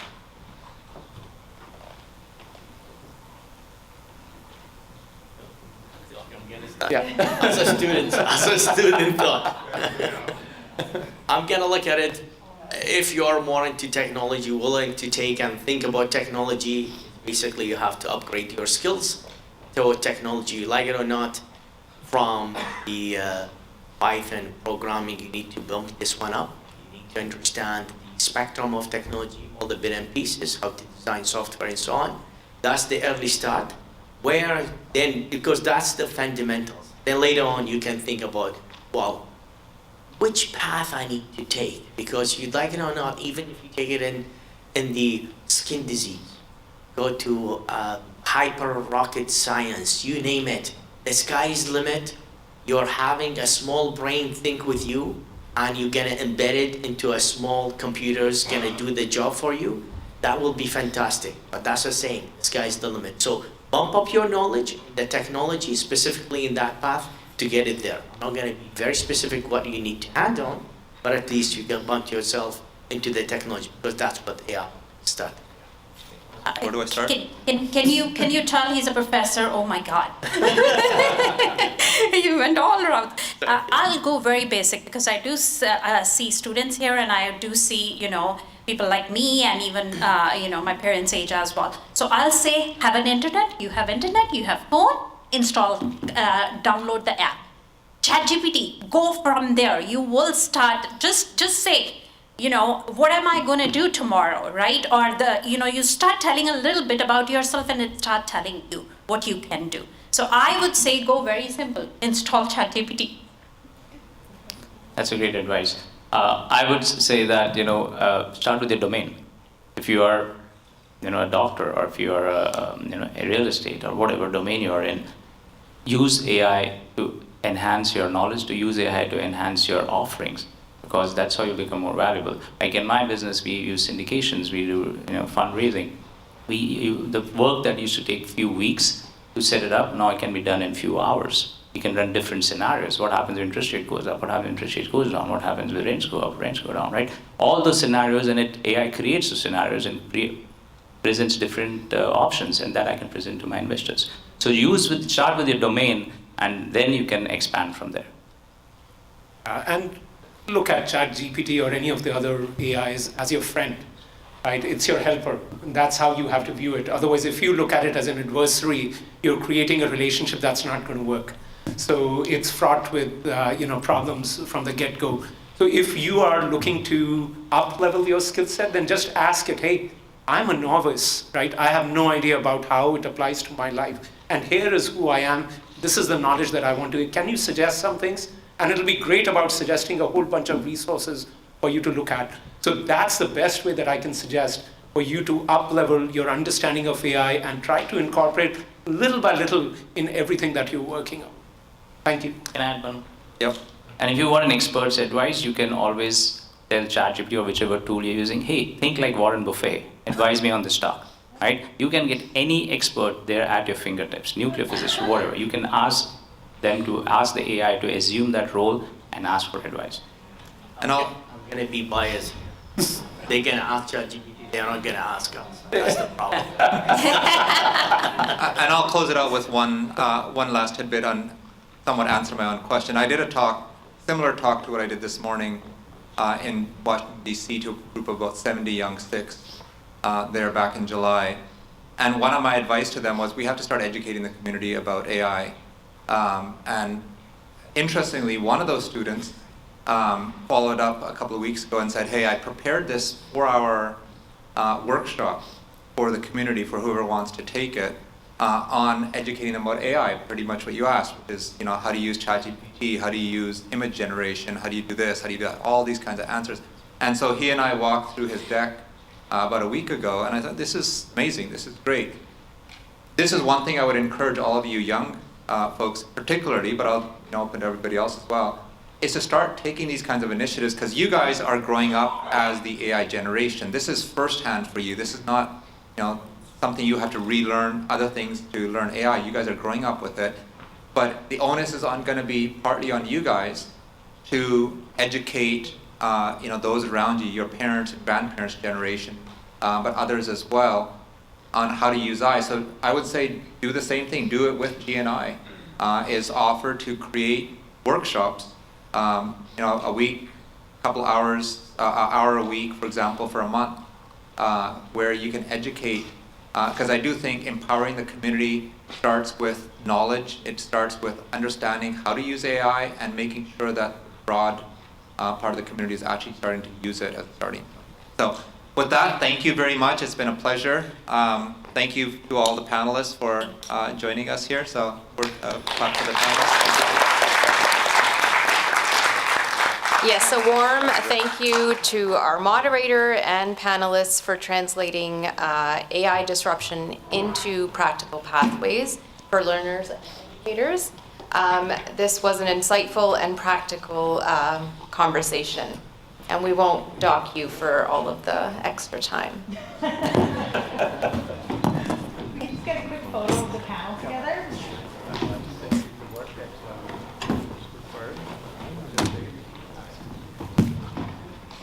While they're just taking the picture, I'm going to go ahead and introduce our next presenter, who will be speaking to us about bridging educational cultures, Punjab versus Canada. We now turn to a comparative view of learning across continents. Dr. Lakhvinder Singh Bedi is a distinguished academic leader with 4 decades in higher education. Former Dean of Academics and Professor of English with senior roles at Punjab institutions, the author of Poetics of Rebellion, reading Pablo Neruda and Pash, and currently a visiting professor with GNI. His current research explores freedom, justice, dignity, and the Sikh diaspora. In Bridging Educational Cultures, Dr. Bedi will draw upon teaching constructs across both contexts. Dr. Bedi contrasts the Punjabi and Canadian educational cultures from learning styles and classroom dynamics to digital fluency, offering evidence-based strategies to build inclusive, adaptive classrooms that leverage the strengths of both.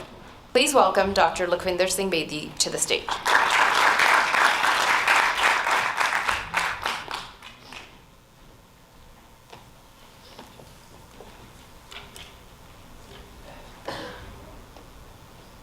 Waheguru Ji Ka Khalsa, Waheguru Ji Ki Fateh. It's both my very proud privilege and institutional responsibility to make a presentation in GNI's International Sikh Research Summit on the subject Bridging Educational Cultures, Punjab versus Canada. The argument is partially based on empirical research and rest on my personal teaching experience in classrooms across Punjab and then in Canada. Well, my 2 strengths are one that I have been teaching for a long time into educational administration for the last maybe 20-25 years now, and part of making policies, seeing student problems, and then coming all the way to Canada and be a part of GNI. And the second blessing is to work with Dr. Sandhu, trying to be what we have as an aim and mission and vision. Well, over the last decade, Indian students, particularly from Punjab, have become one of the largest international student cohorts in Canada. This is IRCC 2024 information. This trend has not only altered Canadian campuses demographically, but also reshaped pedagogy, institutional policies, and intercultural engagement. Well, this brings me to my concern. I would see what are those offshoots of this trend and development, where I will delineate the difference of academic cultures between two countries, that is in specific concern to the Punjabi students and the Canadian students, sitting both together in the classroom.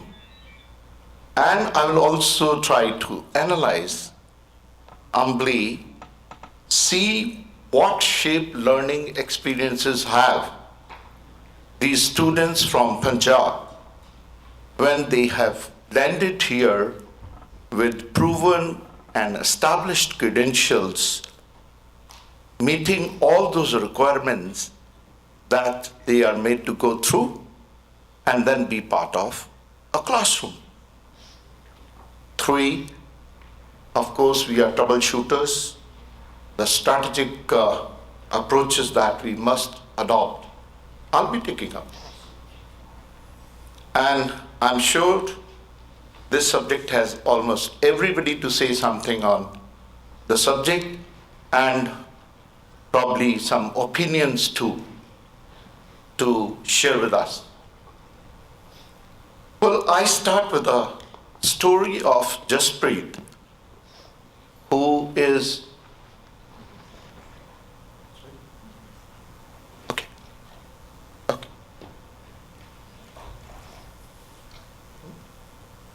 Okay.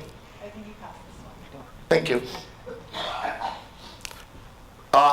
Well, Karan tried to show that Jaspreet here sitting in the classroom.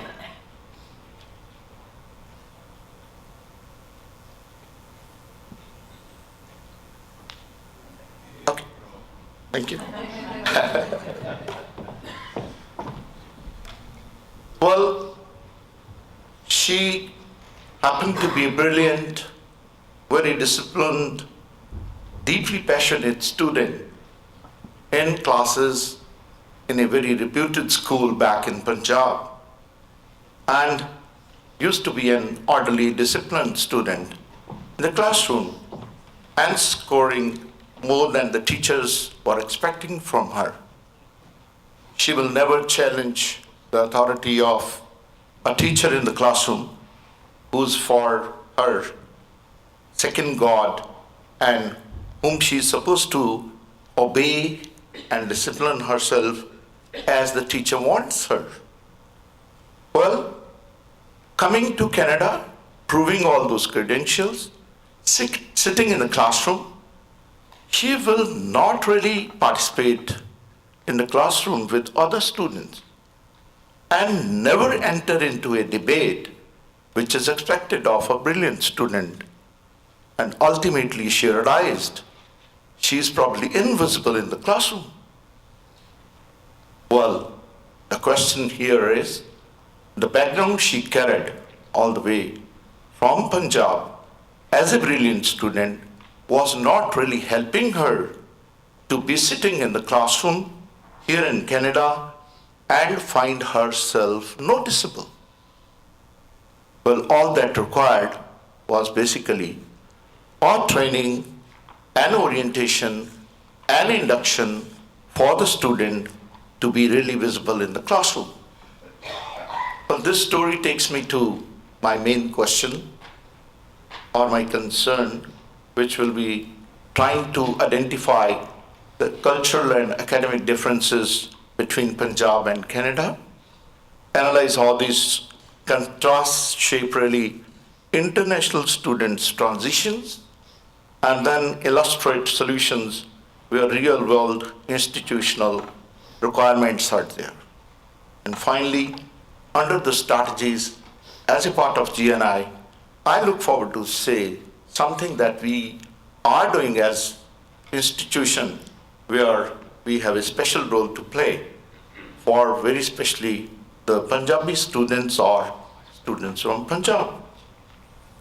Well, to anchor my theme to the theory, I'll talk about Hofstede's cultural lens, where he says it is all the collectivist approach of culture, where you have to be part of considering yourself to be in Punjab and in a classroom, and where we find that the students are living in a group, in a harmony, always helping each other and trying to prove good relations, loyalty to each other, growing together as part of their learning. But when it comes to Canada, the story changes, the individualistic culture takes over, and you have to be showing more independence, more freedom, and then personal voice is more valuable, which was probably a concern for Jaspreet. Here, I see that the historical roots of the Punjabi student of being quiet and listening attentively, being taught right from the school, was probably her weakness. And the strength of anybody here considered a good student is to see that you are participative, you are argumentative, and we have critical thinking as the ultimate goal of our learning.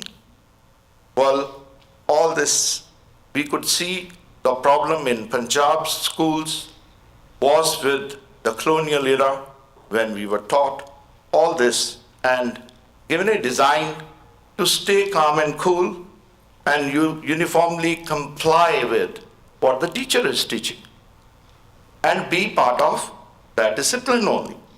Ultimately appear for exams and get good scores. Ultimately, rote memorization was tested in the exams. But in Canada, we find that the system asks for progressive educational reforms which will be valuing creative participation and of course the critical thinking as part of it. If this works, yeah.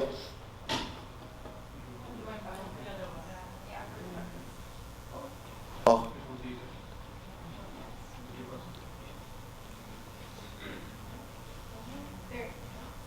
Well, I come down to a comparative analysis now, where educational cultures in transition really matter to be known. First of all, the learning styles back in Punjab is the strength of memorizing what you learn in the classroom and the content mastery to be reproduced as ultimately a test for the learner.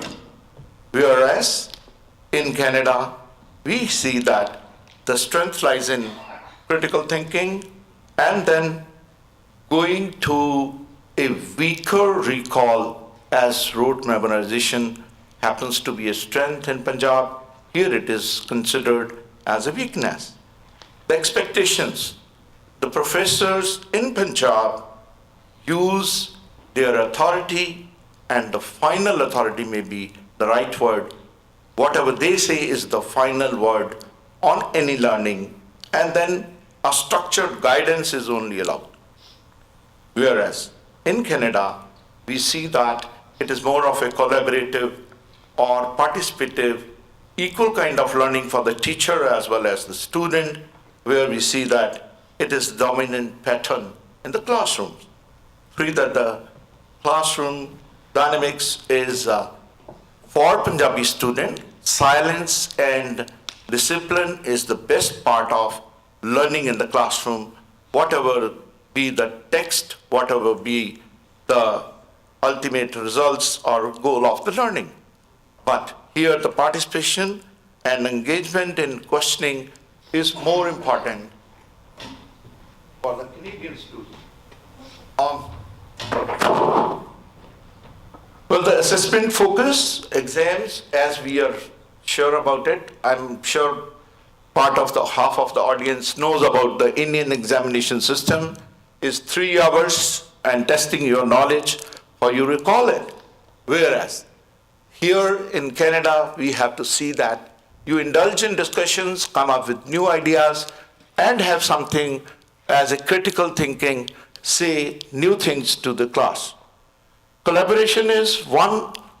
Often the Punjab class is asking for your individual work, and in Canada, there can be frequent group projects to be done in a team, which gives you a chance to prove your mettle in the group too. Well, this takes me to say, education for any Punjabi student is first of all a way to be capable to earn a living. And the kind of skills that he adds or she adds to her own, say, capability is ultimately valued. Whereas for higher education, if I take you back to my days when we used to know about, say, scholars who going for higher education to abroad, to other countries, was usually after proving a kind of strength in their academics, educational qualifications, maybe a post-graduation from Indian universities or PhD from Indian universities, and then come up for research or some kind of postdoctoral here in countries like US or Canada. Now, the opportunities have come down to the age group of, say, 18 or 20, when the young students or the learners are not in a position to even have a hold on their own, say, lifestyle, or never knowing how to stay alone in a different place, in a different country, facing a different culture. Well, as per annual status of education report of 2024, back in India, a student of 3rd grade could hardly read or write something which was worthwhile in grade 2, or a student of grade 5 could hardly do the justice that is required of him or her when it comes to testing the knowledge. Well, this often proved here to be a weakness, where we will find that 15% average youth of Punjab coming here do not really ultimately fit into the culture. And the educational unemployment of those guys will go to even 25% because of their certain weaknesses or limitations being part of a workforce even. Then ultimately, the dominant employment sector that they could look for was only menial jobs, or going in for the jobs where they couldn't really find themselves very comfortable. Ultimately, the employment scene too changed in a big way, because the students from Punjab, if I can show you the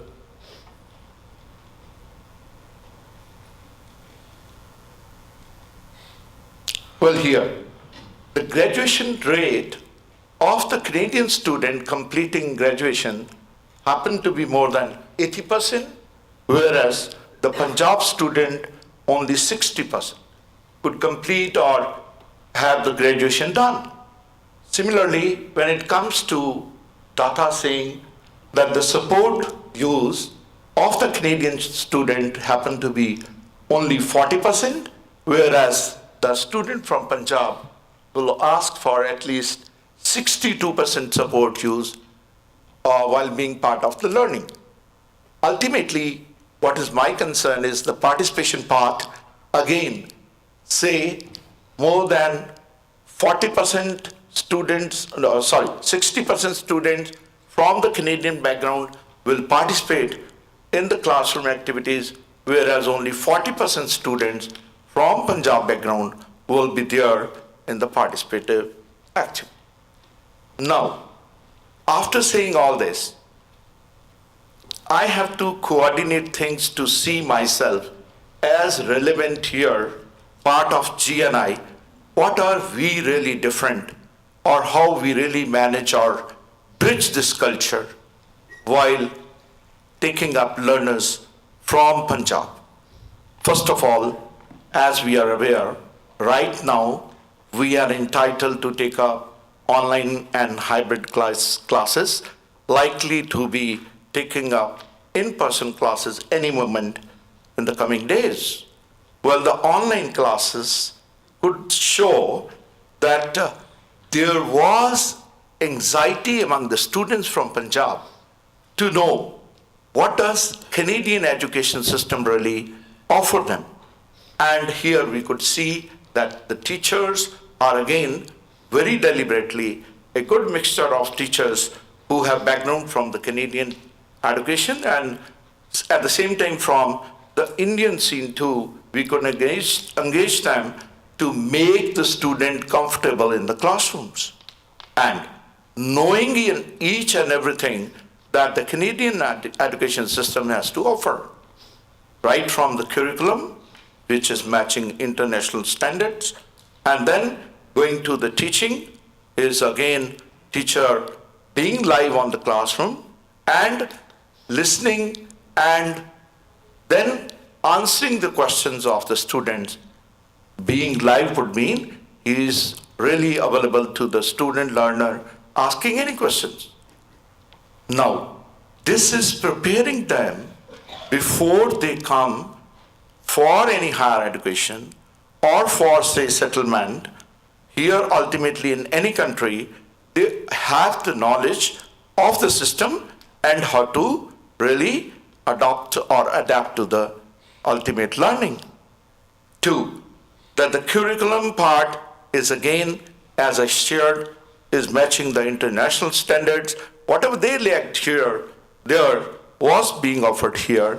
And then we could see that there was a growth graph visible in the students from Punjab who were increasing every day the participative learning part of, you see, the conduct of the classrooms.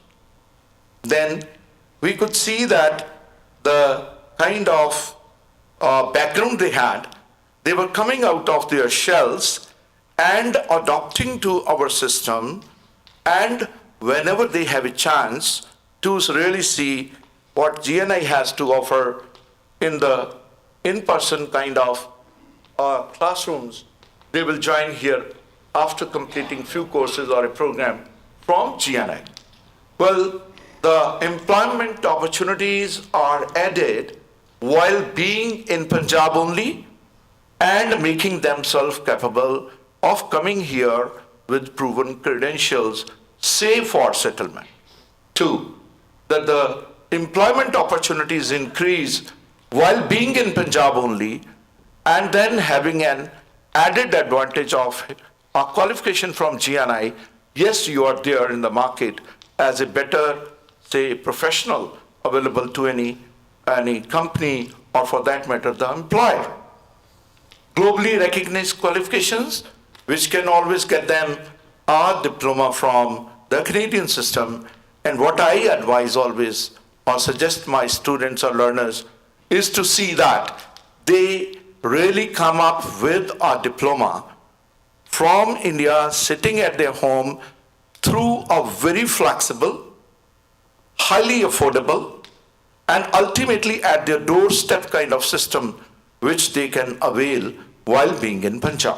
So sitting at home, they can adopt, say, the Canadian education system, and then get a diploma, and then come here, which is a safe landing anyways when we see the students here otherwise suffering on certain counts. The exposure to diverse pedagogy and the learning styles is, of course, if I go to my memory, at least 70% of the teachers with us happen to be from Canada only. So they are providing the best kind of exposure to the students, how they will really find themselves when they come in-person kind of classes here. So this advantage, the pathway to permanent residency too, is with them ultimately. Well, the Canadian system, the employment scene, you will kindly excuse these very temporary caps on the system right now, because this is a generalized way of saying it. These caps are, I'm sure, going to go away and offering all those opportunities as regular educational institutions. Well, the GNI mode I discussed is there is no rush. You can take up any course, anytime, and then complete the diploma. Ultimately, cost effective, or if you go to the websites of other universities, institutions, we can see that there is highly student-friendly fee structure with us. And I'm proud to share with you, for the last 1.5 years, we have been offering up to 100% scholarships to the students who deserved, who are meritorious, and who are likely to be our brand ambassadors ultimately. So the online access has made all those opportunities possible for the students in Punjab, and then the dual context of curriculum. Partially, if I go back to my days in the universities, maybe 5-6 universities at least, making those policies on curriculum, we could always see that we are matching the standards of anything being done in US or Canada. Hence, part of the studies that they have already with them as regular students staying in Punjab is matching us, but the way of doing it is different. That is what we are trying to say here. Well, ultimately, I have to come down to become a troubleshooter.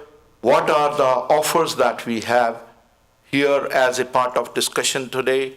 First of all, the leverage of complementary strengths goes to anybody who opts for our GNI courses or programs, because every gain is the learner's gain. There is nothing to lose as such.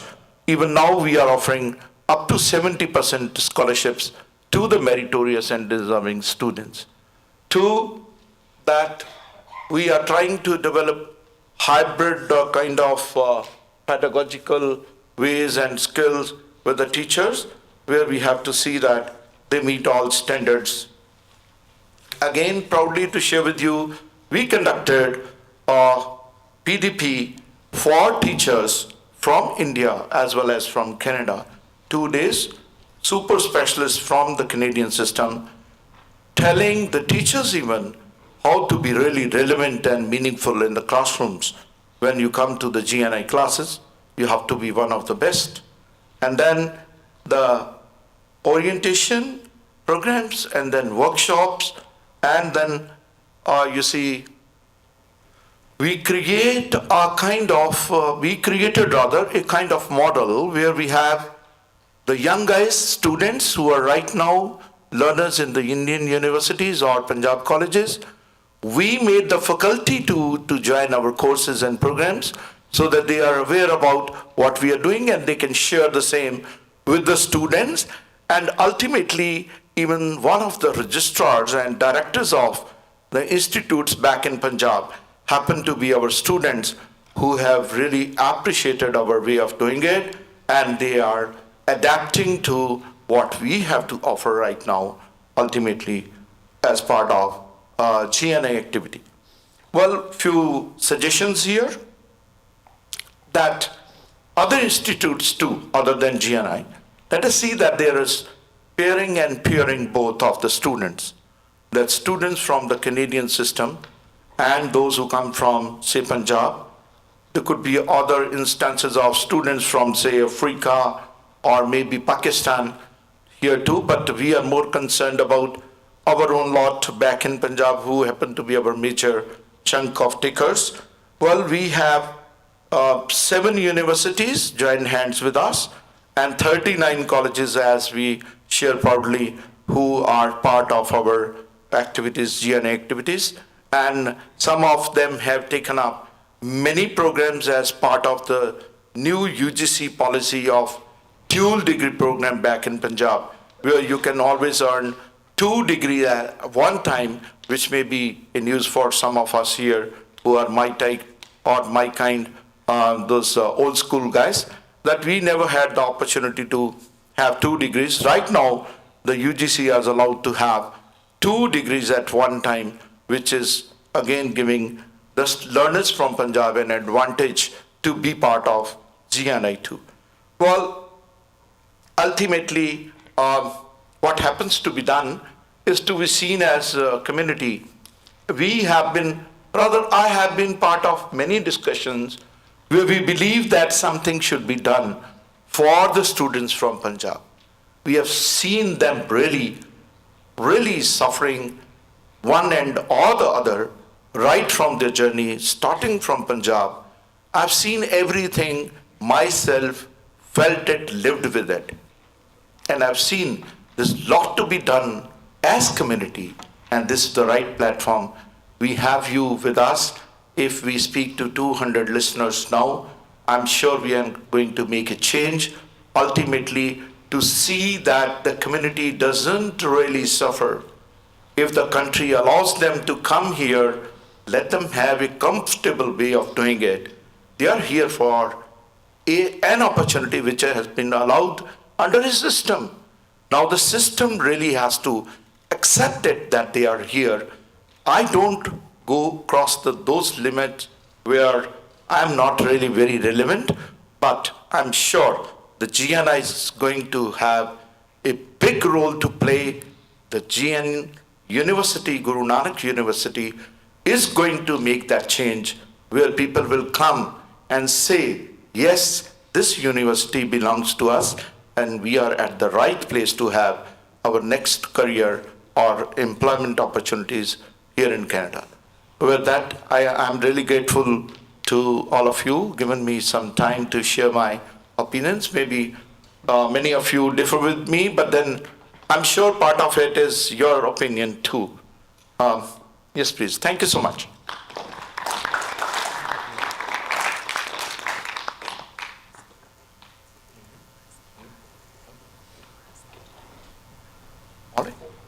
We can do a very quick Q&A if there are any questions.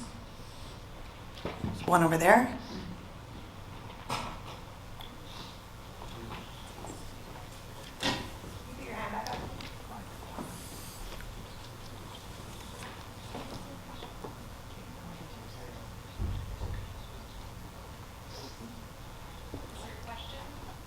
Dr. Bedi, how do you see the difference between the pronunciation of English language back in Punjab and here? There's a difference, and people can't understand. They have to develop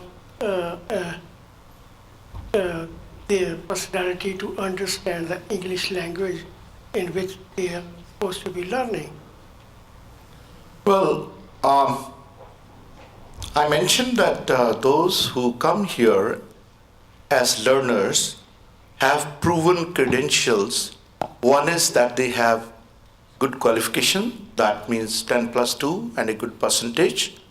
2, that they have proven English language assessment done, which is through IELTS or PTE, and our institute was offering an opportunity as per the system to do that evaluation in our GNI itself.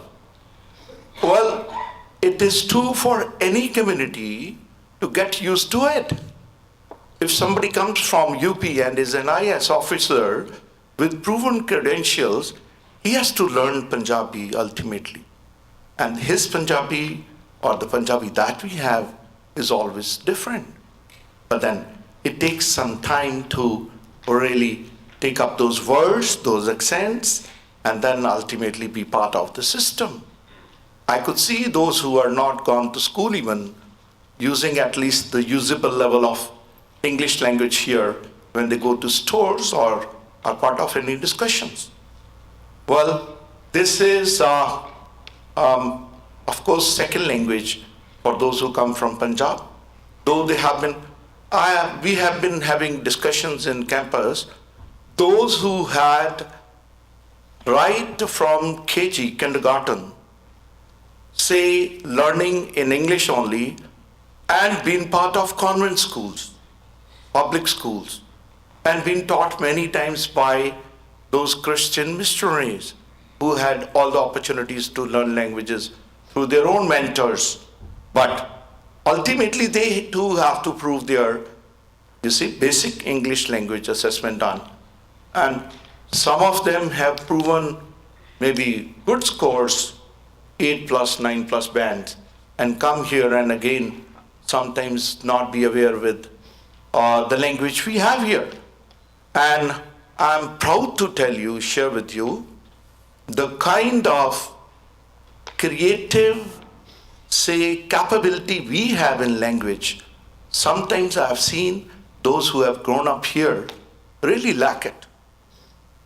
And they do not have the strength sometimes to say that thing in many words where they have to really resort to back to.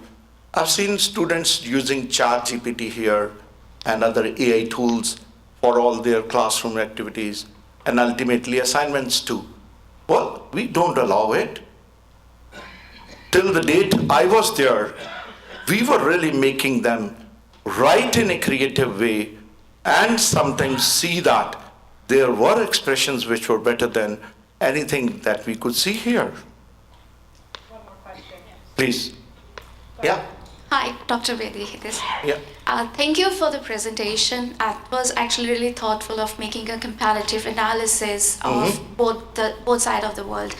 But what I am curious about is to know that are there any other extraneous factors or variables do you see that affect the support and participation of the students in your class or as a post-secondary institution here? Because there's a like you mentioned in the comparative analysis, you jotted down the classroom setting, but there might be any other factors involved which may impact students from Punjab, their support and participation. So I'm just curious to know more about it. Thank you. Well, as far as participative learning and activities is concerned, classrooms really promote, the teacher has to come down to the level of the students and then make them really come up to what is required in the classroom. It depends more on the capacity of the teacher, whether he or she can make things happen to the requirements of the system. Of course, as she says, I'm sure any capacity of, as say, a community, if we talk about Punjab only, it's not only Punjab, but students from other communities too ultimately come to learn what is required. And I'm sure those who are taking up some bridging courses here in colleges and universities come to know what they really are asking from them. And at the same time, with more of, say, opportunities working outside, say, for 20 hours as allowed by the system, they come to adapt, you see, a kind of language that is required ultimately to be an asset to be here. Thank you, Dr. Bedi. Oh. Thank you for all your questions. Okay, thank you so much.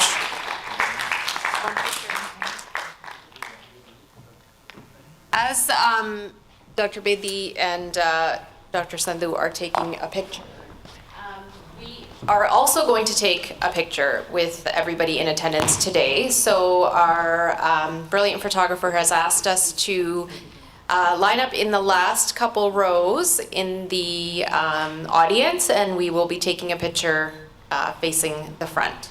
So if we this way and get nice and close in here in the center rows here, then he's going to turn around and take a photo of all of us. So we're just going to all come in close.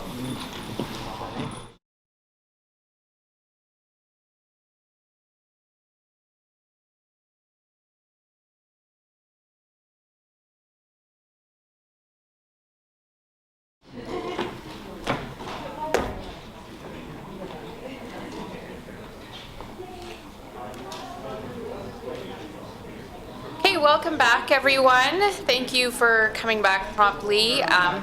No mic? I don't know how to turn it on. Just use my teacher voice.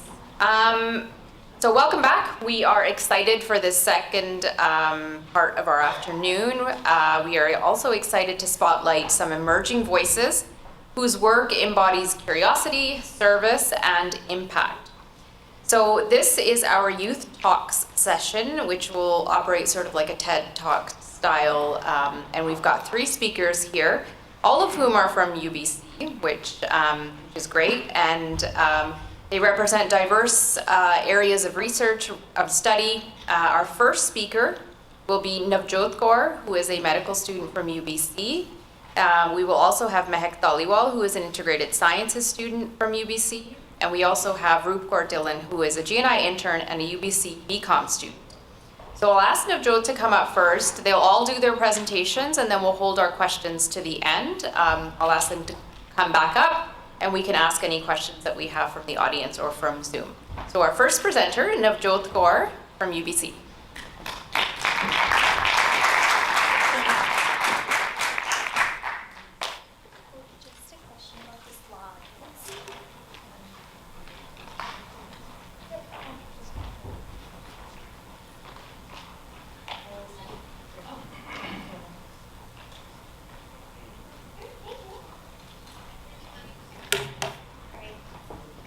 Hi everyone, my name is Navjot Kaur. I'm so excited to be here today. I just want to take a moment first to acknowledge that we're gathered here today on the traditional territories of the Coast Salish peoples, including the Kwantlen, Qussay, and Semiahmoo First Nations.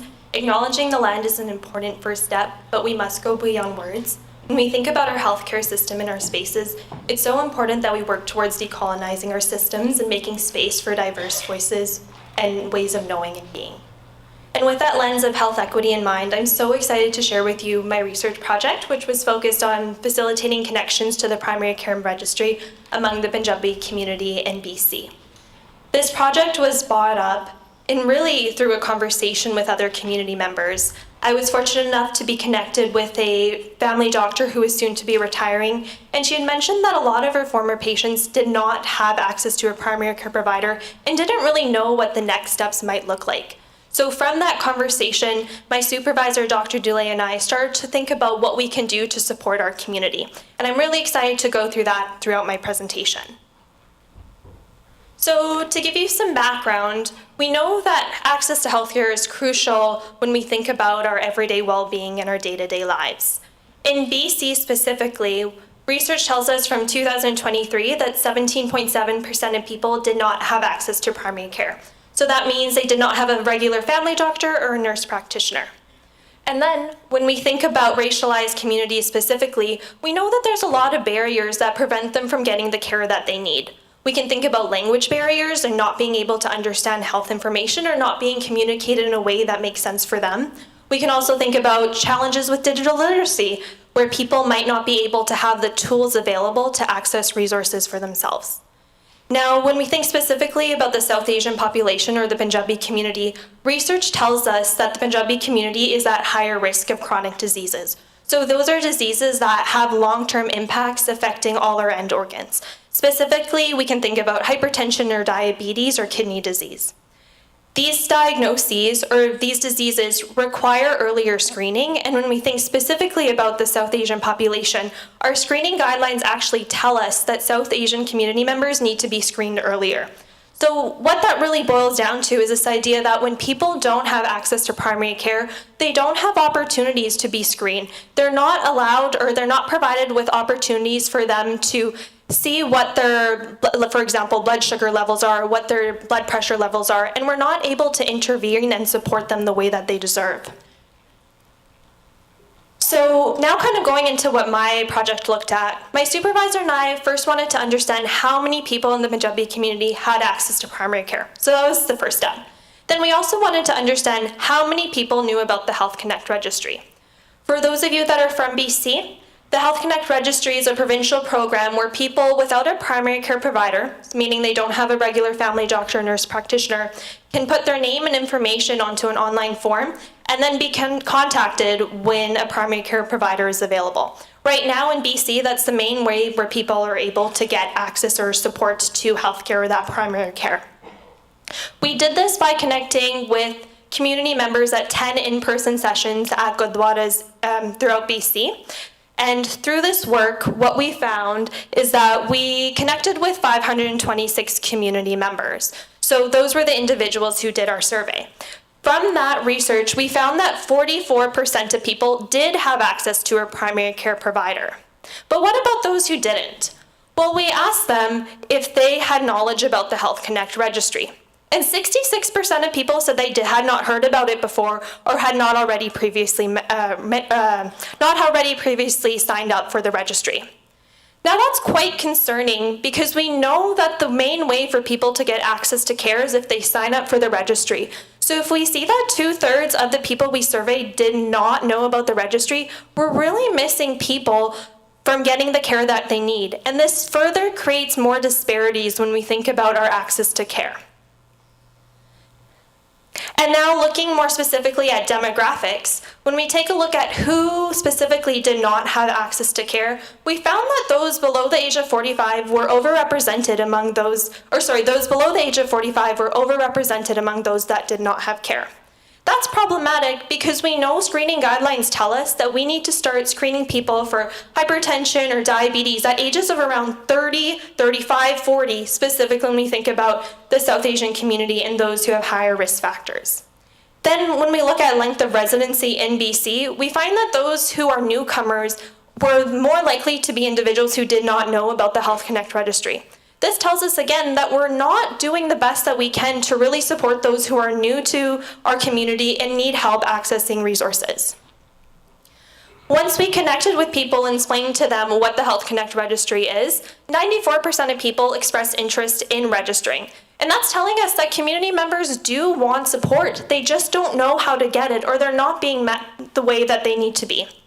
When we explored what types of barriers people faced, people would tell us time and time again that language barriers posed to be a big difficulty because if people could not understand information that was presented to them, that means they're not able to act upon it and really make those impacts in their own lives. Like I mentioned previously, digital literacy also proved to be a challenge as some people simply did not know or did not have the resources to sign up for the registry themselves. There was also a general consensus that people did not have the awareness of available health information, and they didn't have that confidence that they would have liked to be able to navigate the system. So, why this matters? Ultimately, this boils down to this idea that just because a resource is available, it does not mean it's accessible. So we have the Health Connect registry. It's existed for a few years, but if people don't know about it and aren't able to sign up, then we're really missing people. This community outreach project, we really went into the community and held people's hands as we guided them through the process, providing them with QR codes, support, even providing our personal emails and phone numbers to be able to provide people support that they needed at a time that they needed it most. Now, when we think about conditions like hypertension and diabetes, oftentimes they manifest without any symptoms, specifically if we think about high blood pressure. People don't wake up and necessarily say, oh, my blood pressure is high today. But it is high. In those cases, we need to be able to provide opportunities to check and monitor people's blood pressure so that we're preventing those end organ damage from occurring. When we think about the end organ damage from hypertension, we think about things like stroke, heart failure, and kidney disease. Things that could have been prevented if we could have addressed the high blood pressure when it first arose. So what this is telling us is that people need access to primary care, and they don't have the knowledge or they're not really being targeted in terms of the approaches that we are doing to promote our health and well-being. This project also showed us that community-based outreach really does work. And when we step into communities and meet them when they're at, speak in a language that they understand, and provide resources in a way that really is applicable to them, we can make a difference. So what are the next steps of this? The first is to continue to sustain and expand this work. We only did this project at 2 Gurdwaras. There's many more Gurdwaras in British Columbia. There's also other communities that might be affected similarly. So there is certainly an opportunity for us to expand this work. And then the second thing we could do is, like I mentioned before, is create resources that actually are applicable to people. So in languages that they understand, in a type of language that is easy to be understood, and then spread throughout community and channels that work, whether that be like a WhatsApp type of group or YouTube or Facebook, or really meeting people where they are in their community. Now, for the next idea about strengthening data use, that's more at a system level. But when we think about the Health Connect registry, we need to really advocate for that data that's being connected to really understand, are there populations that we are missing?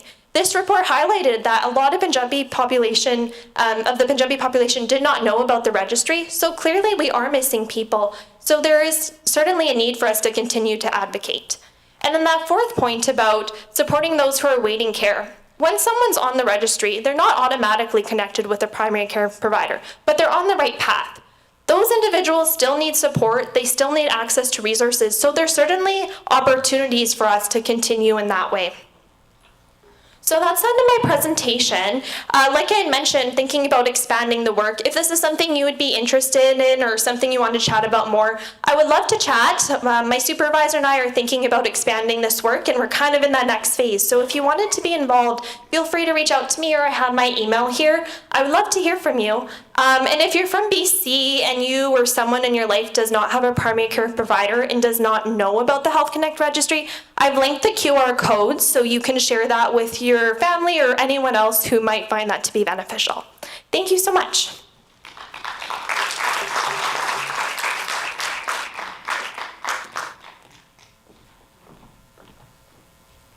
I love students. Thank you, Navjot Kaur. Our next presenter is Mehak Dhaliwal, who is pursuing a degree in integrated sciences, also at UBC.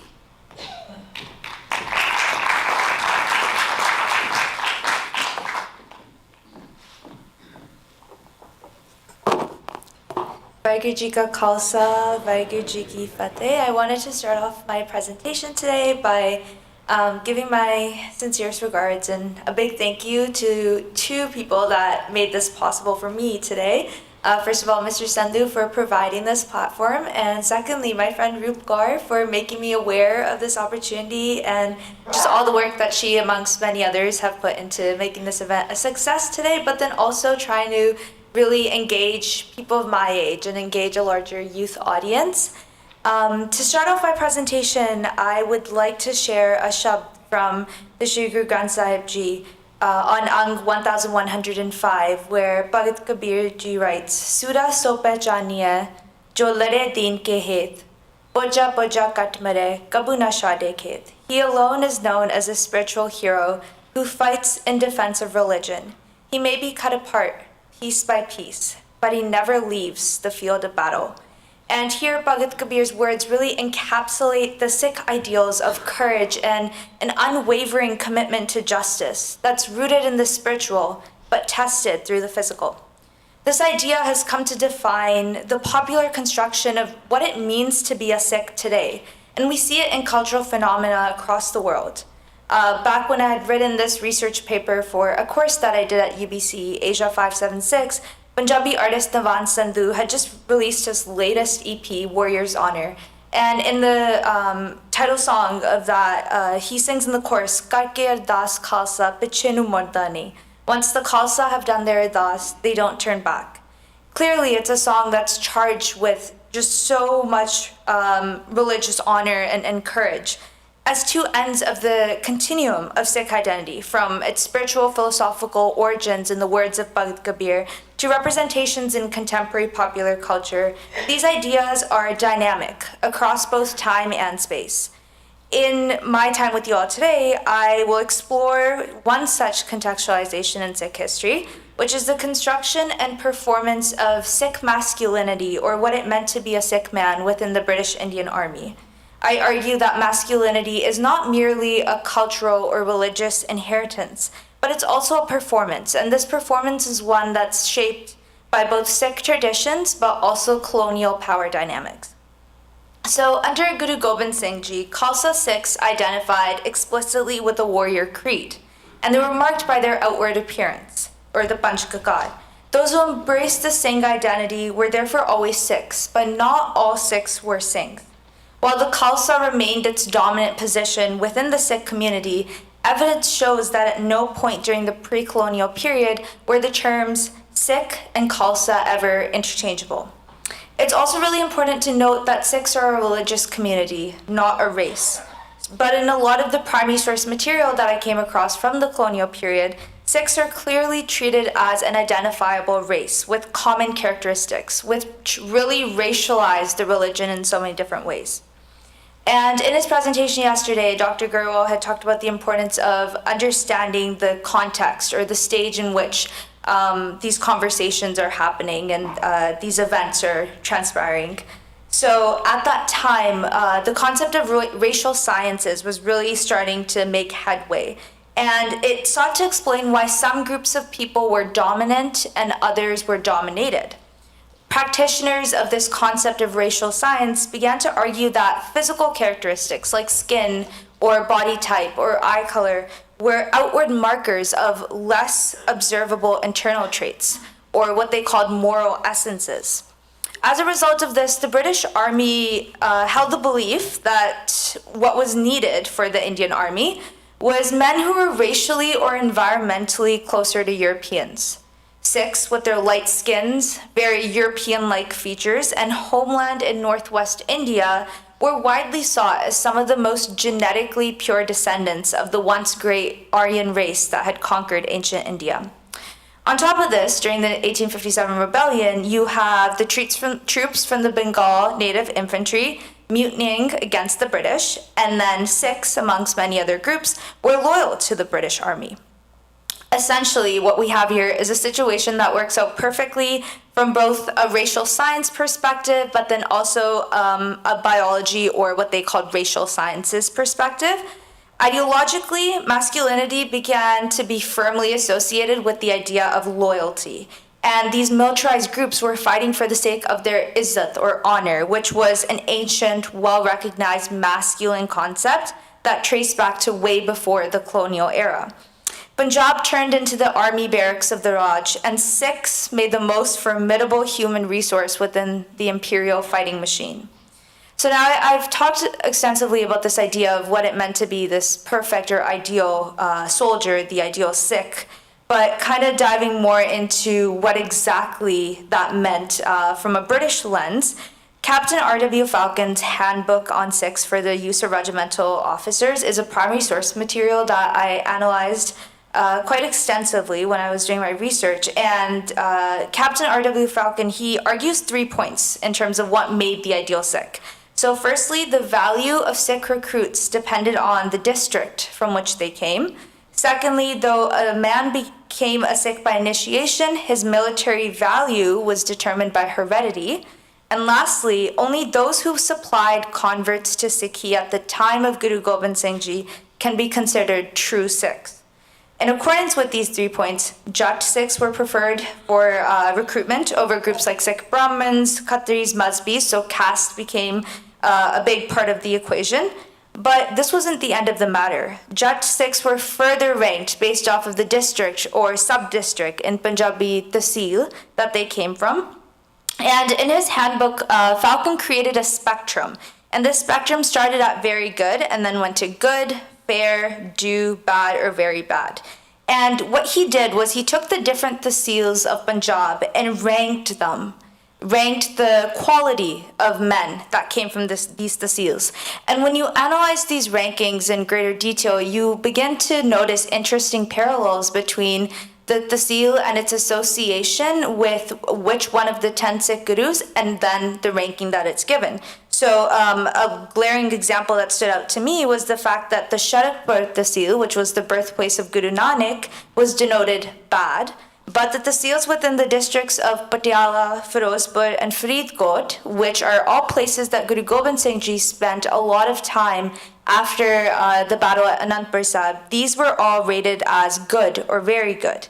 So such classifications really reinforce the prominence of Khalsa Sikhi as the dominant narrative, but what this meant was that a lot of those other practices that were quite influential at that time within Sikhi, so traditions like Nanak Panthi or Dasi or Sajdari, all of these practices were excluded or diminished in the colonial framing of Sikh identity and what it meant to be a Sikh. This emphasis on Khalsa identity aligned Sikh masculinity with martial ideals, such as physicality or courage, but it also marginalized those more spiritual expressions of Sikhi and those more artistic expressions of Sikhi.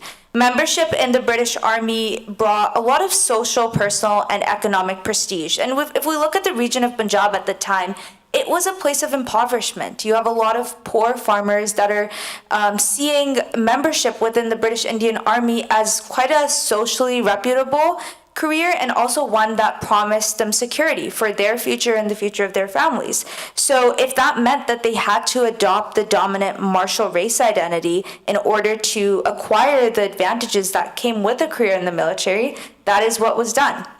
And this fed into the proliferation of a very narrow doctrine of the Sikh faith that was being defined by army commanders. Now, the story doesn't just end here. So once Sikhs were recruited within the Indian Army, the army hierarchy really strongly believed that the martial strength of Sikhs came from their religious practices and beliefs, and that if these weren't maintained, their effectiveness as these elite warriors would decline rapidly over time.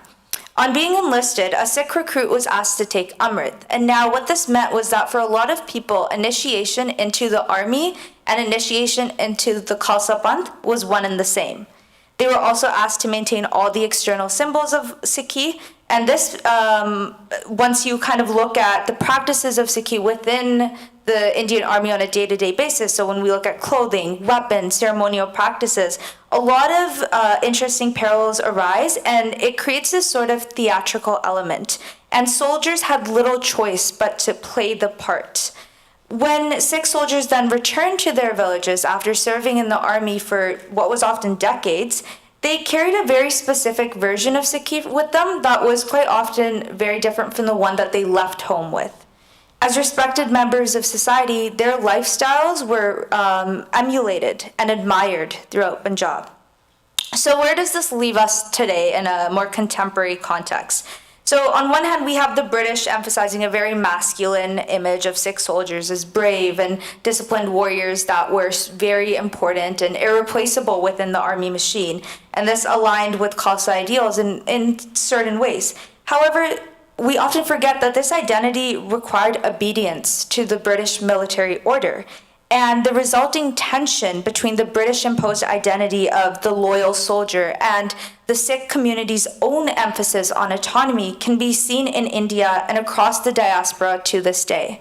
I'd also like to add that sometimes in our expressions of Sikhi within contemporary culture and cultural phenomena, we tend to emphasize that image of Sikhs as courageous and as soldiers and warriors, which is important, but we often forget that the bars of our gurus, from Guru Nanak all the way to Guru Gobind Singh Ji, were also the bars of scholars and people that, while in the face of inequality, yes, we did raise our swords, but as equally importantly, we did raise our pens as well. So in today's context, in the face of inequality, I think it's more important than ever for the youth of today to raise their pens and reflect on our traditions as Sikh scholars and use our voices to fight against injustices and inequalities. Thank you very much.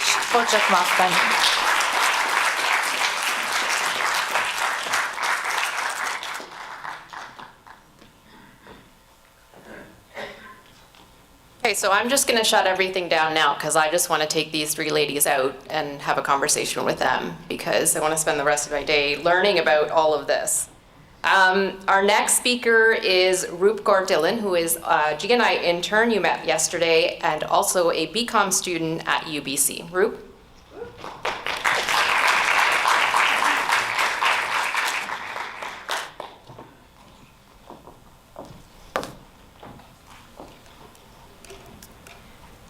Waheguru Ji Ka Khalsa, Waheguru Ji Ki Fateh. My name is Roop Dhillon, and I want to begin by sincerely thanking each and every one of you for being here today.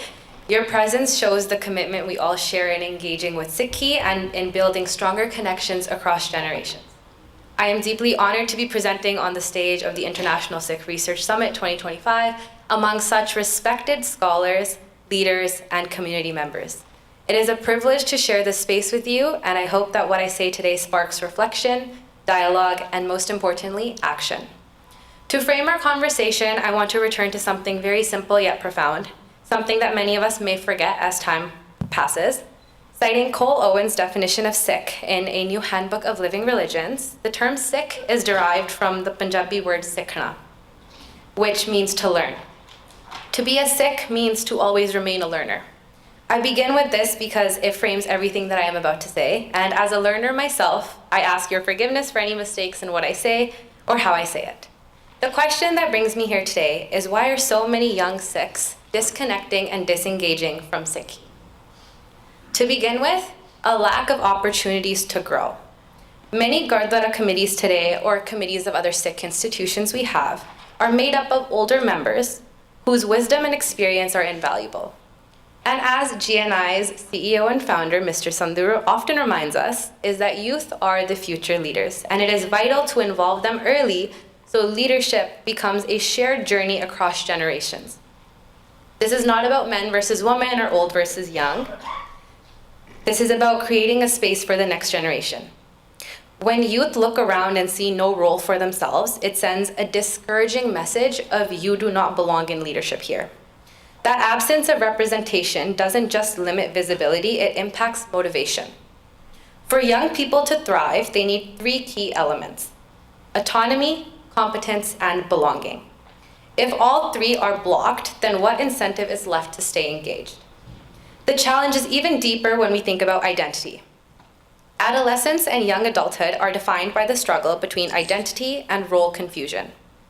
If young Sikhs cannot imagine themselves in leadership or contribution within their community, they face 2 unhealthy options: accept an identity imposed on them or walk away, neither of which nurture growth or connection. Spaces of empowerment and anchoring are too often becoming places where youth have little say and their perspectives are sidelined. This isn't just about representation, it is about ownership. When youth feel like guests in their own religious spaces, how can we expect them to invest in shaping in the future of the community? The next point is the strictness and forced practices. Sikhi at its heart is about freedom and inquiry. Guru Nanak Dev Ji challenged hollow rituals and emphasized a direct, personal connection with the divine, yet many young people today encounter Sikhi not as liberation, but as rigid rules imposed on them. Parents or grandparents may insist that this is the only way, turning what should be an invitation into a command. Instead of nurturing curiosity, this approach breeds resentment. Developmentally, this is dangerous because when autonomy is denied, young people either rebel or disengage. The tragedy is that strictness doesn't deepen faith, it reduces it to compliance. Youth may follow instructions outwardly, but inwardly they detach, seeing Sikhi as restrictive instead of expansive.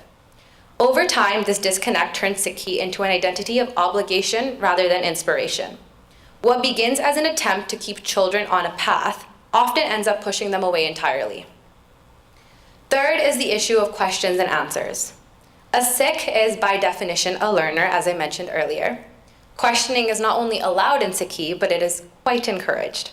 Our gurus engaged in dialogue, debate, and exploration, yet today, when youth ask sincere questions about Gurbani, history, daily practice, or anything, the response is often dismissal or defensiveness.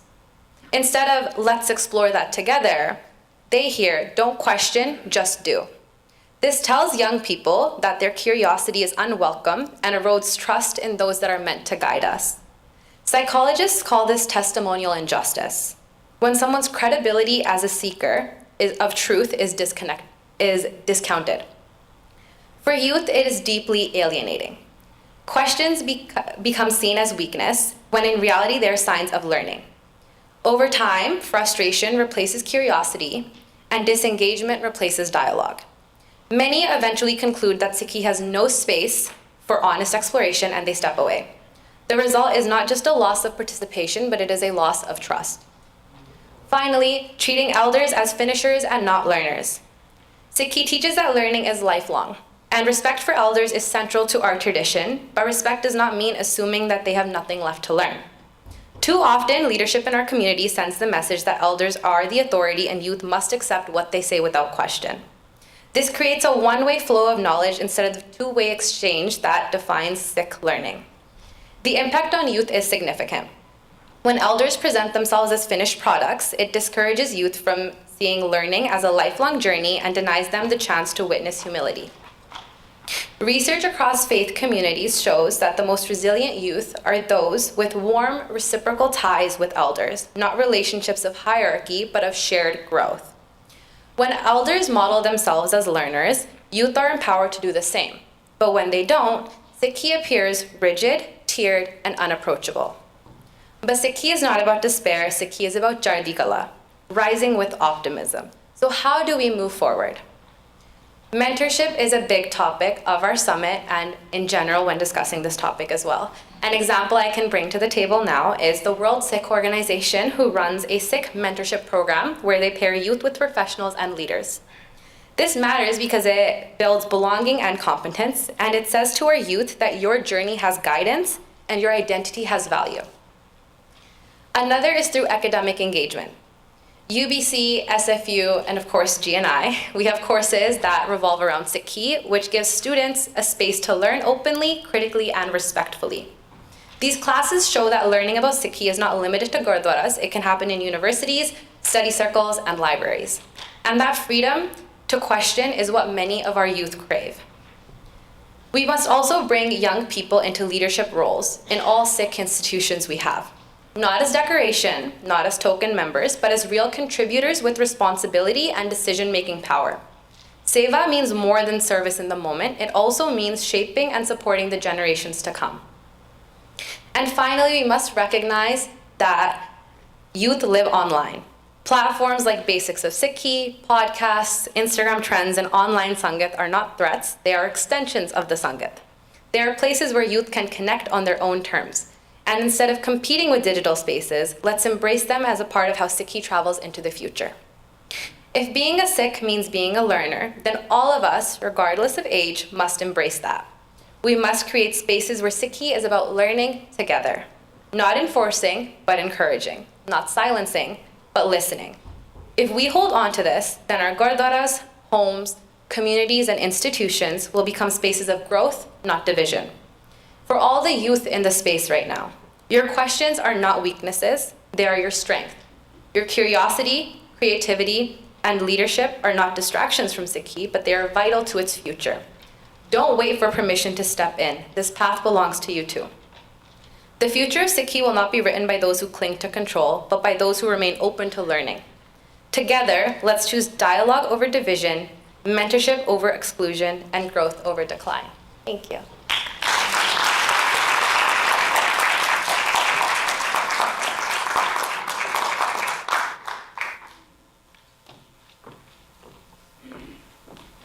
Amazing. Thank you to all three of our students here today, Navjot, Mehak, and Roop. And as promised, we'll open up the floor for questions. We have about time for about 2 questions. If everybody could keep their questions succinct, and I'll call the girls back up to the stage, and you can take turns answering, or if the question is directed specifically at one of the students, we can do that as well.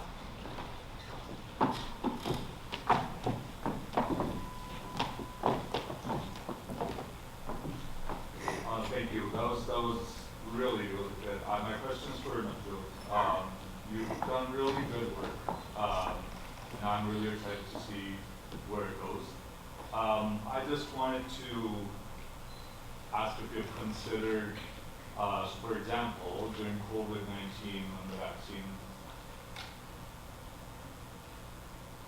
when the vaccine campaigns had begun, there wasn't a lot of uptake in South Asian countries at the beginning, but when WSO stepped in and they ran a vaccination campaign out of Gurdwaras, the uptake went up really quickly.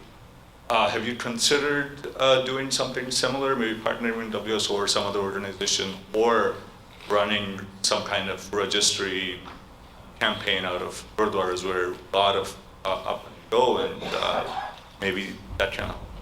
Yeah, no, that's a really good question. And you bring up a really good point, like what this research showed and from the examples you're giving, it seems to be that when we go into communities and we go to spaces where people are, that's where we get the most uptake. So what we're thinking about in terms of next steps is continuing at the Gurdwaras that we did go to, we're going to have programs to provide flu vaccinations and chat about what we can do to keep ourselves healthy. But we're really only going to 2 Gurdwaras. So if anyone here is interested or has connections, I would love to chat because there really is a need in our community. I'm still learning and growing, and so if anyone does have connections, I would love to consider that and see how we can expand this work, because clearly there's a big need and we just need people to do it. So yeah, if anyone would like to chat, very, very open to that. Thanks. Anji, so sorry, just kind of follow up on that. He asked half my question. I'll be speaking with you afterwards, but my question was the burden of effort of connecting with the community that you had. Was this on yourself and your team? And was there any support from HealthLink BC or the Health Ministry's office as you were doing this work? That's a really good question, yeah. So like I was talking about, this kind of built out of conversation. The whole idea was the doctor telling us about this. My supervisor, Dr. Daisy Delay, she's a cardiologist, she's lovely. And us two kind of worked together building the survey. We had connections with the community. Gurdwara leadership helped us, but it was really us kind of on our own. We reached out to Health Connect afterwards. They provided us with some pamphlets, but they were in English. So there's still a big gap between the knowledge that we find and how we're really applying it, because if the communities we're working with and the organizations are providing tools that might not be applicable to everyone, that really shows us there's this gap. So it's very similar for you. If you know of anyone or want to chat, I'd be very open and happy to it, because we have good information and research, and we're really just thinking about where to go from here. Yeah. Thank you. Follow-up question. Ardaas is the regional officer for World Sick Organization of Canada, so I'll be working with you hopefully soon. Amazing. But the follow-up question is this: as you were working on this, did you see any sort of appetite for ongoing support? Because we see this issue in all sectors. Because we're among 6 here, I'll call it WorkSafe BC. The 2021 changes to the hard hat legislations, they did it, but they didn't do the work of community engagement or employer engagement. And they kind of just say, oh, we did this now, go tell your people. So was there any appetite you saw for this burden of effort, which is like an ongoing issue we're trying to like frame right now? But the burden of effort needs to be in these government institutions where they have the funding, the time, or fund us and we'll hire the people to do it. Was there any appetite you saw in making this an ongoing effort?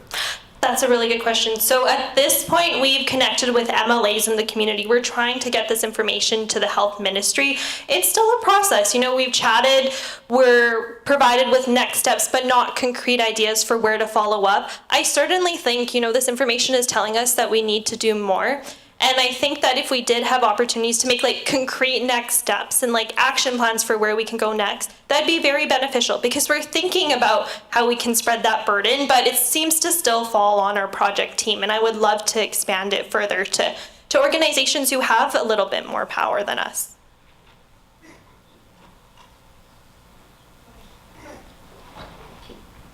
Oh, I think you guys have a gift. I think there is one. Let's do it very quick.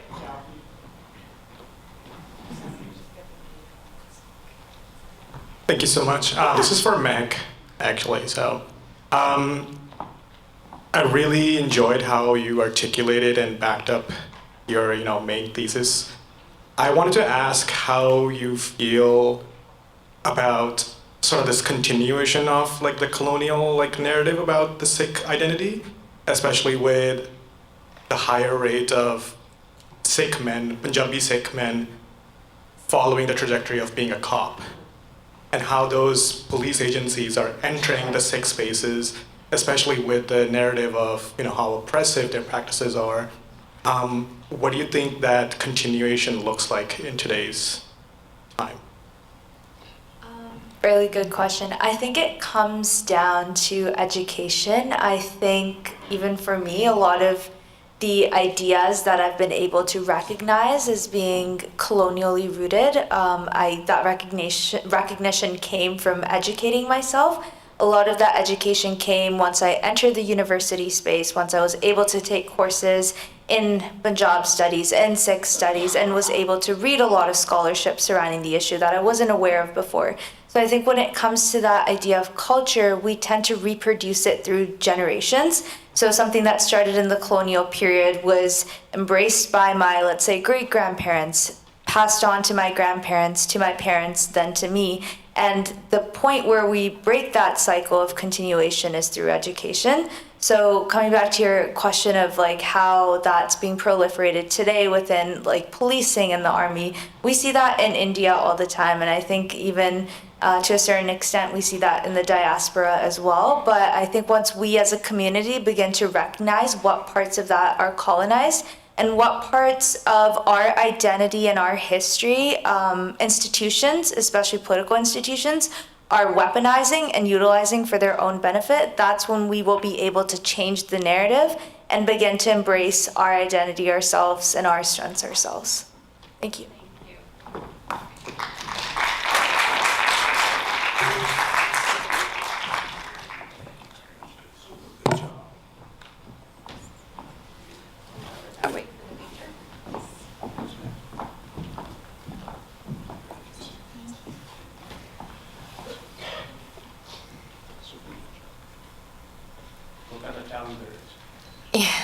Yes, this is so great to see, not just the fact that they are so smart, but also the ways in which they've made these connections to their specific area of study and also into Sikhi. So this has made my day.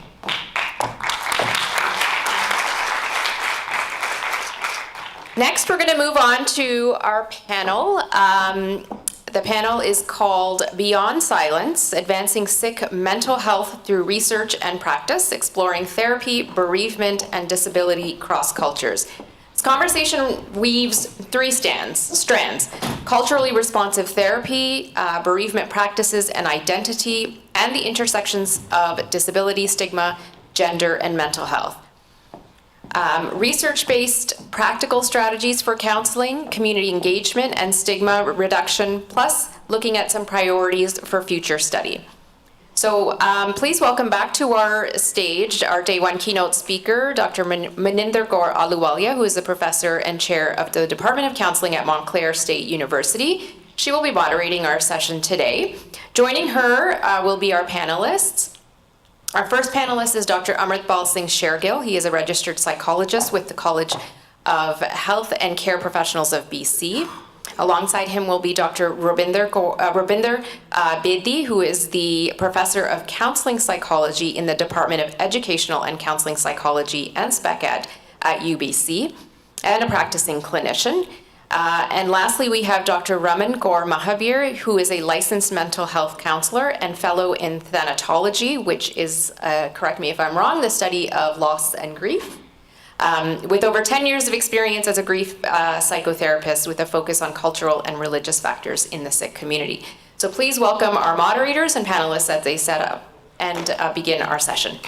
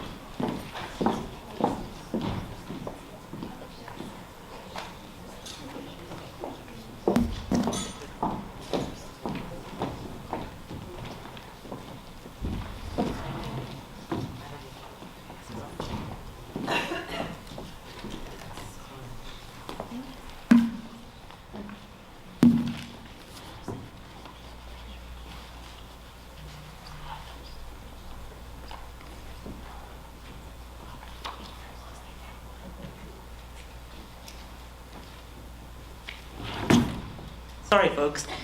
Welcome. I'm very excited about this panel, as I'm sure you are as well.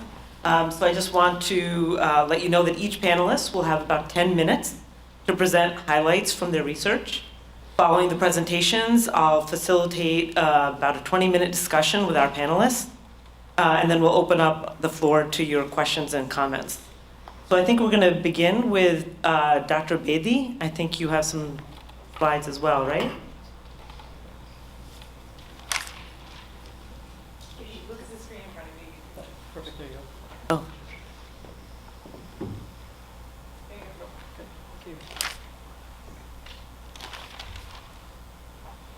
Okay, well, it's an honor to be here.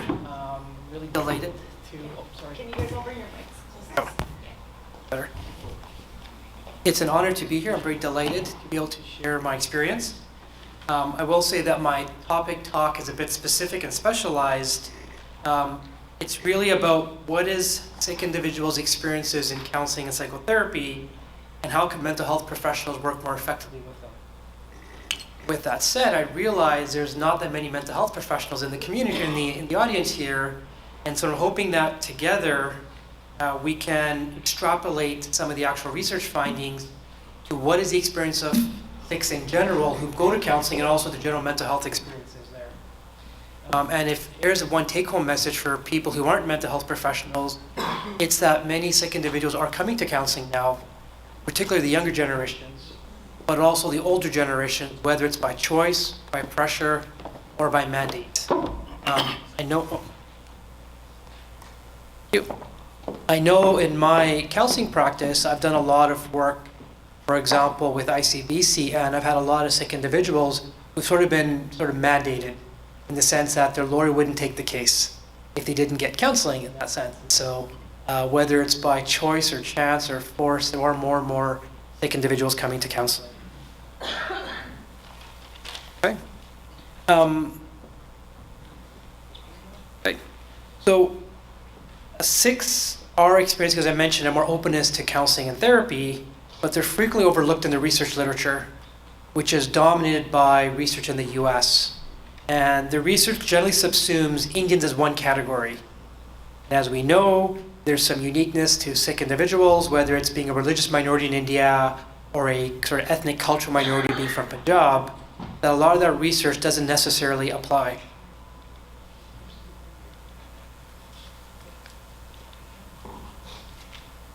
Okay, so I conducted a research study, and the actual citation is up on the top right-hand corner. And really what we're interested in doing was summarizing the characteristics of the therapy provided to Punjabi Sikh clients globally in scholarly case studies. So we're really looking at the sort of peer-reviewed, published scholarly case studies and trying to understand what is the experience, and then provide a thematic interpretation of the process and the experience that they've had.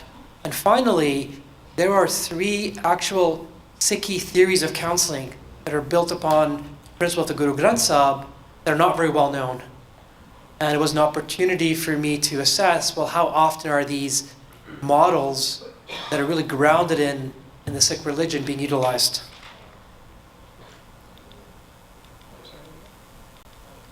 And so I'm not going to go through the technicalities of this, but we did a formal search of Western and Indian databases, and we came across 20 articles that had a total of 58 published case studies.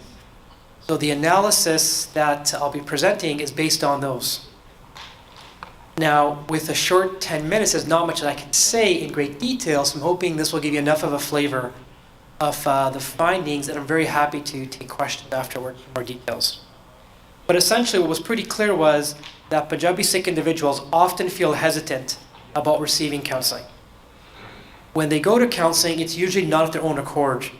They're typically referred from other sources. Typically, they'll seek help for physical conditions, physical issues, academic problems, but then they get referred on when that specialist realizes this is more than a physical issue, for example.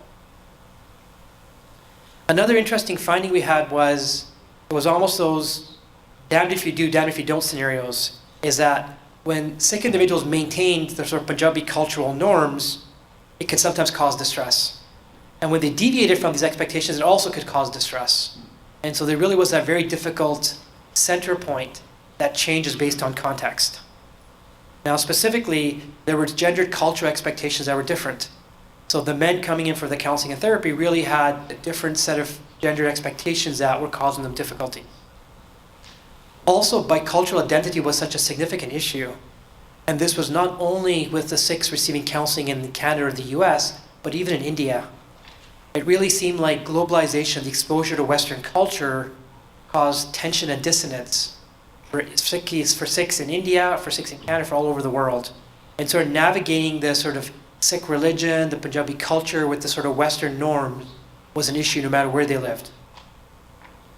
And a third major theme that came out of this sort of subcategory was prejudice and discrimination.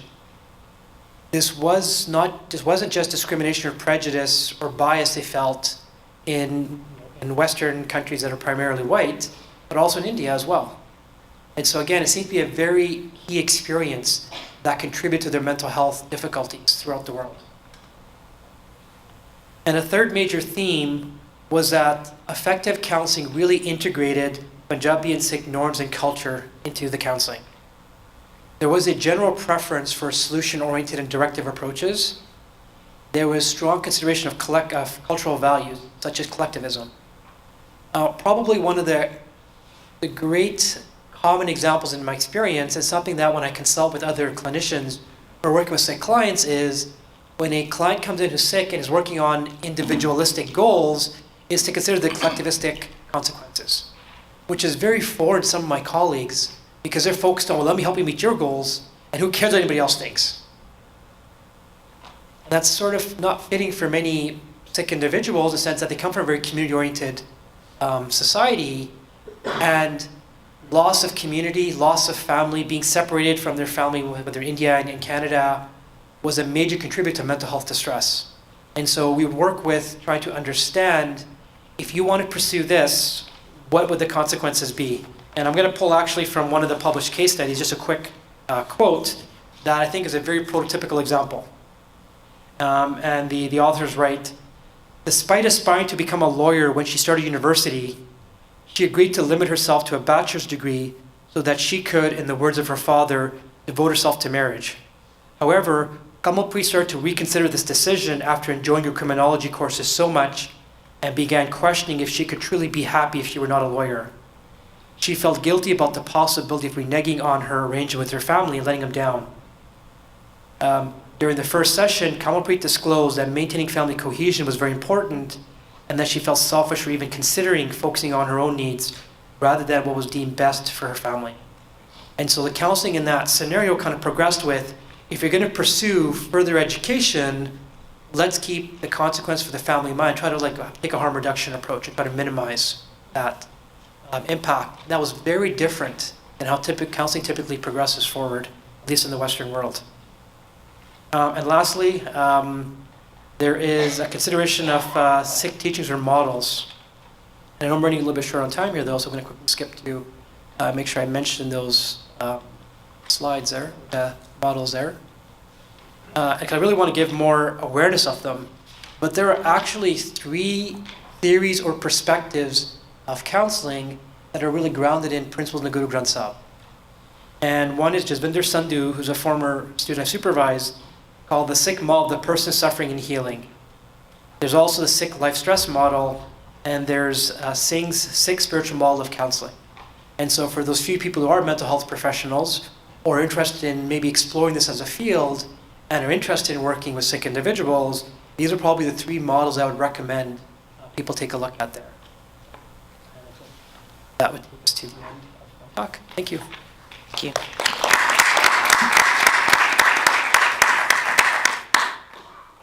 And maybe we'll have Dr. Mohabir speak next. I think she's got some slides. Dr. Bedi, you mentioned there's probably very few therapists in the audience. I bet there's very few grief therapists that are in the audience as well. I guess I have the privilege of being one of them. So my name's Dr. Mohabir. I am a grief psychotherapist based out of California. I work in hospice care with adults at end of life and their families post-death for about 13 years or so, and I've recently entered the field of pediatric hospice care, and just recently founded my own private practice as well, all focusing on grief and loss, death.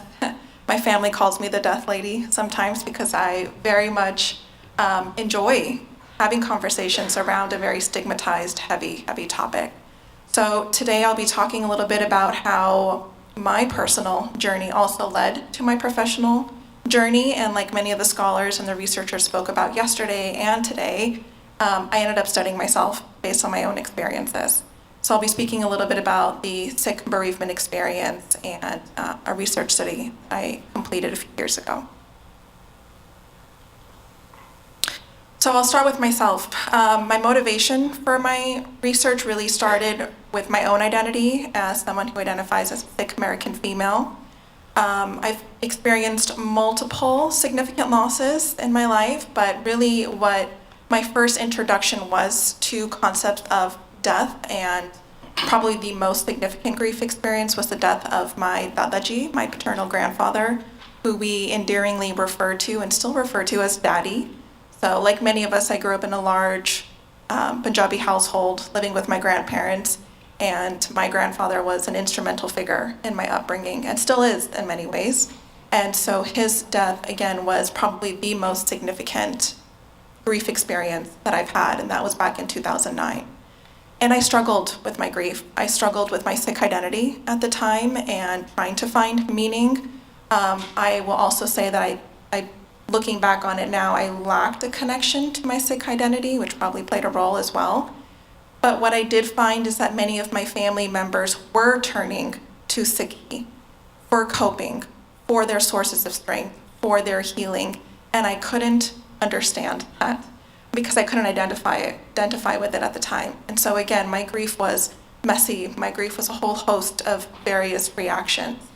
And I was a graduate student at the time, and so like most graduate students, I went and started researching and wanted to see, well, what does literature tell us about how religion and culture does play an influencing factor on the bereavement experience?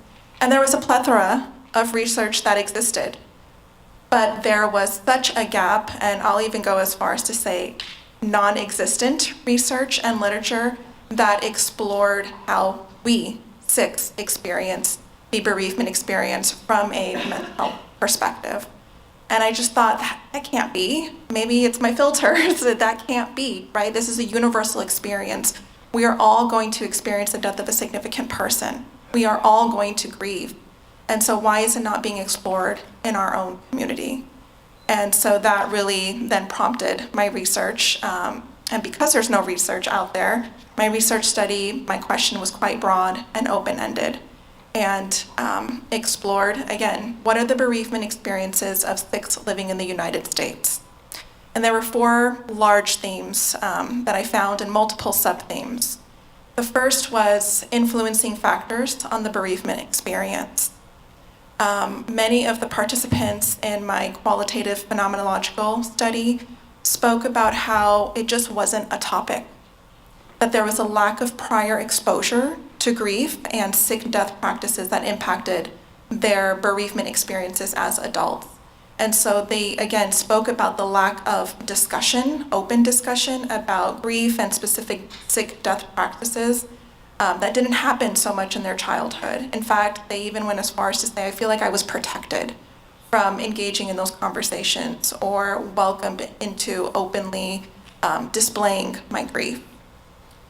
Another sub-theme, which does correlate with existing literature, is that the relationship with the deceased impacts the bereavement experience as well. Many of the participants spoke about having a loving and a close relationship with the person who has died. Several also spoke about having an ambivalent or a bit of a conflicted relationship with the person who had died, and that subsequently influenced how they grieved the death. The circumstances around the death was also an influencing factor. Some experienced anticipatory grief, and so the end-of-life process was a long process. Some circumstances involved sudden and unexpected deaths. Gender norms also impacted the bereavement experience. The second theme, just this overarching theme, was that all participants did carry out Sikh funeral services, and they had varying reactions and reasons why they did it. And so that was, again, another sub-theme, was why we did it the Sikh way. So all participants discussed details of the funeral services and explained why it was important for them. Some of the rationales for those decisions included feeling that it was important to respect the deceased Sikh identity, and so they moved forward with having funeral services accordingly. Others explained that it was just kind of thrown on them, and that it was an immediate expectation, and that family and community absolutely stepped in and helped guide them with appropriate services, but that there was little conversation, little exploration of meaning of what we're doing. In fact, one participant, I don't have the quote in front of me, but she said something along the lines of, I felt like I was just moving in time and space and just kind of going through the motions, and didn't really have the opportunity to explore some of the valuable meaning behind those practices. A third theme was coping strategies and sources of strength. So many of the participants discussed how Sikhi did aid with their healing and served as a coping mechanism. Almost all of the participants spoke about how there really was value in the shared communal grief experience that often occurs within our community with Sangat. And several of the participants spoke about their counseling experience, which I think very much mirrors Dr. Bedi's research and themes as well. Many of the participants either spoke about struggling to find a Sikh therapist that they aligned with and felt comfortable and safe with. I think only one participant was able to find a Sikh therapist. Interesting, one participant shared that he sought to go through therapy with a non-Sikh therapist, and that actually aided his healing because it, for him, provided a safe space. For him, it almost forced him to go back and do some of his own research and educate his therapist. But again, for him, he found comfort in being in that position as an educator, and going back and doing some of the research kind of was eye-opening for him as well. Other participants spoke about some of the stigma that they received when having these conversations within their family systems about the possibility of seeking therapy, and that they ultimately decided not to do so because of some of the responses within the family systems or within the community. And the fourth kind of big theme was the growth that occurred as a result of the bereavement experiences. So many of the participants spoke about the impact of the death and their grief on their Sikh identity, and others spoke about changes in their worldview and how it shifted their sources of meaning and their sense of purpose in life. There's numerous implications as a result of the study that are listed here. I won't go through them for the sake of time. But I did want to say that there is so much future research to be done. I think I've taken enough time off from my dissertation, which this was the study for my dissertation, and I said after my dissertation I'm done, and I need a few years of a break, but I think that break should be over because there's so much research to be done. As I mentioned, this is one of the few, if not the only study that's done, at least in the United States, of the Sikh bereavement experience. The criteria was quite broad, regardless of your age, regardless of your relationship with the person who had died, regardless of the circumstances around the death, regardless of how much time had passed since the death. And so those are all areas that we can explore further in research. I can speak to that a little bit later. Thank you.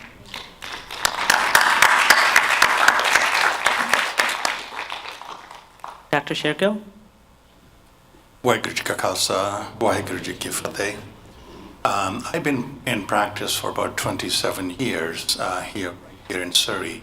So I'm going to share some of my experiences with my clients and what I see in practice. But before I do that, I'm going to quote the same shabad that's been quoted by a number of presenters, Bhagat Kabir Shabad.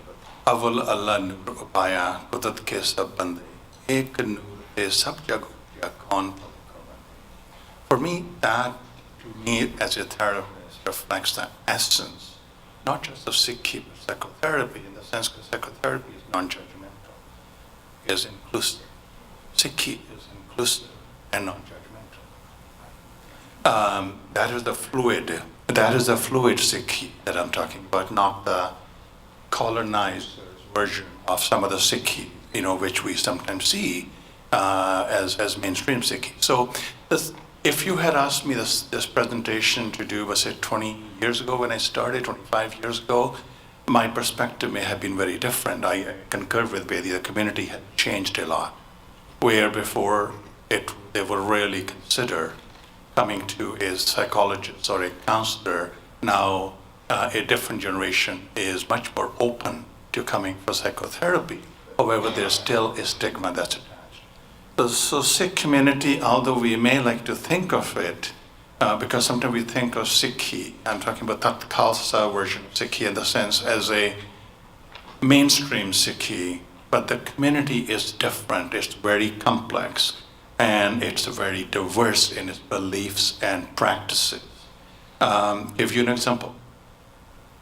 You may find a person speaking about the Sikh belief in equality of, genders, but in the same breath they would be making misogynist comments.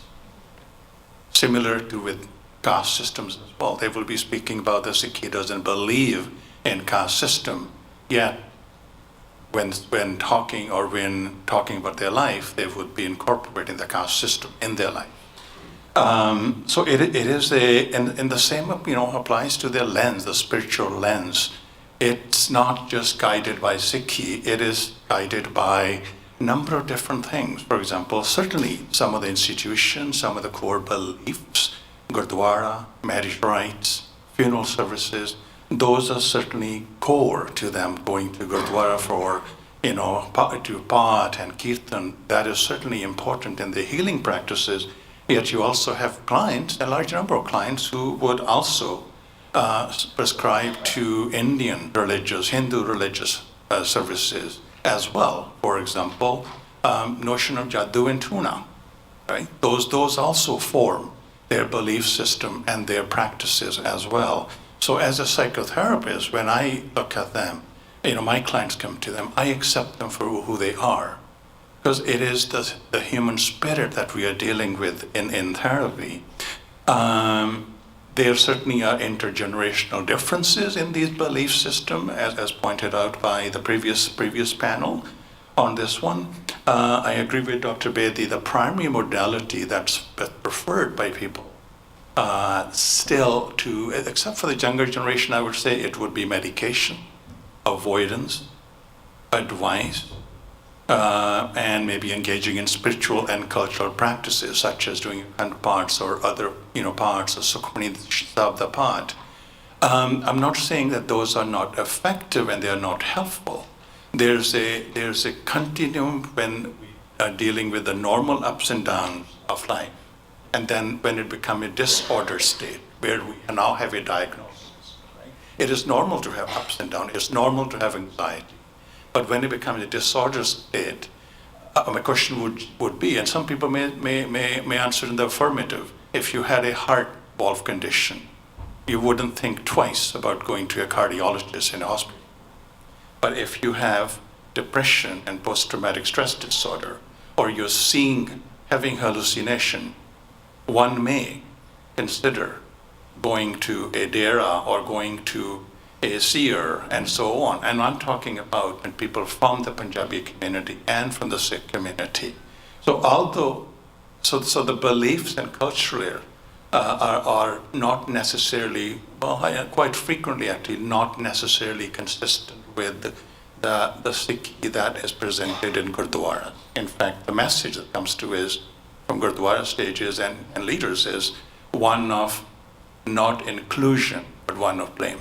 Right. I'll give you an example where this becomes a problem. I had a client who had a bipolar disorder, pretty serious condition, was well managed on medication, goes to one of the Gurdwara and starts speaking with the people of the Gurdwara, they convinced him, because someone, when they have a manic part of the bipolar disorder, they have a lot of energy, they may not sleep for 2, 3, 4 days, they may not eat for the days, they may have grandiosity features, thinking he has special powers.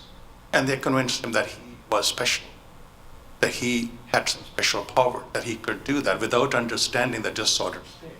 And now this person gave up their medication. Not only did they give up, they had developed followers, about 50, 60 people who started following this individual. My job was to help him back on medication and treatment. So this is what we kind of deal with in this situation. So there is, and I know that the title was also therapy, bereavement, and Dr. Peter's on bereavement, disability. In my practice, I deal a lot with impairments and disabilities. When it comes to disability, with exception of younger generation, there's this attributional error. If something good happens, it's personal agency. It's my hard work. Something bad happens, it's fatalistic, predetermined. The punishment from previous karmas, and so on. So it becomes very much of a disability focus, saying I don't have any personal agency when something bad happens. But I do have personal agency when something good happens. So there's a contradictory belief system there, and then you work with that, right? The other things, and I'll finish with this one, because there's a lot of things we can cover. I'll give you another example on a gender issue example. And I had a woman who had some serious physical injuries resulting in psychological injury as a secondary sequela of that. So she couldn't do her normally prescribed gender role, which is to cook for the family, clean up, laundry, the typical stuff that's expected in the culture. And not necessarily in Sikhi, but the Punjabi culture, the Indian culture is there. Her family asked to meet with me. She didn't have a choice in that matter. Now, family by family, I mean 3 or 4 men in the family. They came. And I'll say in Punjabi word, हाँ चलो ठीक है, problem तो हैगी है, पर कितनी छेती फिर छुटकी साडी तो रोटी नहीं दुलदी. And I just sat there in my mind, and didn't say this. I had to work with them, right?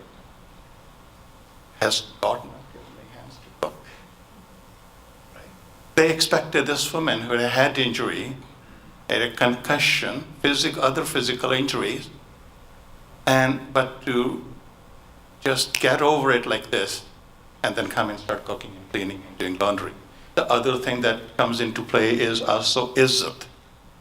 The notions of izzat, sometimes I say misguided notions of izzat. And what governs behavior a lot of time in the community is what will people say, loki ki kahange? Not mere family li ki changa ya mere parivar li ki changa ke loki ki kahange. Main parivar li loki ki kahange ਉਹਦੇ ਲਈ ਬਲੀ ਦੀ ਬੱਕਰੇ ਦੀ ਬਲੀ ਦੇਣ ਨੂੰ ਤਿਆਰ ਹੈਗਾ ਜਿਹੜਾ ਆਪਣੇ ਪਰਿਵਾਰ ਦਾ ਬੰਦਾ ਆ, ਪਰ ਮੈਂ ਕੁਝ ਕਰਨ ਨੂੰ ਤਿਆਰ ਨਹੀਂ ਉਹਦੇ ਲਈ. ਦੂਸਰੀ ਆ ਜਾਂਦੀ this the issues regarding patriarchy certainly plays a role in the issues of control and power, mostly by men, of course, right? Misogyny as well. The other thing that's affecting the community is alcohol. It's a major issue. Alcohol is a major issue. And now drugs have also seeped into that. So I just wanted to give you a sense, a picture of the clients I've dealt with over the last 27 years. But if we take that bucket to be Shabbat in every one of our lives, and whoever comes in contact with a family member or others, and look at that as inclusive and non-judgmental perspective, then each one of us can play the small psychotherapist role without training. Just listen. Thank you.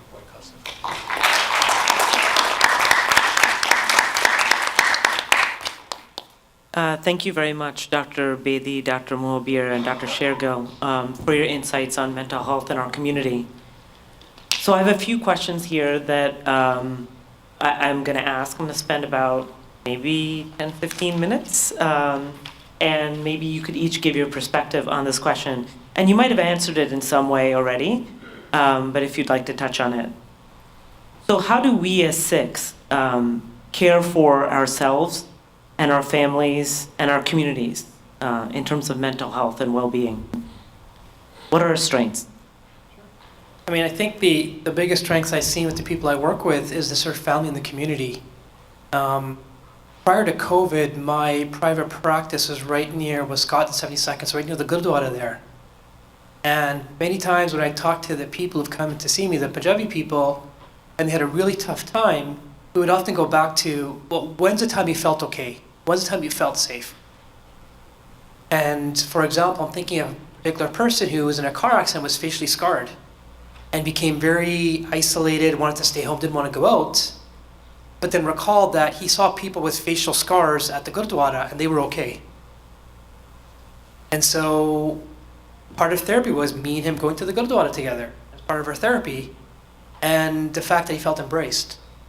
So I think the one big strength of our community is from the religious standpoint, not the cultural standpoint, it's the equality. It's everybody's equal, everyone can help everybody else. And sort of the seva and the notion of sort of giving, giving and sort of sharing. I think those are probably some of the biggest strengths that our community has to help the mental health issues of the entire community. Yeah, so family, community, acceptance, and generosity, giving. Yeah, thank you. I would echo what Dr. Bedi said as well. I would also say that if we can get rid of this just one thing, loki ki can maaf karna, this will resolve a lot of issues. We just said loki ki can, right? ਤੁਹਾਡਾ ਪਿਆਰ ਆਪਣਾ ਪਿਆਰ ਲੋਕਾਂ ਨਾਲ ਹੈ ਕਿ ਪਰਿਵਾਰ ਦੇ ਨਾਲ. And one other thing I'll share, this is unique, not necessarily Amritdhari Sikh, but certainly Amritdhari Sikh have seen that. For example, Dr. Bedi mentioned scarring. I've had people who had amputation, hand amputation, right? Either here or all the way to arm or leg amputation. And they feel they're no longer worthy of the Guru. They no longer can partake in Prakash and doing, they'll be okay with Gutka, but not Guru Granthis, holding the Guru Granthis or handling the Guru Granthis. And sometimes those beliefs are perpetuated by Gurdwaras and people who have power in Gurdwaras, centers, and so on. So that's one area we need to work with. I can't see if Guru Nanak to Guru Gobind Singh were sitting here, they would say, sorry, tu nahi aa sakta. Tu langda hai, ta jo lula hai, utthe jo ja. Right? Kadi ਕਹਿਣਗੇ Guru Sahib nahi ਕਹਿਣਗੇ, na Guru Granth Sahib ਕਹਿਣਗੇ, ਪਰ ਉਹ belief ਜਿਹੜਾ ਆ, ਉਹ ingrained.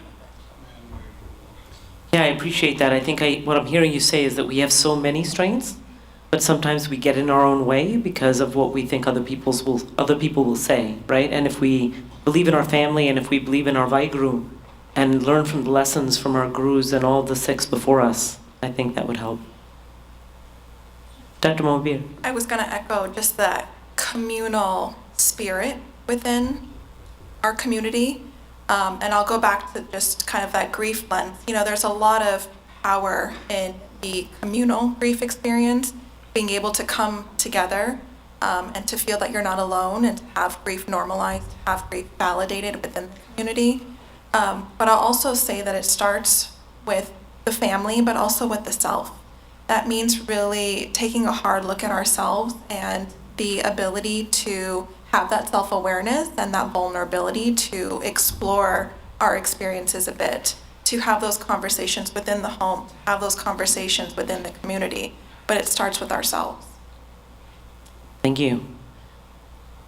So if you could speak to a little bit about the ways in which the Western concepts of mental health align or differ from the concepts of health, wellness, healing, and Sikhi. Okay.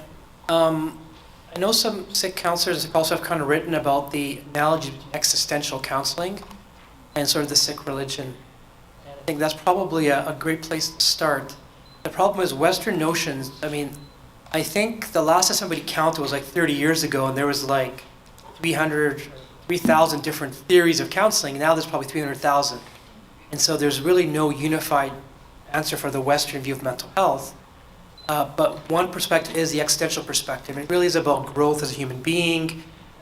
Some Sikh counselors have kind of drawn analogies between the sort of vices of Sikhism and using that as a way to sort of move forward and identify issues in counseling, issues with the clients. So I think taking that sort of broader human perspective, a broader, we all exist, what we all have in common as humankind perspective, I think those branches of psychotherapy and counseling, those theories, align the best at that level.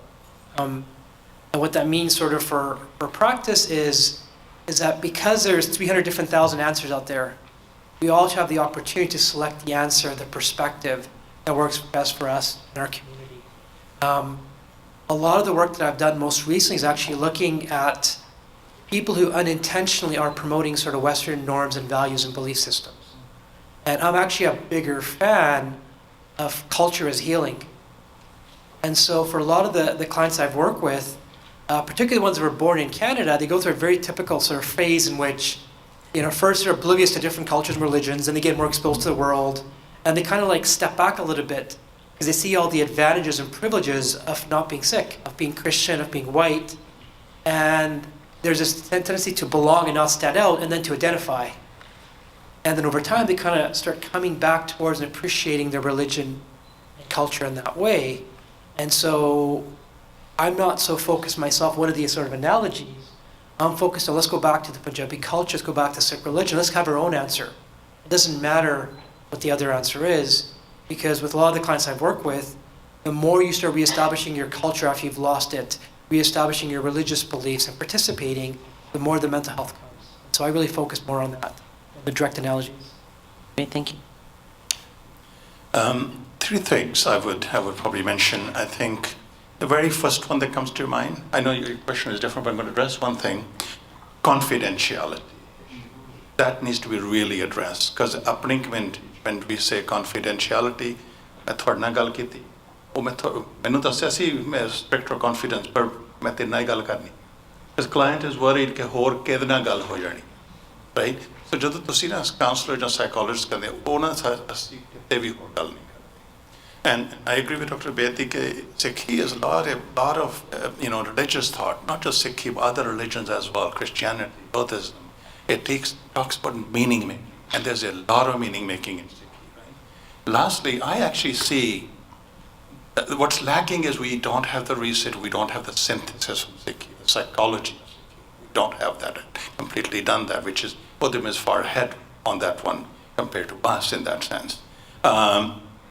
For example, the notion of man jeete jag jeet, right? If you conquer your mind, you can conquer the world. Now, how is that different from cognitive restructuring, right? Cognitive behavior therapy. All of Guru Nanak's, starting right from the beginning, is challenging the belief system, is cognitive behavior principle and strategies in that sense. What we're lacking is we don't have the synthesis at this time and the research to support that synthesis works. So I'm going to answer directly from some of the feedback that I had received from my participants, which ended up being one of the implications of the study. I think their voices were important here. So the participants in the study had shared their coping mechanisms, which were often turning to social support and their religious faith as a resource. And so it suggests the importance of exploring how elements of Sikhi, such as listening to Bhat, Kirtan, Shabad, served as a coping mechanism. As I mentioned before, many of the participants also spoke about the power of Sangat. And so I think that mental health professionals would do well in kind of bridging traditional Sikh coping mechanisms with Western structures. It reminds me a little bit of what Roop was saying earlier in her TED Talk style talk about this idea of dialogue, both internally but also with others, about what is healing, what is important, and what is right for us. And I think that changes generationally. And I think if we open up ourselves to seeing things differently, I think that would be really important. The other thing I remember when Dr. Shergill said about confidentiality, that's between client and therapist. I think if we could take that concept, a watered down version of that, into Sikhi and into our community, that would be really valuable. When someone shares something with you, it's not about you sharing it to the next person. It's not about chugliyan, right? It's about how can I help this person, my brother, my sister, my mother, my father, my daughter. How am I going to help them succeed? Because the success of that individual is the success of our qawm. Please.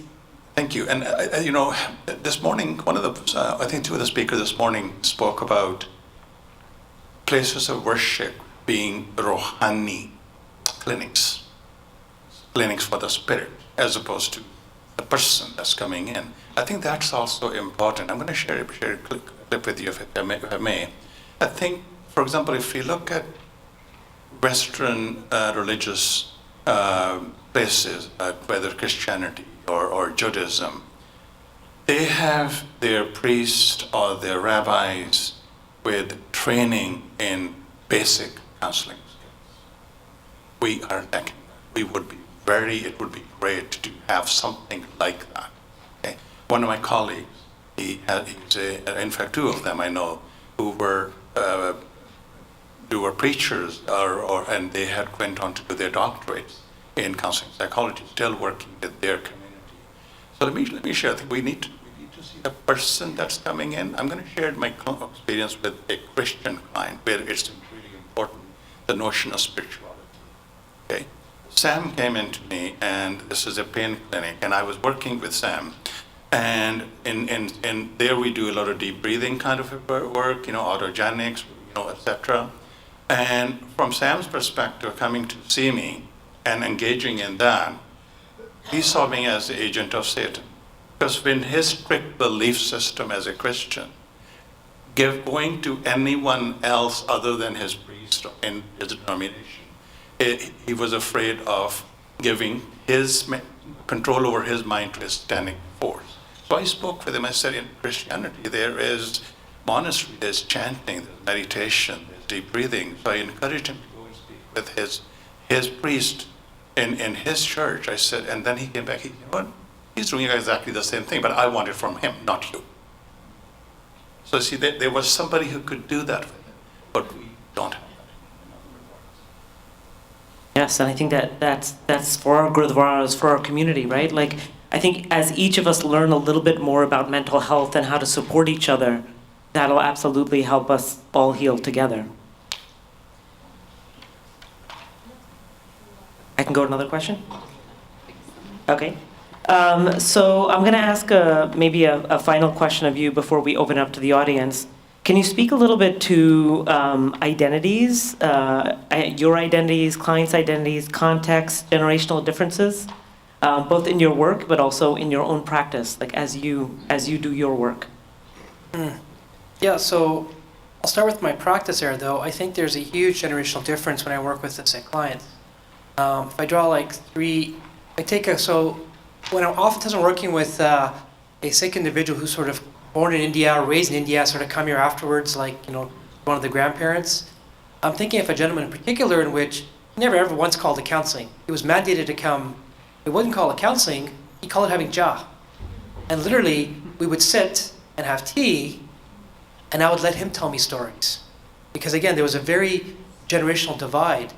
But through listening to his stories and asking him questions, I would guide him towards telling me the better stories, the proper stories in that sense. And that sort of fills back into the sort of cultural perspective of, a lot of the traditional Indian culture is more storytelling. And you can't expect someone who's been socialized and believes that way, that's all they know, to come and start talking about their feelings in that sense.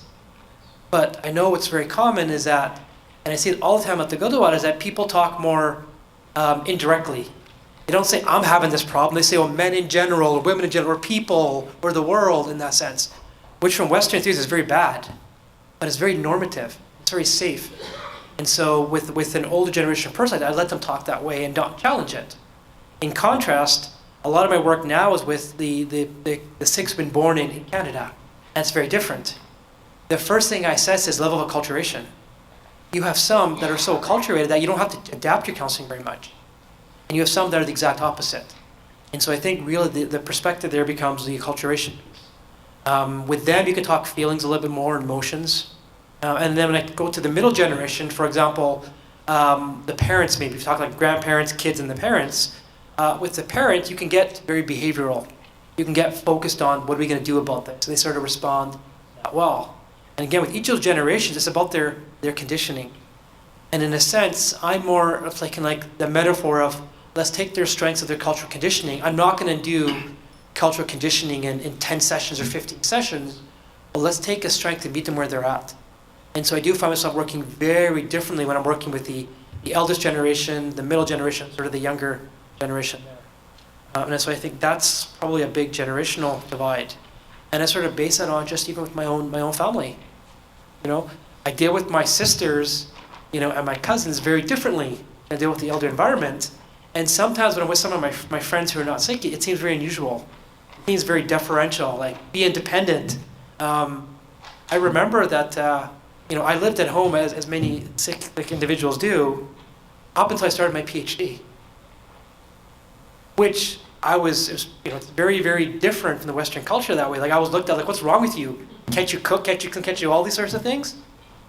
And then sort of being able to sort of see a different model of, okay, well, what do my parents think? And that sort of helped that way, sort of looking forward, because it's pretty normative within our community, is that you live at home until you have to move to go to school or you get married. And if you only look at your current generational sources, that can seem very problematic. But again, learning from the sort of elder generations and their respect for wisdom and authority, I think is very important.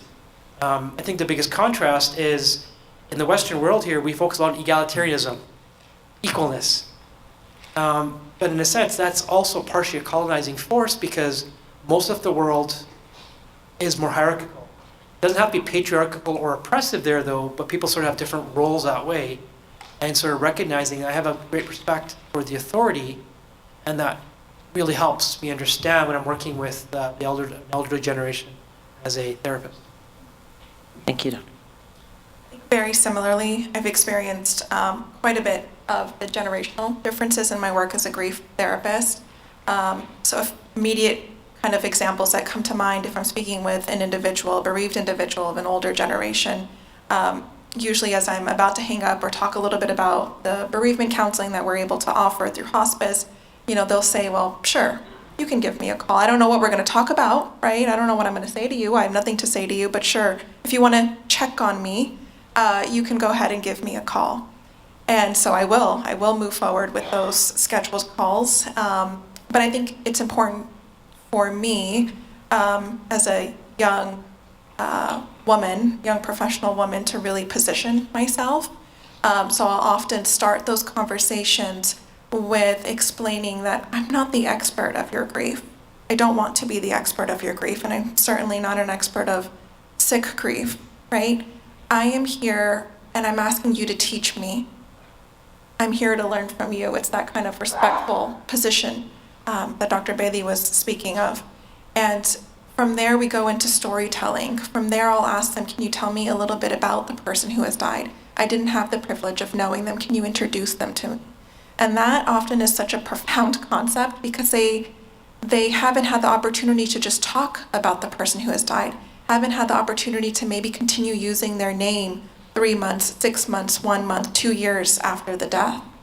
And so having that space to still say their person's name, to still introduce their person, to talk about their values and their personalities and what stories and memories come to mind. Tell me how you met your wife 45 years ago. What was that like? That is so profound. And from there, I don't think that they realize it, but 45 minutes later, I haven't said a word. And to me, that's a good counseling session. Thank you, Dr. I think part of the question was also about personal identity. I'll focus on that one. I really enjoyed Dr. Ahluwalia's story, and I'm thankful for sharing and making you so vulnerable, and I'll do the same right now. I was about 15 years old when I looked at myself in the mirror and said, yeah, I'm born in a Punjabi Sikh family. I got the star and hair. But you know, I don't really know what the heck I believe in. I don't even know if I believe in God. So I stopped believing in God or Sikh or anything along those lines. You know, simply because I made the mistake that I was born in a Punjabi Sikh family, and therefore I am a Sikh. Well, my kids are not a psychologist just because they're born in a psychologist family. So for the next 3-4 years, I was a journey from total atheist to agnostic, and I spent a year with the Baha'is, not to become a Baha'i, but to learn. Islam and Hinduism I already knew about. I spent another 1.5 years with the Christian community at EMCEE. Considered it but they couldn't answer but 3 fundamental questions for me. And because when I looked at the community, I didn't see Sikhi being practiced. I saw the contradictions of Sikhi being practiced. I looked at my family and I saw alcoholic and misogynists. Most of my family, right? I didn't want that for my family. Then I met a very small group of people who actually I saw, they were not perfect, but they espoused Sikhi practices. And changed that around the time when I decided, I decided to own my Sikhi, and I'm actually a believer. Doesn't matter how we come to that, we have to own our identities. Doesn't matter whether we do that. I mean, Sikhi is an example for us, right? From Guru Harkrishan, he is a young Guru, all the way to Guru Angad and so on, right? The whole spectrum. Whenever we decide to own our identity, whether that be Sikhi or not a Sikhi identity, until we own it, then we want to work on it. Thank you. Thank you, Dr. Shergill. Great vulnerability, but also that point, which is, I do think that being born a Sikh does not make you a Sikh. And I'm not arguing you're not if that's all you did, good for you. But I do think that there's a journey aspect to it. You have to find what it means to you. You have to find how you are going to practice the principles and how you're going to engage in the world as a Sikh. And I think that's very personal. And so I appreciate all of the panelists for giving us some insight into that. So I was wondering if there's do you want to moderate the questions or do you want me?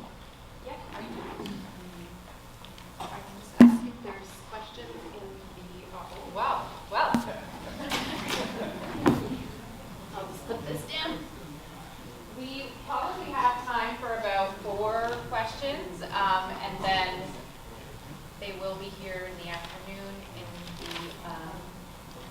in the atrium to ask questions for. Go ahead. Hi, thank you very much. Great presentation, all of you. My question is to Dr. Mahambir. I've had my own journey through grief that I won't get into here, but I also married into my great Punjabi family. And my question for you is, for me, grief is a very, very, very personal journey. That I grieved loss different than my wife grieved loss. And we kind of went like this, and luckily we came back like this. So my question is, if you agree that grief is a personal journey, how does that kind of jive with the collectivist kind of approach that might be part of Sikhi? Thank you. Thank you for sharing. I do agree. Absolutely. Grief is a universal experience and yet such an individualized experience. It shows up differently for each person. Research shows that there are different grieving styles. So as you mentioned, one person went this way, another person went that way. I often experience that with couples that I'm counseling separately, and of course, because of confidentiality, they have no idea that each of them are sharing very different grieving styles and also judging and questioning the other person's grieving style. So for example, there's some individuals that might identify as more of instrumental grievers, which are the doers. And that may not look like grieving or what we perceive in society tells us is okay, but they're the ones who grieve privately. They're the individuals who are not going to turn to Sangat or openly talk about and share or outwardly express their grief. They're the ones who might, again, engage in more of that private grieving style. They're the ones who we call the doers, who thrive on task-oriented coping mechanisms. They're the ones who strive on some of the administrative tasks after a death and the planning for services. And then on the other end, you have what we call intuitive grievers. And they're the ones who society often perceives as the correct way of grieving. They're the ones who are going to share. They're the ones who are maybe going to be more likely to join a bereavement group and to talk about their grief, to maybe engage in that communal grief experience. There's no right or wrongs. There's no right or wrong. That's the unique thing about grief. On one way, it's quite daunting that it's a pretty open, kind of clean slate, right? Because there's very little direction. There are no nice, neat stages to the grief process. It doesn't start with, I don't even know what the stages are, anger, denial, and then you finally reach this stage of acceptance. grief is messy. Grief manifests cognitively, behaviorally, socially, spiritually, existentially, physically, right? So again, there's no right or wrongs. I think it's really about understanding your own grief experience and not judging how someone else may or may not be, according to your views, grieving appropriately. But it's just about respecting, understanding your own grief and respecting others' processes. Thank you for that question. I'm not sure who has the next mic. Go ahead. Hello. Instead of speaking in English, can I speak in Punjabi? Because most of you will understand Punjabi. ਸਿੱਖਾਂ 'ਚ mostly ਇਹ ਆ ਜਿਹੜੇ ਆਦਮੀ ਆ ਉਹ public 'ਚ ਰੋਂਦੇ ਨੇ ਇਹ ਵੀ ਹੈਗਾ ਮੇਰੇ ਮਾਸੀ ਦਾ ਲੜਕਾ ਸੀ ਹੈਗਾ ਹੁਣ ਬਿੱਤ ਬੜਾ ਹੈ ਉਹ 95 ਸਾਲ ਦਾ ਉਹਦੀ ਵਾਈਫ ਦੀ ਡੈਥ ਹੋ ਗਈ ਬੜੀ ਦੇਰ ਦੀ ਗੱਲ ਹੈ ਮੇਰੇ ਮਦਰ ਤੇ ਅਸੀਂ ਉਹਨਾਂ ਕੋਲ ਅਫਸੋਸ ਕਰਨ ਗਏ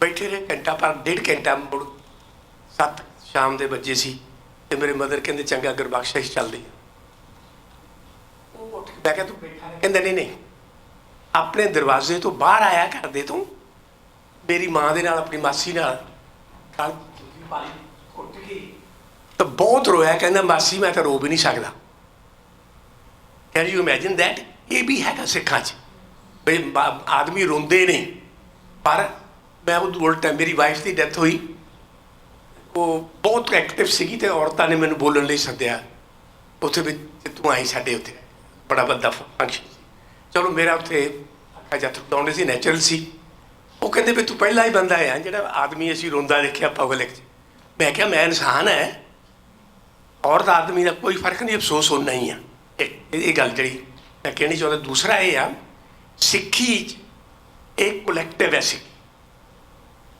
ਔਰ ਕਲੈਕਟਿਵ ਕਰਕੇ ਜਦੋਂ ਗੁਰਦੁਆਰਾ ਆ ਚਾਹੇ ਕਿਤੇ ਵੀ ਆ ਸਾਡੇ ਘਰਾਂ 'ਚ ਆਪਣੇ ਜਿਹੜੇ ਮਿੱਤਰਚਾਰਾ ਸਾਰੇ ਡੈਥ ਵੇਲੇ ਪਹਿਲਾਂ ਘਰਾਂ 'ਚ ਆਉਂਦੇ ਫਿਰ ਡੈਥ ਤੇ ਫਿਊਨਰਲ ਤੋਂ ਬਾਅਦ ਵੀ ਆਉਂਦੇ ਆ ਦੈਟਸ ਵੈਰੀ ਸਪੋਰਟਿਵ ਖਾਣੇ ਬਣਾ ਕੇ ਲੈ ਆਉਂਦੇ ਆ ਇਸ ਲਈ ਮੇਰਾ ਮਤਲਬ ਕਹਿੰਦਾ ਵੀ ਇਹ ਕਲੈਕਟਿਵ ਹੈ ਇੰਡੀਵਿਜੂਅਲ ਸਾਡੀ ਹੁੰਦੀ ਜਾ ਰਹੀ ਆ ਪਰ ਅਦਰਵਾਈਜ਼ ਉਸ ਤਰ੍ਹਾਂ ਨਹੀਂ ਹੈ ਮੈਂ ਆਪ ਕਾਉਂਸਲਰ ਰਿਹਾ ਪਰ ਚਲੋ ਉਹ 'ਚ ਨਹੀਂ ਮੈਂ ਜਾਣਾ ਉਹਦੇ ਵਿੱਚ ਮੈਂ ਦੇਖਦਾ ਵੀ ਜਦੋਂ ਮੈਂ ਅੰਮ੍ਰਿਤਸਰ ਯੂਨੀਵਰਸਿਟੀ ਜਾਂਦਾ ਸੀ ਤੇ ਉੱਥੇ ਬਦੰਤੀ ਸਾਹਿਬ ਸੀਗੇ ਜਿਹੜੇ ਸਾਡੇ ਜਥੇਦਾਰ ਸੀਗੇ ਸਿੱਖਾਂ ਦੇ ਹੀ ਵਾਜ਼ ਹਾਈਲੀ ਇੰਟੈਲੀਜੈਂਟ ਉਹਨੇ ਵੀ ਕਈ ਇਸ ਢੰਗ ਨਾਲ ਦੱਸਿਆ ਉਹ ਅਸੀਂ ਕਾਉਂਸਲਿੰਗ ਦੀ ਗੱਲ ਕਰਦੇ ਸੀ ਉਹ ਮੈਨੂੰ ਕਹਿੰਦਾ ਪ੍ਰੋਫੈਸਰ ਸਾਹਿਬ ਇਹ ਕਾਉਂਸਲਿੰਗ ਇੱਦਾਂ ਜਿੱਦਾਂ ਤੁਸੀਂ ਇਕੱਲੇ ਦੀ ਕਰਦੇ ਇੱਦਾਂ ਵੀ ਨਹੀਂ ਕਈ ਯਾਰ ਹੁੰਦੀ ਕਈ ਬੰਦੇ ਇਕੱਲੇ ਆ ਜਿਹੜੇ ਚਾਹੁੰਦੇ ਆ ਕਈ ਪਰਿਵਾਰ 'ਚ ਵੀ ਚਾਹੁੰਦੇ ਆ ਪਰ ਮੈਂ ਜਨਰਲੀ ਦੇਖਿਆ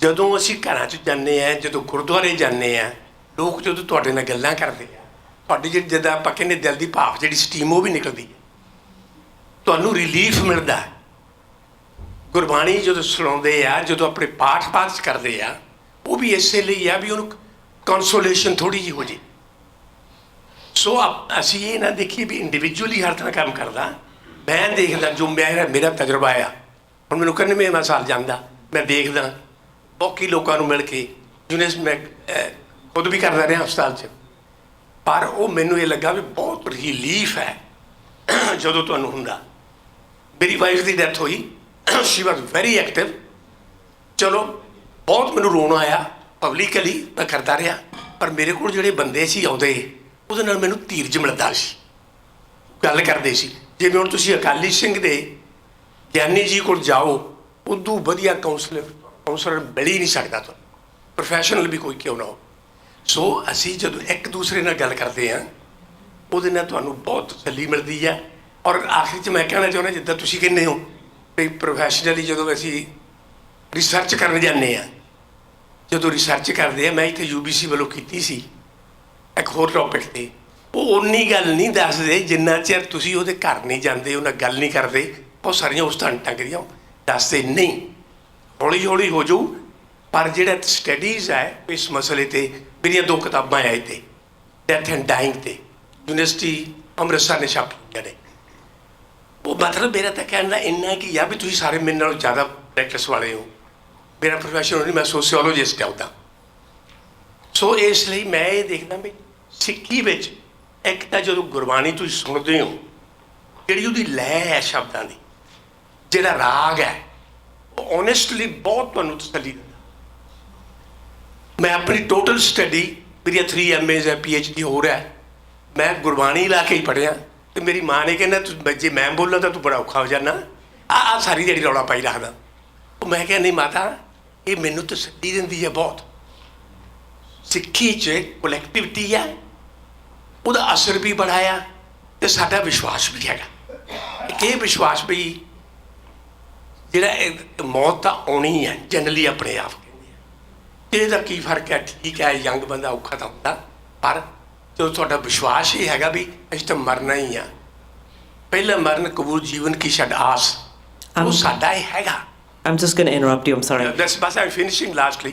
ਕਹਿਣ ਲੱਗਾ ਵੀ ਇਹ ਜਦੋਂ ਅਸੀਂ ਕਹਿੰਦੇ ਵੀ ਜੇ ਇਹ ਕਿ ਵੀ ਵੈਸਟ 'ਚ ਆ ਗਏ ਤਾਂ ਵੈਸਟ ਮਾਡਲ ਸਾਡੇ 'ਤੇ ਲਾਗੂ ਹੋ ਜਾਊ, ਉਹ ਹਾਲ ਦੀ ਘੜੀ ਨਹੀਂ ਹੋਣਾ। ਈਵਨ ਮੇਰੇ ਲੜਕੇ ਤੱਕ ਤਾਂ ਨਹੀਂ ਹੁੰਦਾ। ਗਾਂ ਦੇ 'ਚ ਫਰਕ ਪਊਗਾ ਜ਼ਰੂਰ ਜਦੋਂ ਇੰਡੀਵਿਜੂਅਲਾਈਜ਼ਡ ਸੁਸਾਇਟੀ ਹੋਊਗੀ, ਪਰ ਅਸੀਂ ਇੱਕ ਕਰਦੇ ਹਾਂ। ਔਰ ਮੈਂ ਸਮਝਦਾ ਕੋਲੈਕਟਿਵ ਇਨਫਲੂਐਂਸ ਬਹੁਤ ਜ਼ਿਆਦਾ ਆ। ਔਰ ਜਦੋਂ ਦੂਜੇ ਬੰਦੇ ਤੁਹਾਡੇ ਨਾਲ ਕੇ ਗੱਲ ਕਰਦੇ ਆ, ਤੇ ਜਦੋਂ ਤੁਸੀਂ ਆਪਣਾ ਦੁੱਖ ਨੈਰੇਟ ਕਰਦੇ ਹੋ ਦੂਜੇ ਨਾਲ, ਇਹ ਵੀ ਇੱਕ ਹੀਲਿੰਗ ਹੈ। ਸੋ ਇਸ ਲਈ ਸੌਰੀ ਜੀ, ਪਤਾ ਲੰਬਾ ਤੁਹਾਡਾ ਟਾਈਮ ਲੈ ਲਿਆ। Thank you. Okay, thank you very much. I think you're absolutely right. I don't think any of our panelists would disagree with that. Do you want us to wrap up then? Hi. My question is, my name is Imraz. I'm a second-year PhD student at UBC. Dr. Nafredi Tadiar talks about that when a system neglects certain populations, that's when we end up creating disposable population. And when I look at things from like Sikhi perspective, I look at how Guru Nanak Sahib talked about connecting with the lowest and the lowest. You want to see the divine. And then I look at the examples of Guru Gobind Sahib, how it turned like Lakshman Dev into Banda Singh Bahadur and everything too. But then we look at today's practice, when we look at Sikh Riyat Maryada, and according to Sikh Riyat Maryada, if you're apahaj or if you're disabled, if you have amputation, you can't be one of the Panj Pyare. And when we look at how the lowest and the lowest, when people want to do something, when people want to negotiate and create their own practices, they still do in the Sikh faith. Pingalwada is a great example of that. Bhai Puran Singh is a great example of that. We've seen people in Punjab create those practices. Even when a lot of these colonial practices existed too, a lot of these Western have come in there too. Now with the migration to the West here, have we seen Sikhs create some of their own practices while the Western also exists too, they engage? But does Sikhi practice have come into any of these, into caregiving? You mean in positive ways? Positive or negative?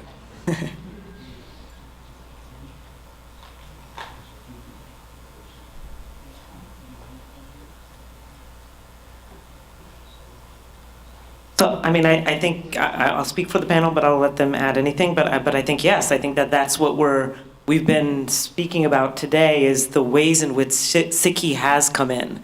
And whether it's Sikh practices from the community or even Sikh practices with a mental health professional, right? So bringing healing into the mental health spaces, I think is really important.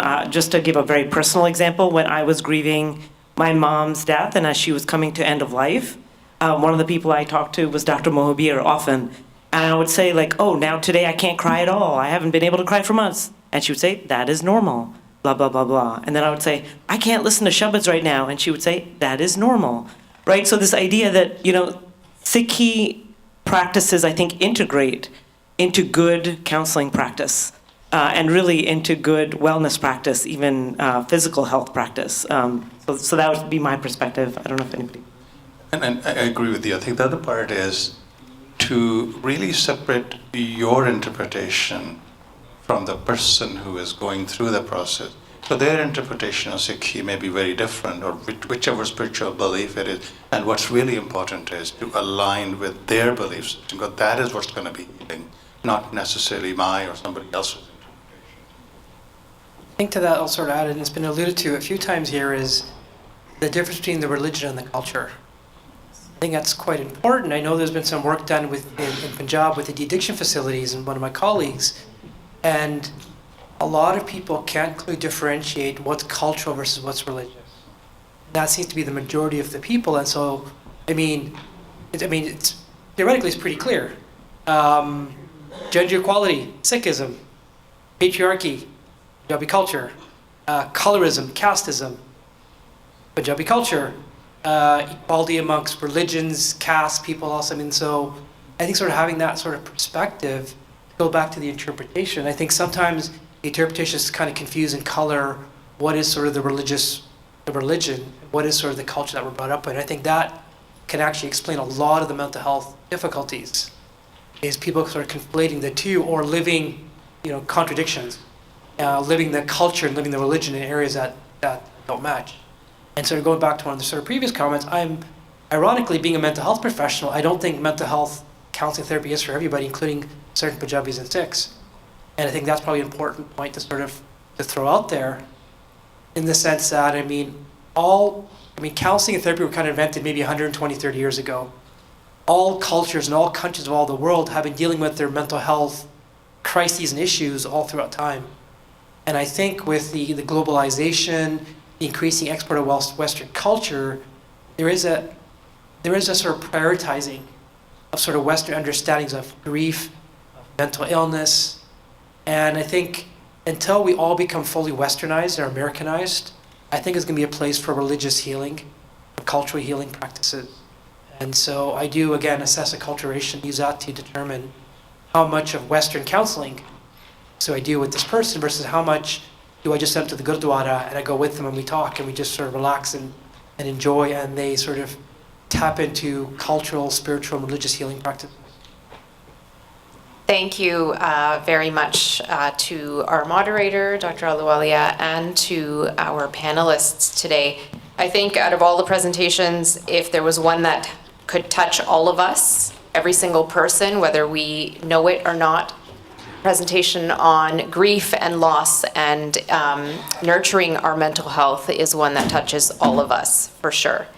So I thank you for bringing your research, your practice, and your lived experience into the dialogue.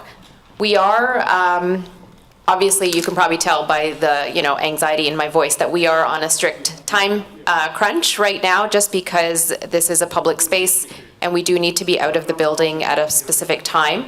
So I am going to ask that the next two speakers please stick to the time limit that you have. Our final presentation explores how spaces tell our stories. Kaur is a master's student in global studies at the University of California, Santa Barbara, with research interests in diaspora, religious identity, and nationalism.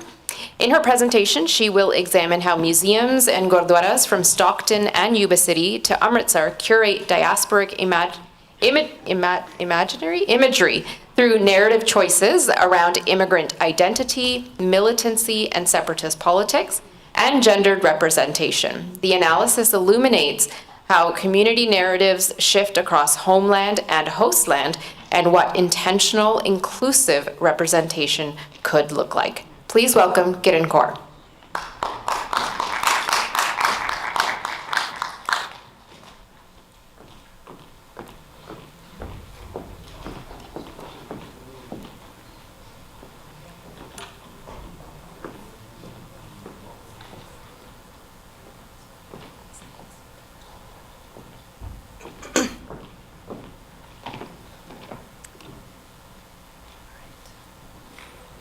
Vaheguru Ji Ka Khalsa, Vaheguru Ji Ki Fateh. Hello everyone, thank you for being here. Thank you to the Guru Nanak Institute for putting together such a great conference, for giving me the opportunity to present my work, and thank you all for sticking to the very end. I'm going to be presenting my thesis work, Sikh-Panjabi-American, Diasporic Imagination and Curated Memory, Museums and Gurdwaras as Sites of Identity Formation. This presentation covers the work that I did for my thesis, for my Master's in Global Studies at UCSB. It's in its final stages, but it is in progress, so I welcome feedback and critiques when we get to questions and comments at the end. Okay, perfect. This is just an overview. I'm going to start with how I ended up with the research questions that I did pertaining to identity and nationalism, how I landed on an interest in museums and exhibits specifically, and talk about what makes this a question worth asking and attempting to answer in the present moment. I'll then go into how this fits into similar existing conversations in the field of Sikh studies before moving to the bulk of what I discuss in my thesis, which is the thematic overlap between different curated spaces in the diaspora and in the places I saw during my time in Punjab. I'll then wrap up with some final thoughts and where this might go next. In June of 2023, I presented a fieldwork proposal for what ended up being a very different project over the course of my grad program. Initially, I'd hoped to investigate the ways in which Sikh-Panjabi-American diasporic identity was transmitted through families, through each successive generation, focusing on gendered histories, visuals, narratives of Sikh identity that often emphasize Sikh men but are transmitted by Sikh women. While I was interviewing one of the first families, an interviewee mentioned the first museum exhibit I came into contact with, which was the pioneering Punjabi's American exhibit in the Sutter County Multicultural Space in Yuba City, California. I visited the museum the next week, and in doing so realized museums and similarly curated exhibits like this one, and ones that are in some Gurdwaras, serve as a way to observe the diasporic imagination's conception of self. Speaking to Sikh families and having them reflect and articulate how they understand their own behavior and psychology is one way to observe identity ties, but museums are a tangible, visible space of how this group of people wants to be seen. The presences and absences both can tell us about who the diaspora is, both how we see ourselves and how we wish to be seen, observed, and perceived. And just to clarify, this is a limitation of my paper, but when I say the diaspora, I was looking at the United States diaspora. Of course, the patterns of representation would likely be similar in Canada and the UK and elsewhere, but the relationship between each diasporic community and its hostland is different depending on context. Race specifically is constructed differently in each of these countries, and demographic differences lead to different narrative strategies being employed. For example, if there was a Sikh exhibit being planned in Surrey, it would not necessarily need to focus on educating the community on what a Sikh is or looks like, as most residents would have that information. But many parts of the United States where there are smaller, less dense Sikh populations might still need to prioritize more basic questions of education and representation. So I just wanted to address that limitation and specificity here, that when I say hostland, for this context, I do mean the US. So these are photos from the Sutter County. This is really such a big screen. This is photos from Sutter County. So in this museum, I was fascinated by what was included and what was excluded and how it was described. When Sikh identity was evoked in a religious sense, and when Punjabi was used in its place to emphasize cultural or ethnic identity. When are certain chapters of Sikh history used to parallel contemporary circumstances and evoke a particular type of memory? Like I said, this particular exhibit was titled Punjabi Pioneers, so it wasn't meant to be about Sikh identity exclusively, though most of the exhibit is nearly exclusively Punjabi Sikh in scope. Since the Sikh American diaspora community is not all homogenous in religious practice, in class or caste background, in connection to homeland, in immigration timeline, or in anything else, how does a Sikh community like the one tasked with building this exhibit, or a Gurdwara committee that's tasked with figuring out what art to hang in a langar hall or in a Gurdwara space, decide what type of identity we want to convey? Because as we can imagine, one exhibit can't do everything, but what choices are we making and who and what we center? This reminded me of a chapter I read during undergrad in a course on nationalism, Benedict Anderson's chapter titled Census Map and Museum in his book Imagined Communities, which looks at tools of the nation state that are used to build national identity through narrative control. And I wondered if these could also be the initial tools I use to examine diasporas as opposed to states. How does a diasporic population categorize itself and name itself? How does the diaspora imagine the homeland to look on a map? What narratives are being brought to the forefront as official Sikh community narratives in the interest of a Sikh national project? So my question thus changed to, how does a Sikh Punjabi diasporic imaginary use museums and Gurdwaras as spatial representations of community? And how is this constructed visually? And since I was also interested in how well Sikhs in the host land mirrored Sikhs in Punjab in the homeland, I also needed to ask if there was a conversation of visual representation happening between the two spaces. Do self-concepts of the Sikh community come from Punjab and Sikhs in the homeland and are reflected in the diaspora, or does the diaspora itself generate a novel sense of community that returns to the homeland via reverse osmosis? And the answer is usually both. There are elements of visual culture in Punjab that are designed to be outward-facing towards those in the West, quote unquote, and for the diaspora when they return to the homeland. And there are some elements that are unique to the diasporic experience but make their way back to Punjab because internet access and global connectivity allows for that. So why is this a worthwhile question to be asking, and what's global about it? Because I was in the Department of Global Studies, that is the question that my committee is always asking me. Sikhs present a somewhat unique case in the academic study of diasporas. We hover on this definitional line of ethnic group and religious community and have a distinct sense of nationhood. And now, this is not necessarily a nation state. When I say sense of nationhood, I do mean when we conceive of Khalistan, but I also mean when we invoke the Sikh collective as the Sikh Qawm, as a Sikh nation. So for the purpose of my observation, Sikhs can be categorized as a stateless, ethno-religious diaspora made of immigrants, migrant workers, refugees, and asylees, with a migratory pattern that spans over 120 years in the US. So there's room to consider new definitions and qualities of diasporas. Room to consider diasporic nationalism that seeks a national identity in dynamic ways that don't have to be limited to the singular goal of a separate state.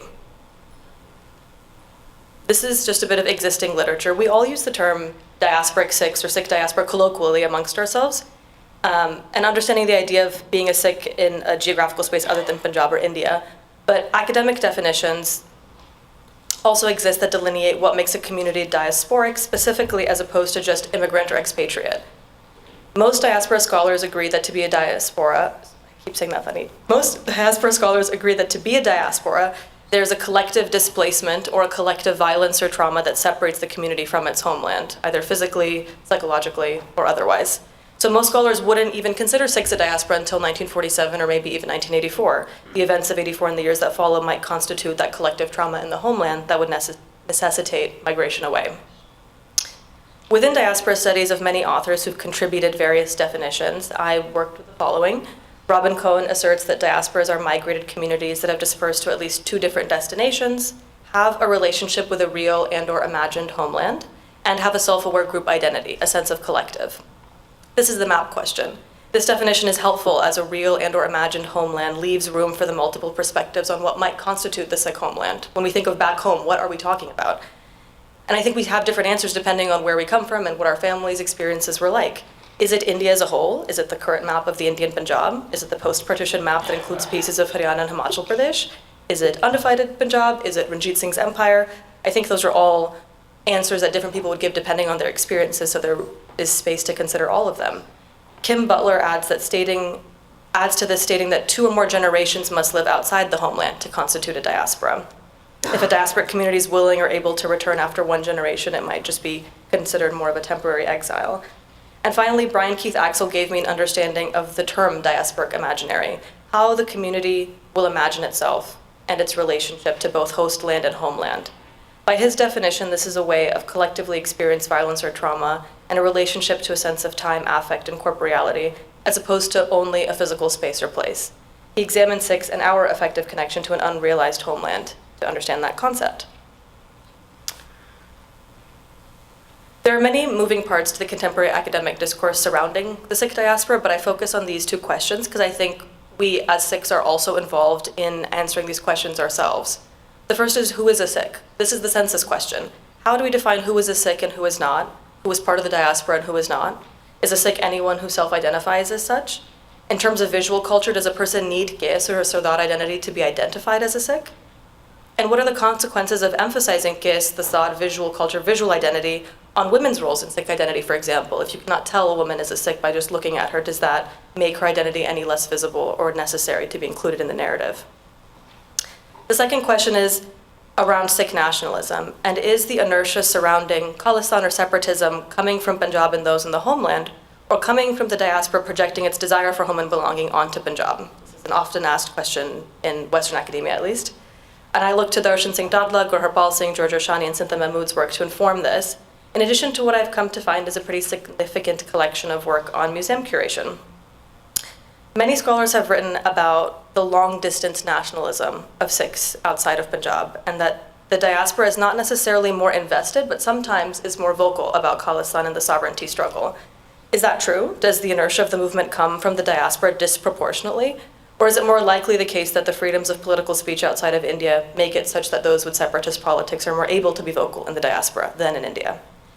Additionally, in the US, there's a constant tension between segments of the diaspora population if we want to be vocally advocate for separate statehood, if that is our concern living in the current moment in America or in anywhere else.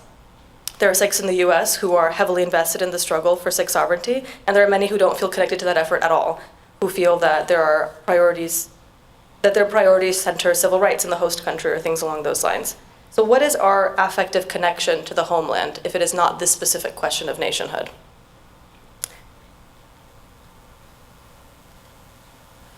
One of the Gurdwaras I visited as a quote-unquote non-traditional museum space was the Stockton Gurdwara.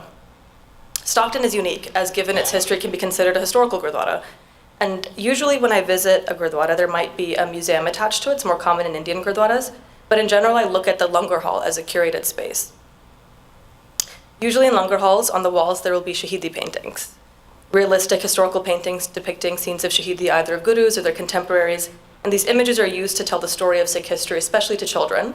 And I think when we grow up in these spaces, it never seems out of place that these incredibly gory images are in the space where we eat communally. But it is something that just becomes part of the Gurdwara, like the walls itself. In contrast, when I went to Stockton, the Langar Hall Museum looked different. There were photos of militants in the 1980s, mostly young men, either portraits taken of them alone, posing with guns, or in some cases like this photo in the middle, of a shaheed, of a young man who died for the cause, photographed to memorialize his sacrifice. Before Indian independence, Stockton Gurdwara was a hub of the Ghadar movement and has been a place that attracts many newly immigrated Sikhs since the early 1900s. Now Stockton is considered a hub of the Khalistan movement in California. This is a very different type of curated space from that Sutter County Museum exhibit. The first and most obvious difference is intended audience. The museum exhibit is focused on a mixed audience of Sikhs and non-Sikhs and is thus trying to do more definitional work. We are the Sikhs, we arrived in this country at this time for this purpose, this is why we look different, this is what we believe. And there is also an implicit, we're just like you, average American, in those types of spaces that I think I come back to a few times.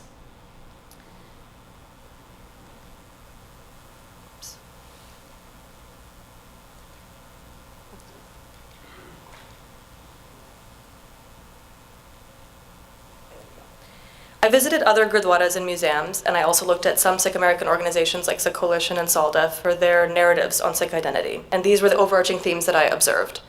The first theme deals with the idea of the Sikh American as a secular immigrant, which I first saw in that Sutter County exhibit. There seems to be a reaction to the racism and Islamophobia that causes the Sikh community to lean into a sort of model minority status, not asserting too strong of a religious or ethno-religious identity as we navigate American politics. This immigrant psychology of political assimilation and reconfiguration does change across time, depending on when the given sort of population immigrated. And I make the claim in my paper that this secular immigrant is a strategy to blend the Sikh ethos with the cause of the American political project, sometimes to our own detriment. These choices emphasize a more easily understood, quote-unquote, peaceful sense of spirituality and a more passive narration of Sikhi.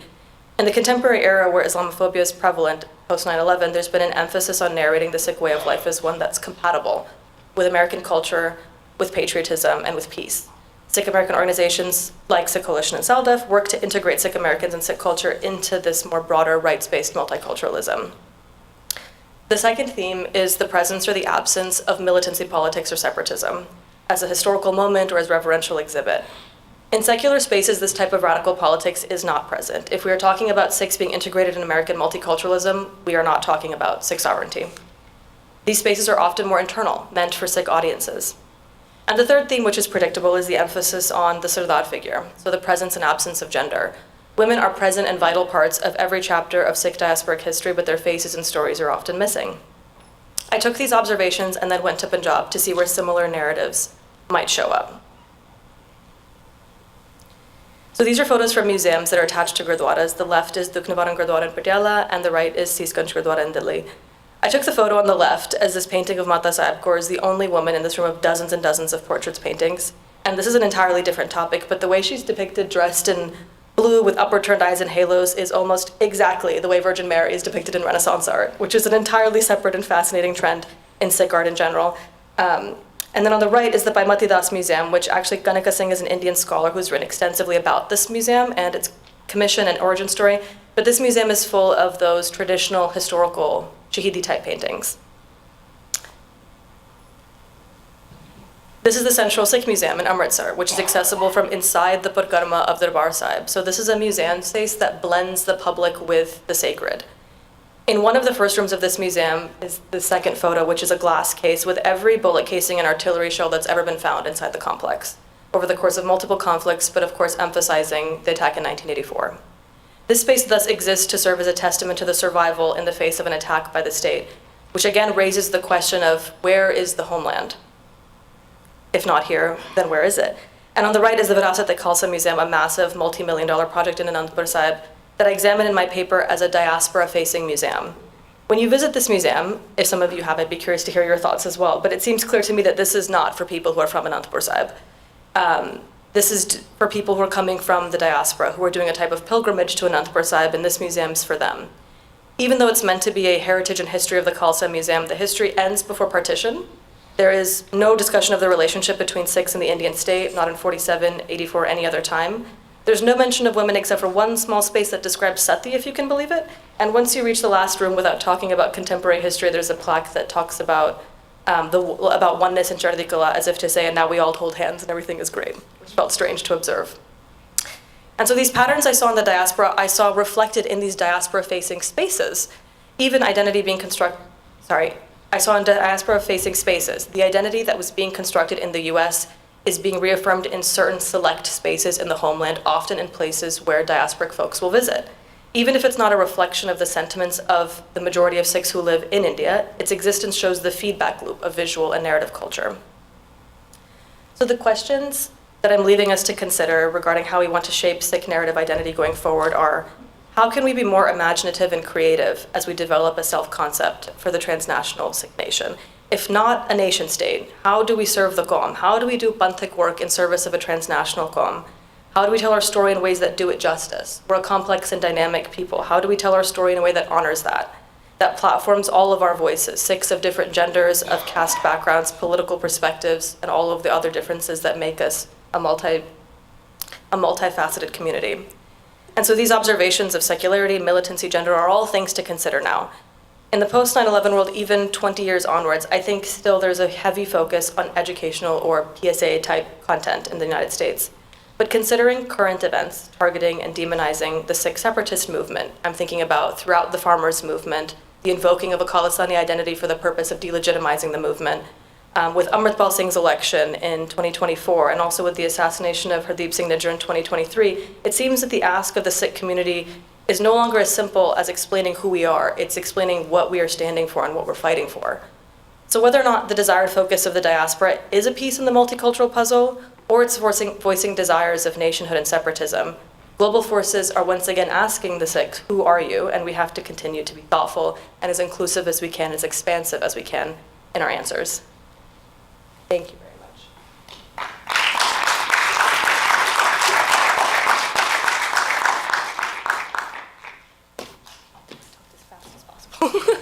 Thank you very much, Kiran. We have time for 2 questions, and I'm going to be very strict that those be questions directed specifically to Kiran Kaur about her research and her observations, and then we will move forward. Back.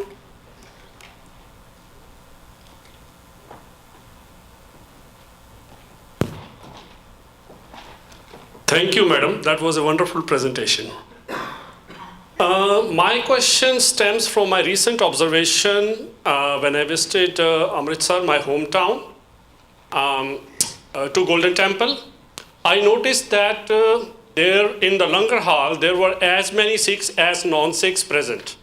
People from Bengal, people from Nepal, and non-Sikh Indian community visit Golden Temple at a very large scale. And you can notice that at any point of time. I have lived there. My grandfather served in the Golden Temple for 30 years and retired from there as a Sevadar. Now, my question is that when you, from your observation, when you visit Gurdwaras, where there is a very strong presence of militancy or support of militants in the Langar Hall, and versus those Gurdwaras which are more towards the secular side, do you notice a difference in demographics there? Like the presence of non-Sikhs in one place versus in the other place? So yes, I think the short answer is yes. I think it depends on the demographics of the population that are around that help determine how the Gurdwara space is constructed. I think that's also can be seen by the fact that these are conflicts that arise in certain communities. Like I'm thinking about the US, when a Gurdwara is deciding what photos to put up or what paintings to put up in a Gurdwara space, there's often conflict around those decisions and people arguing about what that should look like. But I think it definitely depends on not just who is in attendance at the Gurdwara, but who is running the Gurdwara. The example of Darbar Sahib is, as you said, is a Gurdwara that's visited by millions of people, Sikh and non-Sikh, over the course of a year, and so I think that's a unique space. When I'm looking at a Gurdwara like, I grew up going to San Jose Gurdwara in the Bay Area of California, and so that's a space where plenty of non-Sikhs visit, but there's also a massive population in the South Bay, and so the mix lends itself more towards a secular identity. I think that people react really strongly to radical politics, and so out of conflict that arises or out of sort of a predominant narrative that like it's not a priority in the diaspora, I would say that radical politics tend to fall by the wayside unless it's a place like Stockton in which there's a carrying capacity of people who are invested in that struggle. I think that at most what I will see in other Gurdwaras is a photo of Bhindranwale in the Langar Hall. That's pretty common, I would say, that there'll be a series of Shahidi paintings and one photo of Bhindranwale. And I would say that that's sort of the extent that I've seen in sort of mixed communities. I don't know if I fully answered your question, but those were my observations. Thank you. We have one question in the second row. Yeah. Hi, thank you so much. So I actually had a question about your observation at the museum in Nandpur Sahib. I actually noticed the same thing, that there was a lack of our history there. And then in Amritsar, I also noticed the makeover of Jallianwala Bagh and how the history is erased there as well. What are your thoughts on that? Yeah, so I visited Jallianwala Bagh as part of this project. I sort of limited this for the purposes of time. What I will say is I think that there's a few different things that are going on with the makeover of Amritsar. I think one of them is the current government in India is doing a very interesting thing where they're trying to wrap up Sikh politics in existing Indian national politics and rewriting history to do so. So Jallianwala Bagh is a little bit different in that it's not an exclusively Sikh space. And so it's not a Gurdwara, it's not a museum that's designated for Sikhs, but it is a place in which the Sikh community understands its history to be present. And so what you and I might understand is this is a place in which many Sikhs celebrating innocently were gunned down by troops, has been rewritten into these were martyrs for the nationalist cause and they died for our freedom. And it's a very weird rewriting that's going on that is emphasizing what I would say is a secular Indian identity. And so it's a similar phenomenon, but sort of in the inverse that's happening there. It's really alarming. Yeah, I think like I went 2 years ago, me and my sister were walking around, there's like music playing, it's been converted into like a theme park kind of vibe, and they have a little museum there with a video that plays upstairs, and it talks about the Indian independence movement in a way that does not emphasize Sikh identity whatsoever, even though what we're talking about is an event that centers Sikhs. And the last line of the video says, and now thanks to nationalism, we can all live without fear. And I was like, what are we talking about? And so, yeah, I think that it's doing similar work, secularizing a Sikh identity, but in the name of an Indian patriotic cause. Thank you for your question. We do have time for one more question, but again, a very short question. Bedi, go ahead. As a student of literature, I have just two suggestions to make. Maybe it gives a different color to your effort. One, that Robin Cohen's theory, kindly add the word possible, which is meant for the Jewish displacements, that might change your color of your thesis. Two, that diaspora now is considered more of a state of mind now. All right? If 2 generations or 2+ generations we are talking about, it's about the state of mind. Thank you so much. Yeah, absolutely. Thank you. Yeah, I guess one thing that I appreciate the comments. A lot of diaspora scholars focus either on the Jewish case or on the Black American case, talking about the diaspora that was developed as a result of the transatlantic slave trade. So most diaspora scholars have to bridge their definitions back to either one of those 2 cases. Some to the Armenian case, but those are sort of the 3 overarching ones that exist. So the overlap tends to happen there, I would say. But yes, absolutely. I think diaspora at a certain point becomes a way of understanding identity in an intangible way. Absolutely, I'd agree with that. Thank you. Thank you so much.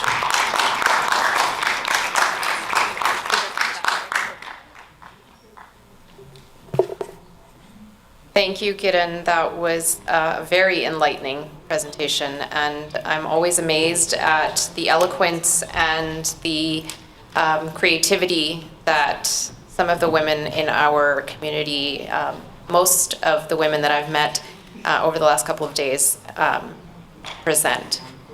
So our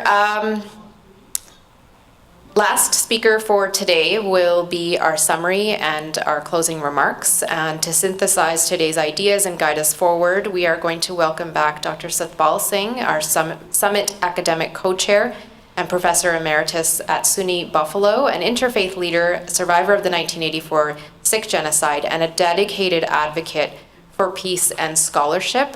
Please welcome Dr. Satpal Singh for our Day 2 summary and closing for about 10 minutes.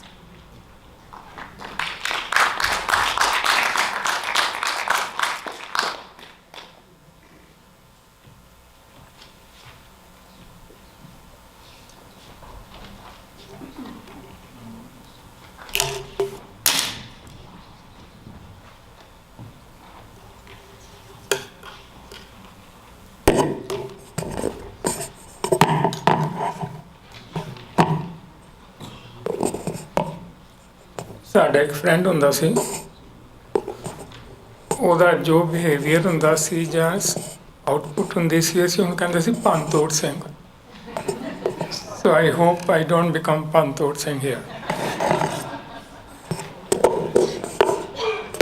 Okay Waheguru ji ਕਾ ਖਾਲਸਾ ਵਾਹਿਗੁਰੂ ਜੀ ਕੀ ਫਤਿਹ so before I start my summary and conclusion, I have to make a confession about something that scared me in the morning.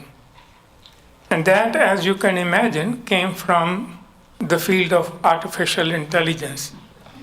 Of course, all the presenters, both in the keynote and the panel, made a very strong effort to scare all of them, but they did not reach the level that one of my friends mentioned to me once.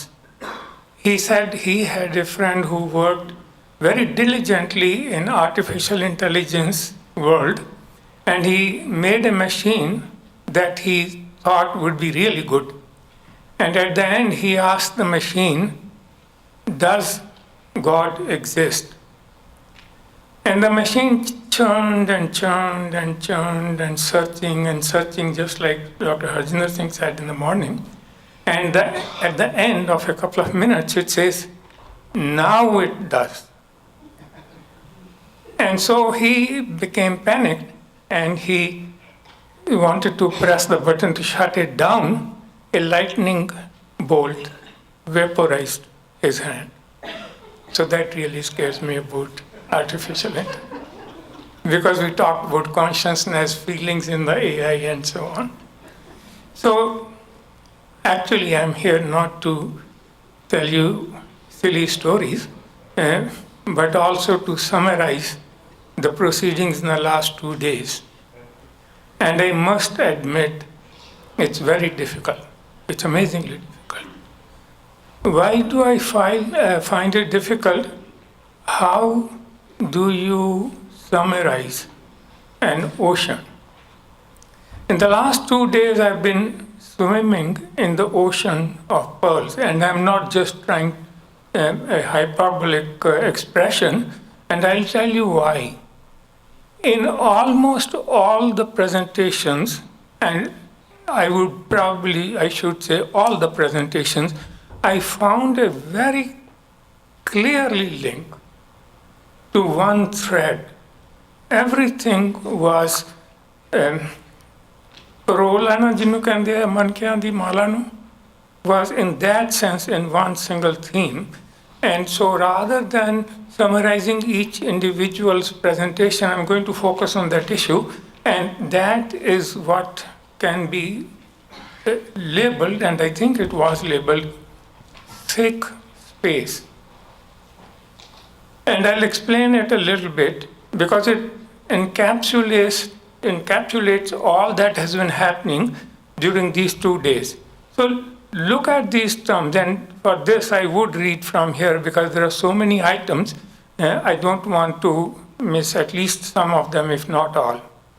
So these oceans of pearls, and go over the last 2 days, you will find these pearls in almost every lecture, of Chardi Kala, of resilience, of Sikhi, Sadak and Parosa, Gurbani and Gurdwaras as places that give you peace and serenity.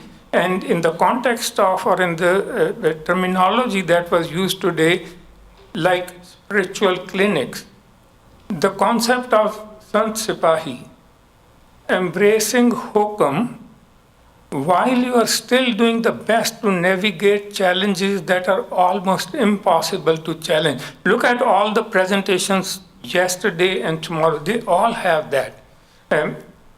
But beyond all of them, the most precious pearls that I saw, and I personally felt we should all be ashamed of that, at the same time proud of it.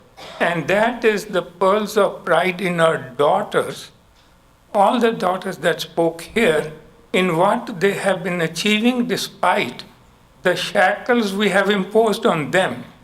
In the name of the family, in the name of the family, the name of society, the name of shame and guilt, in the concept of vulnerability, the burden of self-blaming, and much else. And ironically, we have done all this in the name of Sikhi and Sikhi values. We are very proud of them. And I hope this can be nurtured beyond what we saw today. Also, I found a very amazing resonance between what had been discussed in these 2 days and my personal experience in the last several years, in particular including this week, just a few days before I came here. And that is related to one of my passions that I've been following for the last more than 30 years, and that is the issue of violence against women. I'm on the PhD thesis committee of a student from Birmingham University, and this Monday we had a discussion on what she was doing. And she is pursuing something which is very relevant, and I see only a few studies present, and that is in relation to women, in relation to specifically Sikh women who have survived domestic violence and other abuse, and how it affects their psychology and mental capability and mental trauma and all the other things. And each and every of those mentions that I have made of Chardikala, resilience and Sikhi Sadak and so on, shame for the name of family, meri family nu ki feel hoega, mere parents nu ki feel hoega, at the end seva karni still, and at the cost of your personal and professional lives and so on, each of these things kept coming up in her studies. The same thing, again, summarizing the overall thing, the same thing we felt in discrimination and other things among the student talks, we found the same thing in the mental health group that we found here, and a lot else that was discussed here. So these descriptions that we saw yesterday and today not only went into what happened to them and how they were challenged to various situations, they also included how they navigated the system. And that's a model for all of us to understand how, using all these concepts, the positive concept that we have been engaged in and which Sikhi gives us, they help them navigate these situations. So this includes, among all our past honorable things, and we have giants. People talk about standing on the shoulders of giants. We have probably the giantest of giants in our history. So we stand on their shoulders. We see even in present day we have great achievements. I'm not going to name them, but you all know great achievements by Sikhs made, whether they are in Canada or America or in the international forums. I'm not saying other countries, but at the level of international achievements, we have a lot of luminaries. So we have an honorable past, we have a great present, despite some of the negative things we see in community, and we have to address those. Now the question is, how do we go from here to empower and shape our future, which is the theme of what we have been trying to discuss here. And again, I bring us back to what has been happening here. People who gave their presentations, they also gave us a model in terms of what we can do. At least one of the two items I think are very necessary in empowering our future. One of them is education. And they have really excelled in education, not only for themselves, but others also in the face of difficult situations. But the second thing, which is very important, is outreach. And my personal opinion is we have not done well in that sense of outreach. Community does not know as much about Sikhs and Sikhi as we really need them to. And that's where I'm going to make a call if I have some minute or two later on. I'm going to make a call on in terms of what we can do and what we should do. How many minutes? 1 minute. Okay. So I just want to say outreach and education is what binds us to Guru Nanak Institute at this time and the envisioned Guru Nanak University. And I will just end up with a couple of quotes. A lot of people have been talking about how a particular person, in this case Agyan Singh, but even otherwise, many other people, how can they remain motivated and try to have ambitions that cannot be fulfilled easily. And I'm reminded of an Urdu couplet. It says, "Hun garmi-e nishat-e tasawwur se nagma sanj, main andli be gulshan na afrida hun." And forgive me if I have used it earlier. It's a very powerful thing. It says, I'm a nightingale in singing with passion and enthusiasm in an orchard that does not exist right now. And how can I sing in something that does not exist right now? That's my imagination, that's my foresight, that's my vision, and that's the vision of Guru Nanak University. So I would just thank everybody, particularly Agyan Singh Sandhu, Dr. Kamaljeet Sandhu, Dr. Baljeet Singh and Aman Hundal, and all the pearls that we have, many of them sitting here, who are going to be our future. And they have already expressed, shown to us in their presentation that they are ready to pass, to carry the torch. My question is, are we ready to pass on this torch? Vaheguru bakshish karan, galtiyan di khima karni. Vaheguru ji ka khalsa, Vaheguru ji ki fateh. Thank you, Dr. Singh. And I had forgotten that Dr. Singh is quite the poet, if you ever get a chance to speak with him to share some of his shairi. On behalf of the Guru Nanak Institute of Global Studies, thank you to all speakers, moderators, panelists, and to you for contributing to another rich weekend of dialogue. We are grateful to our engaged audience for being part of this summit community, and we look forward to continuing this work together. Please reach out in our local office in Surrey, online, engage with us on social media. We are very excited about what the future holds. Thank you.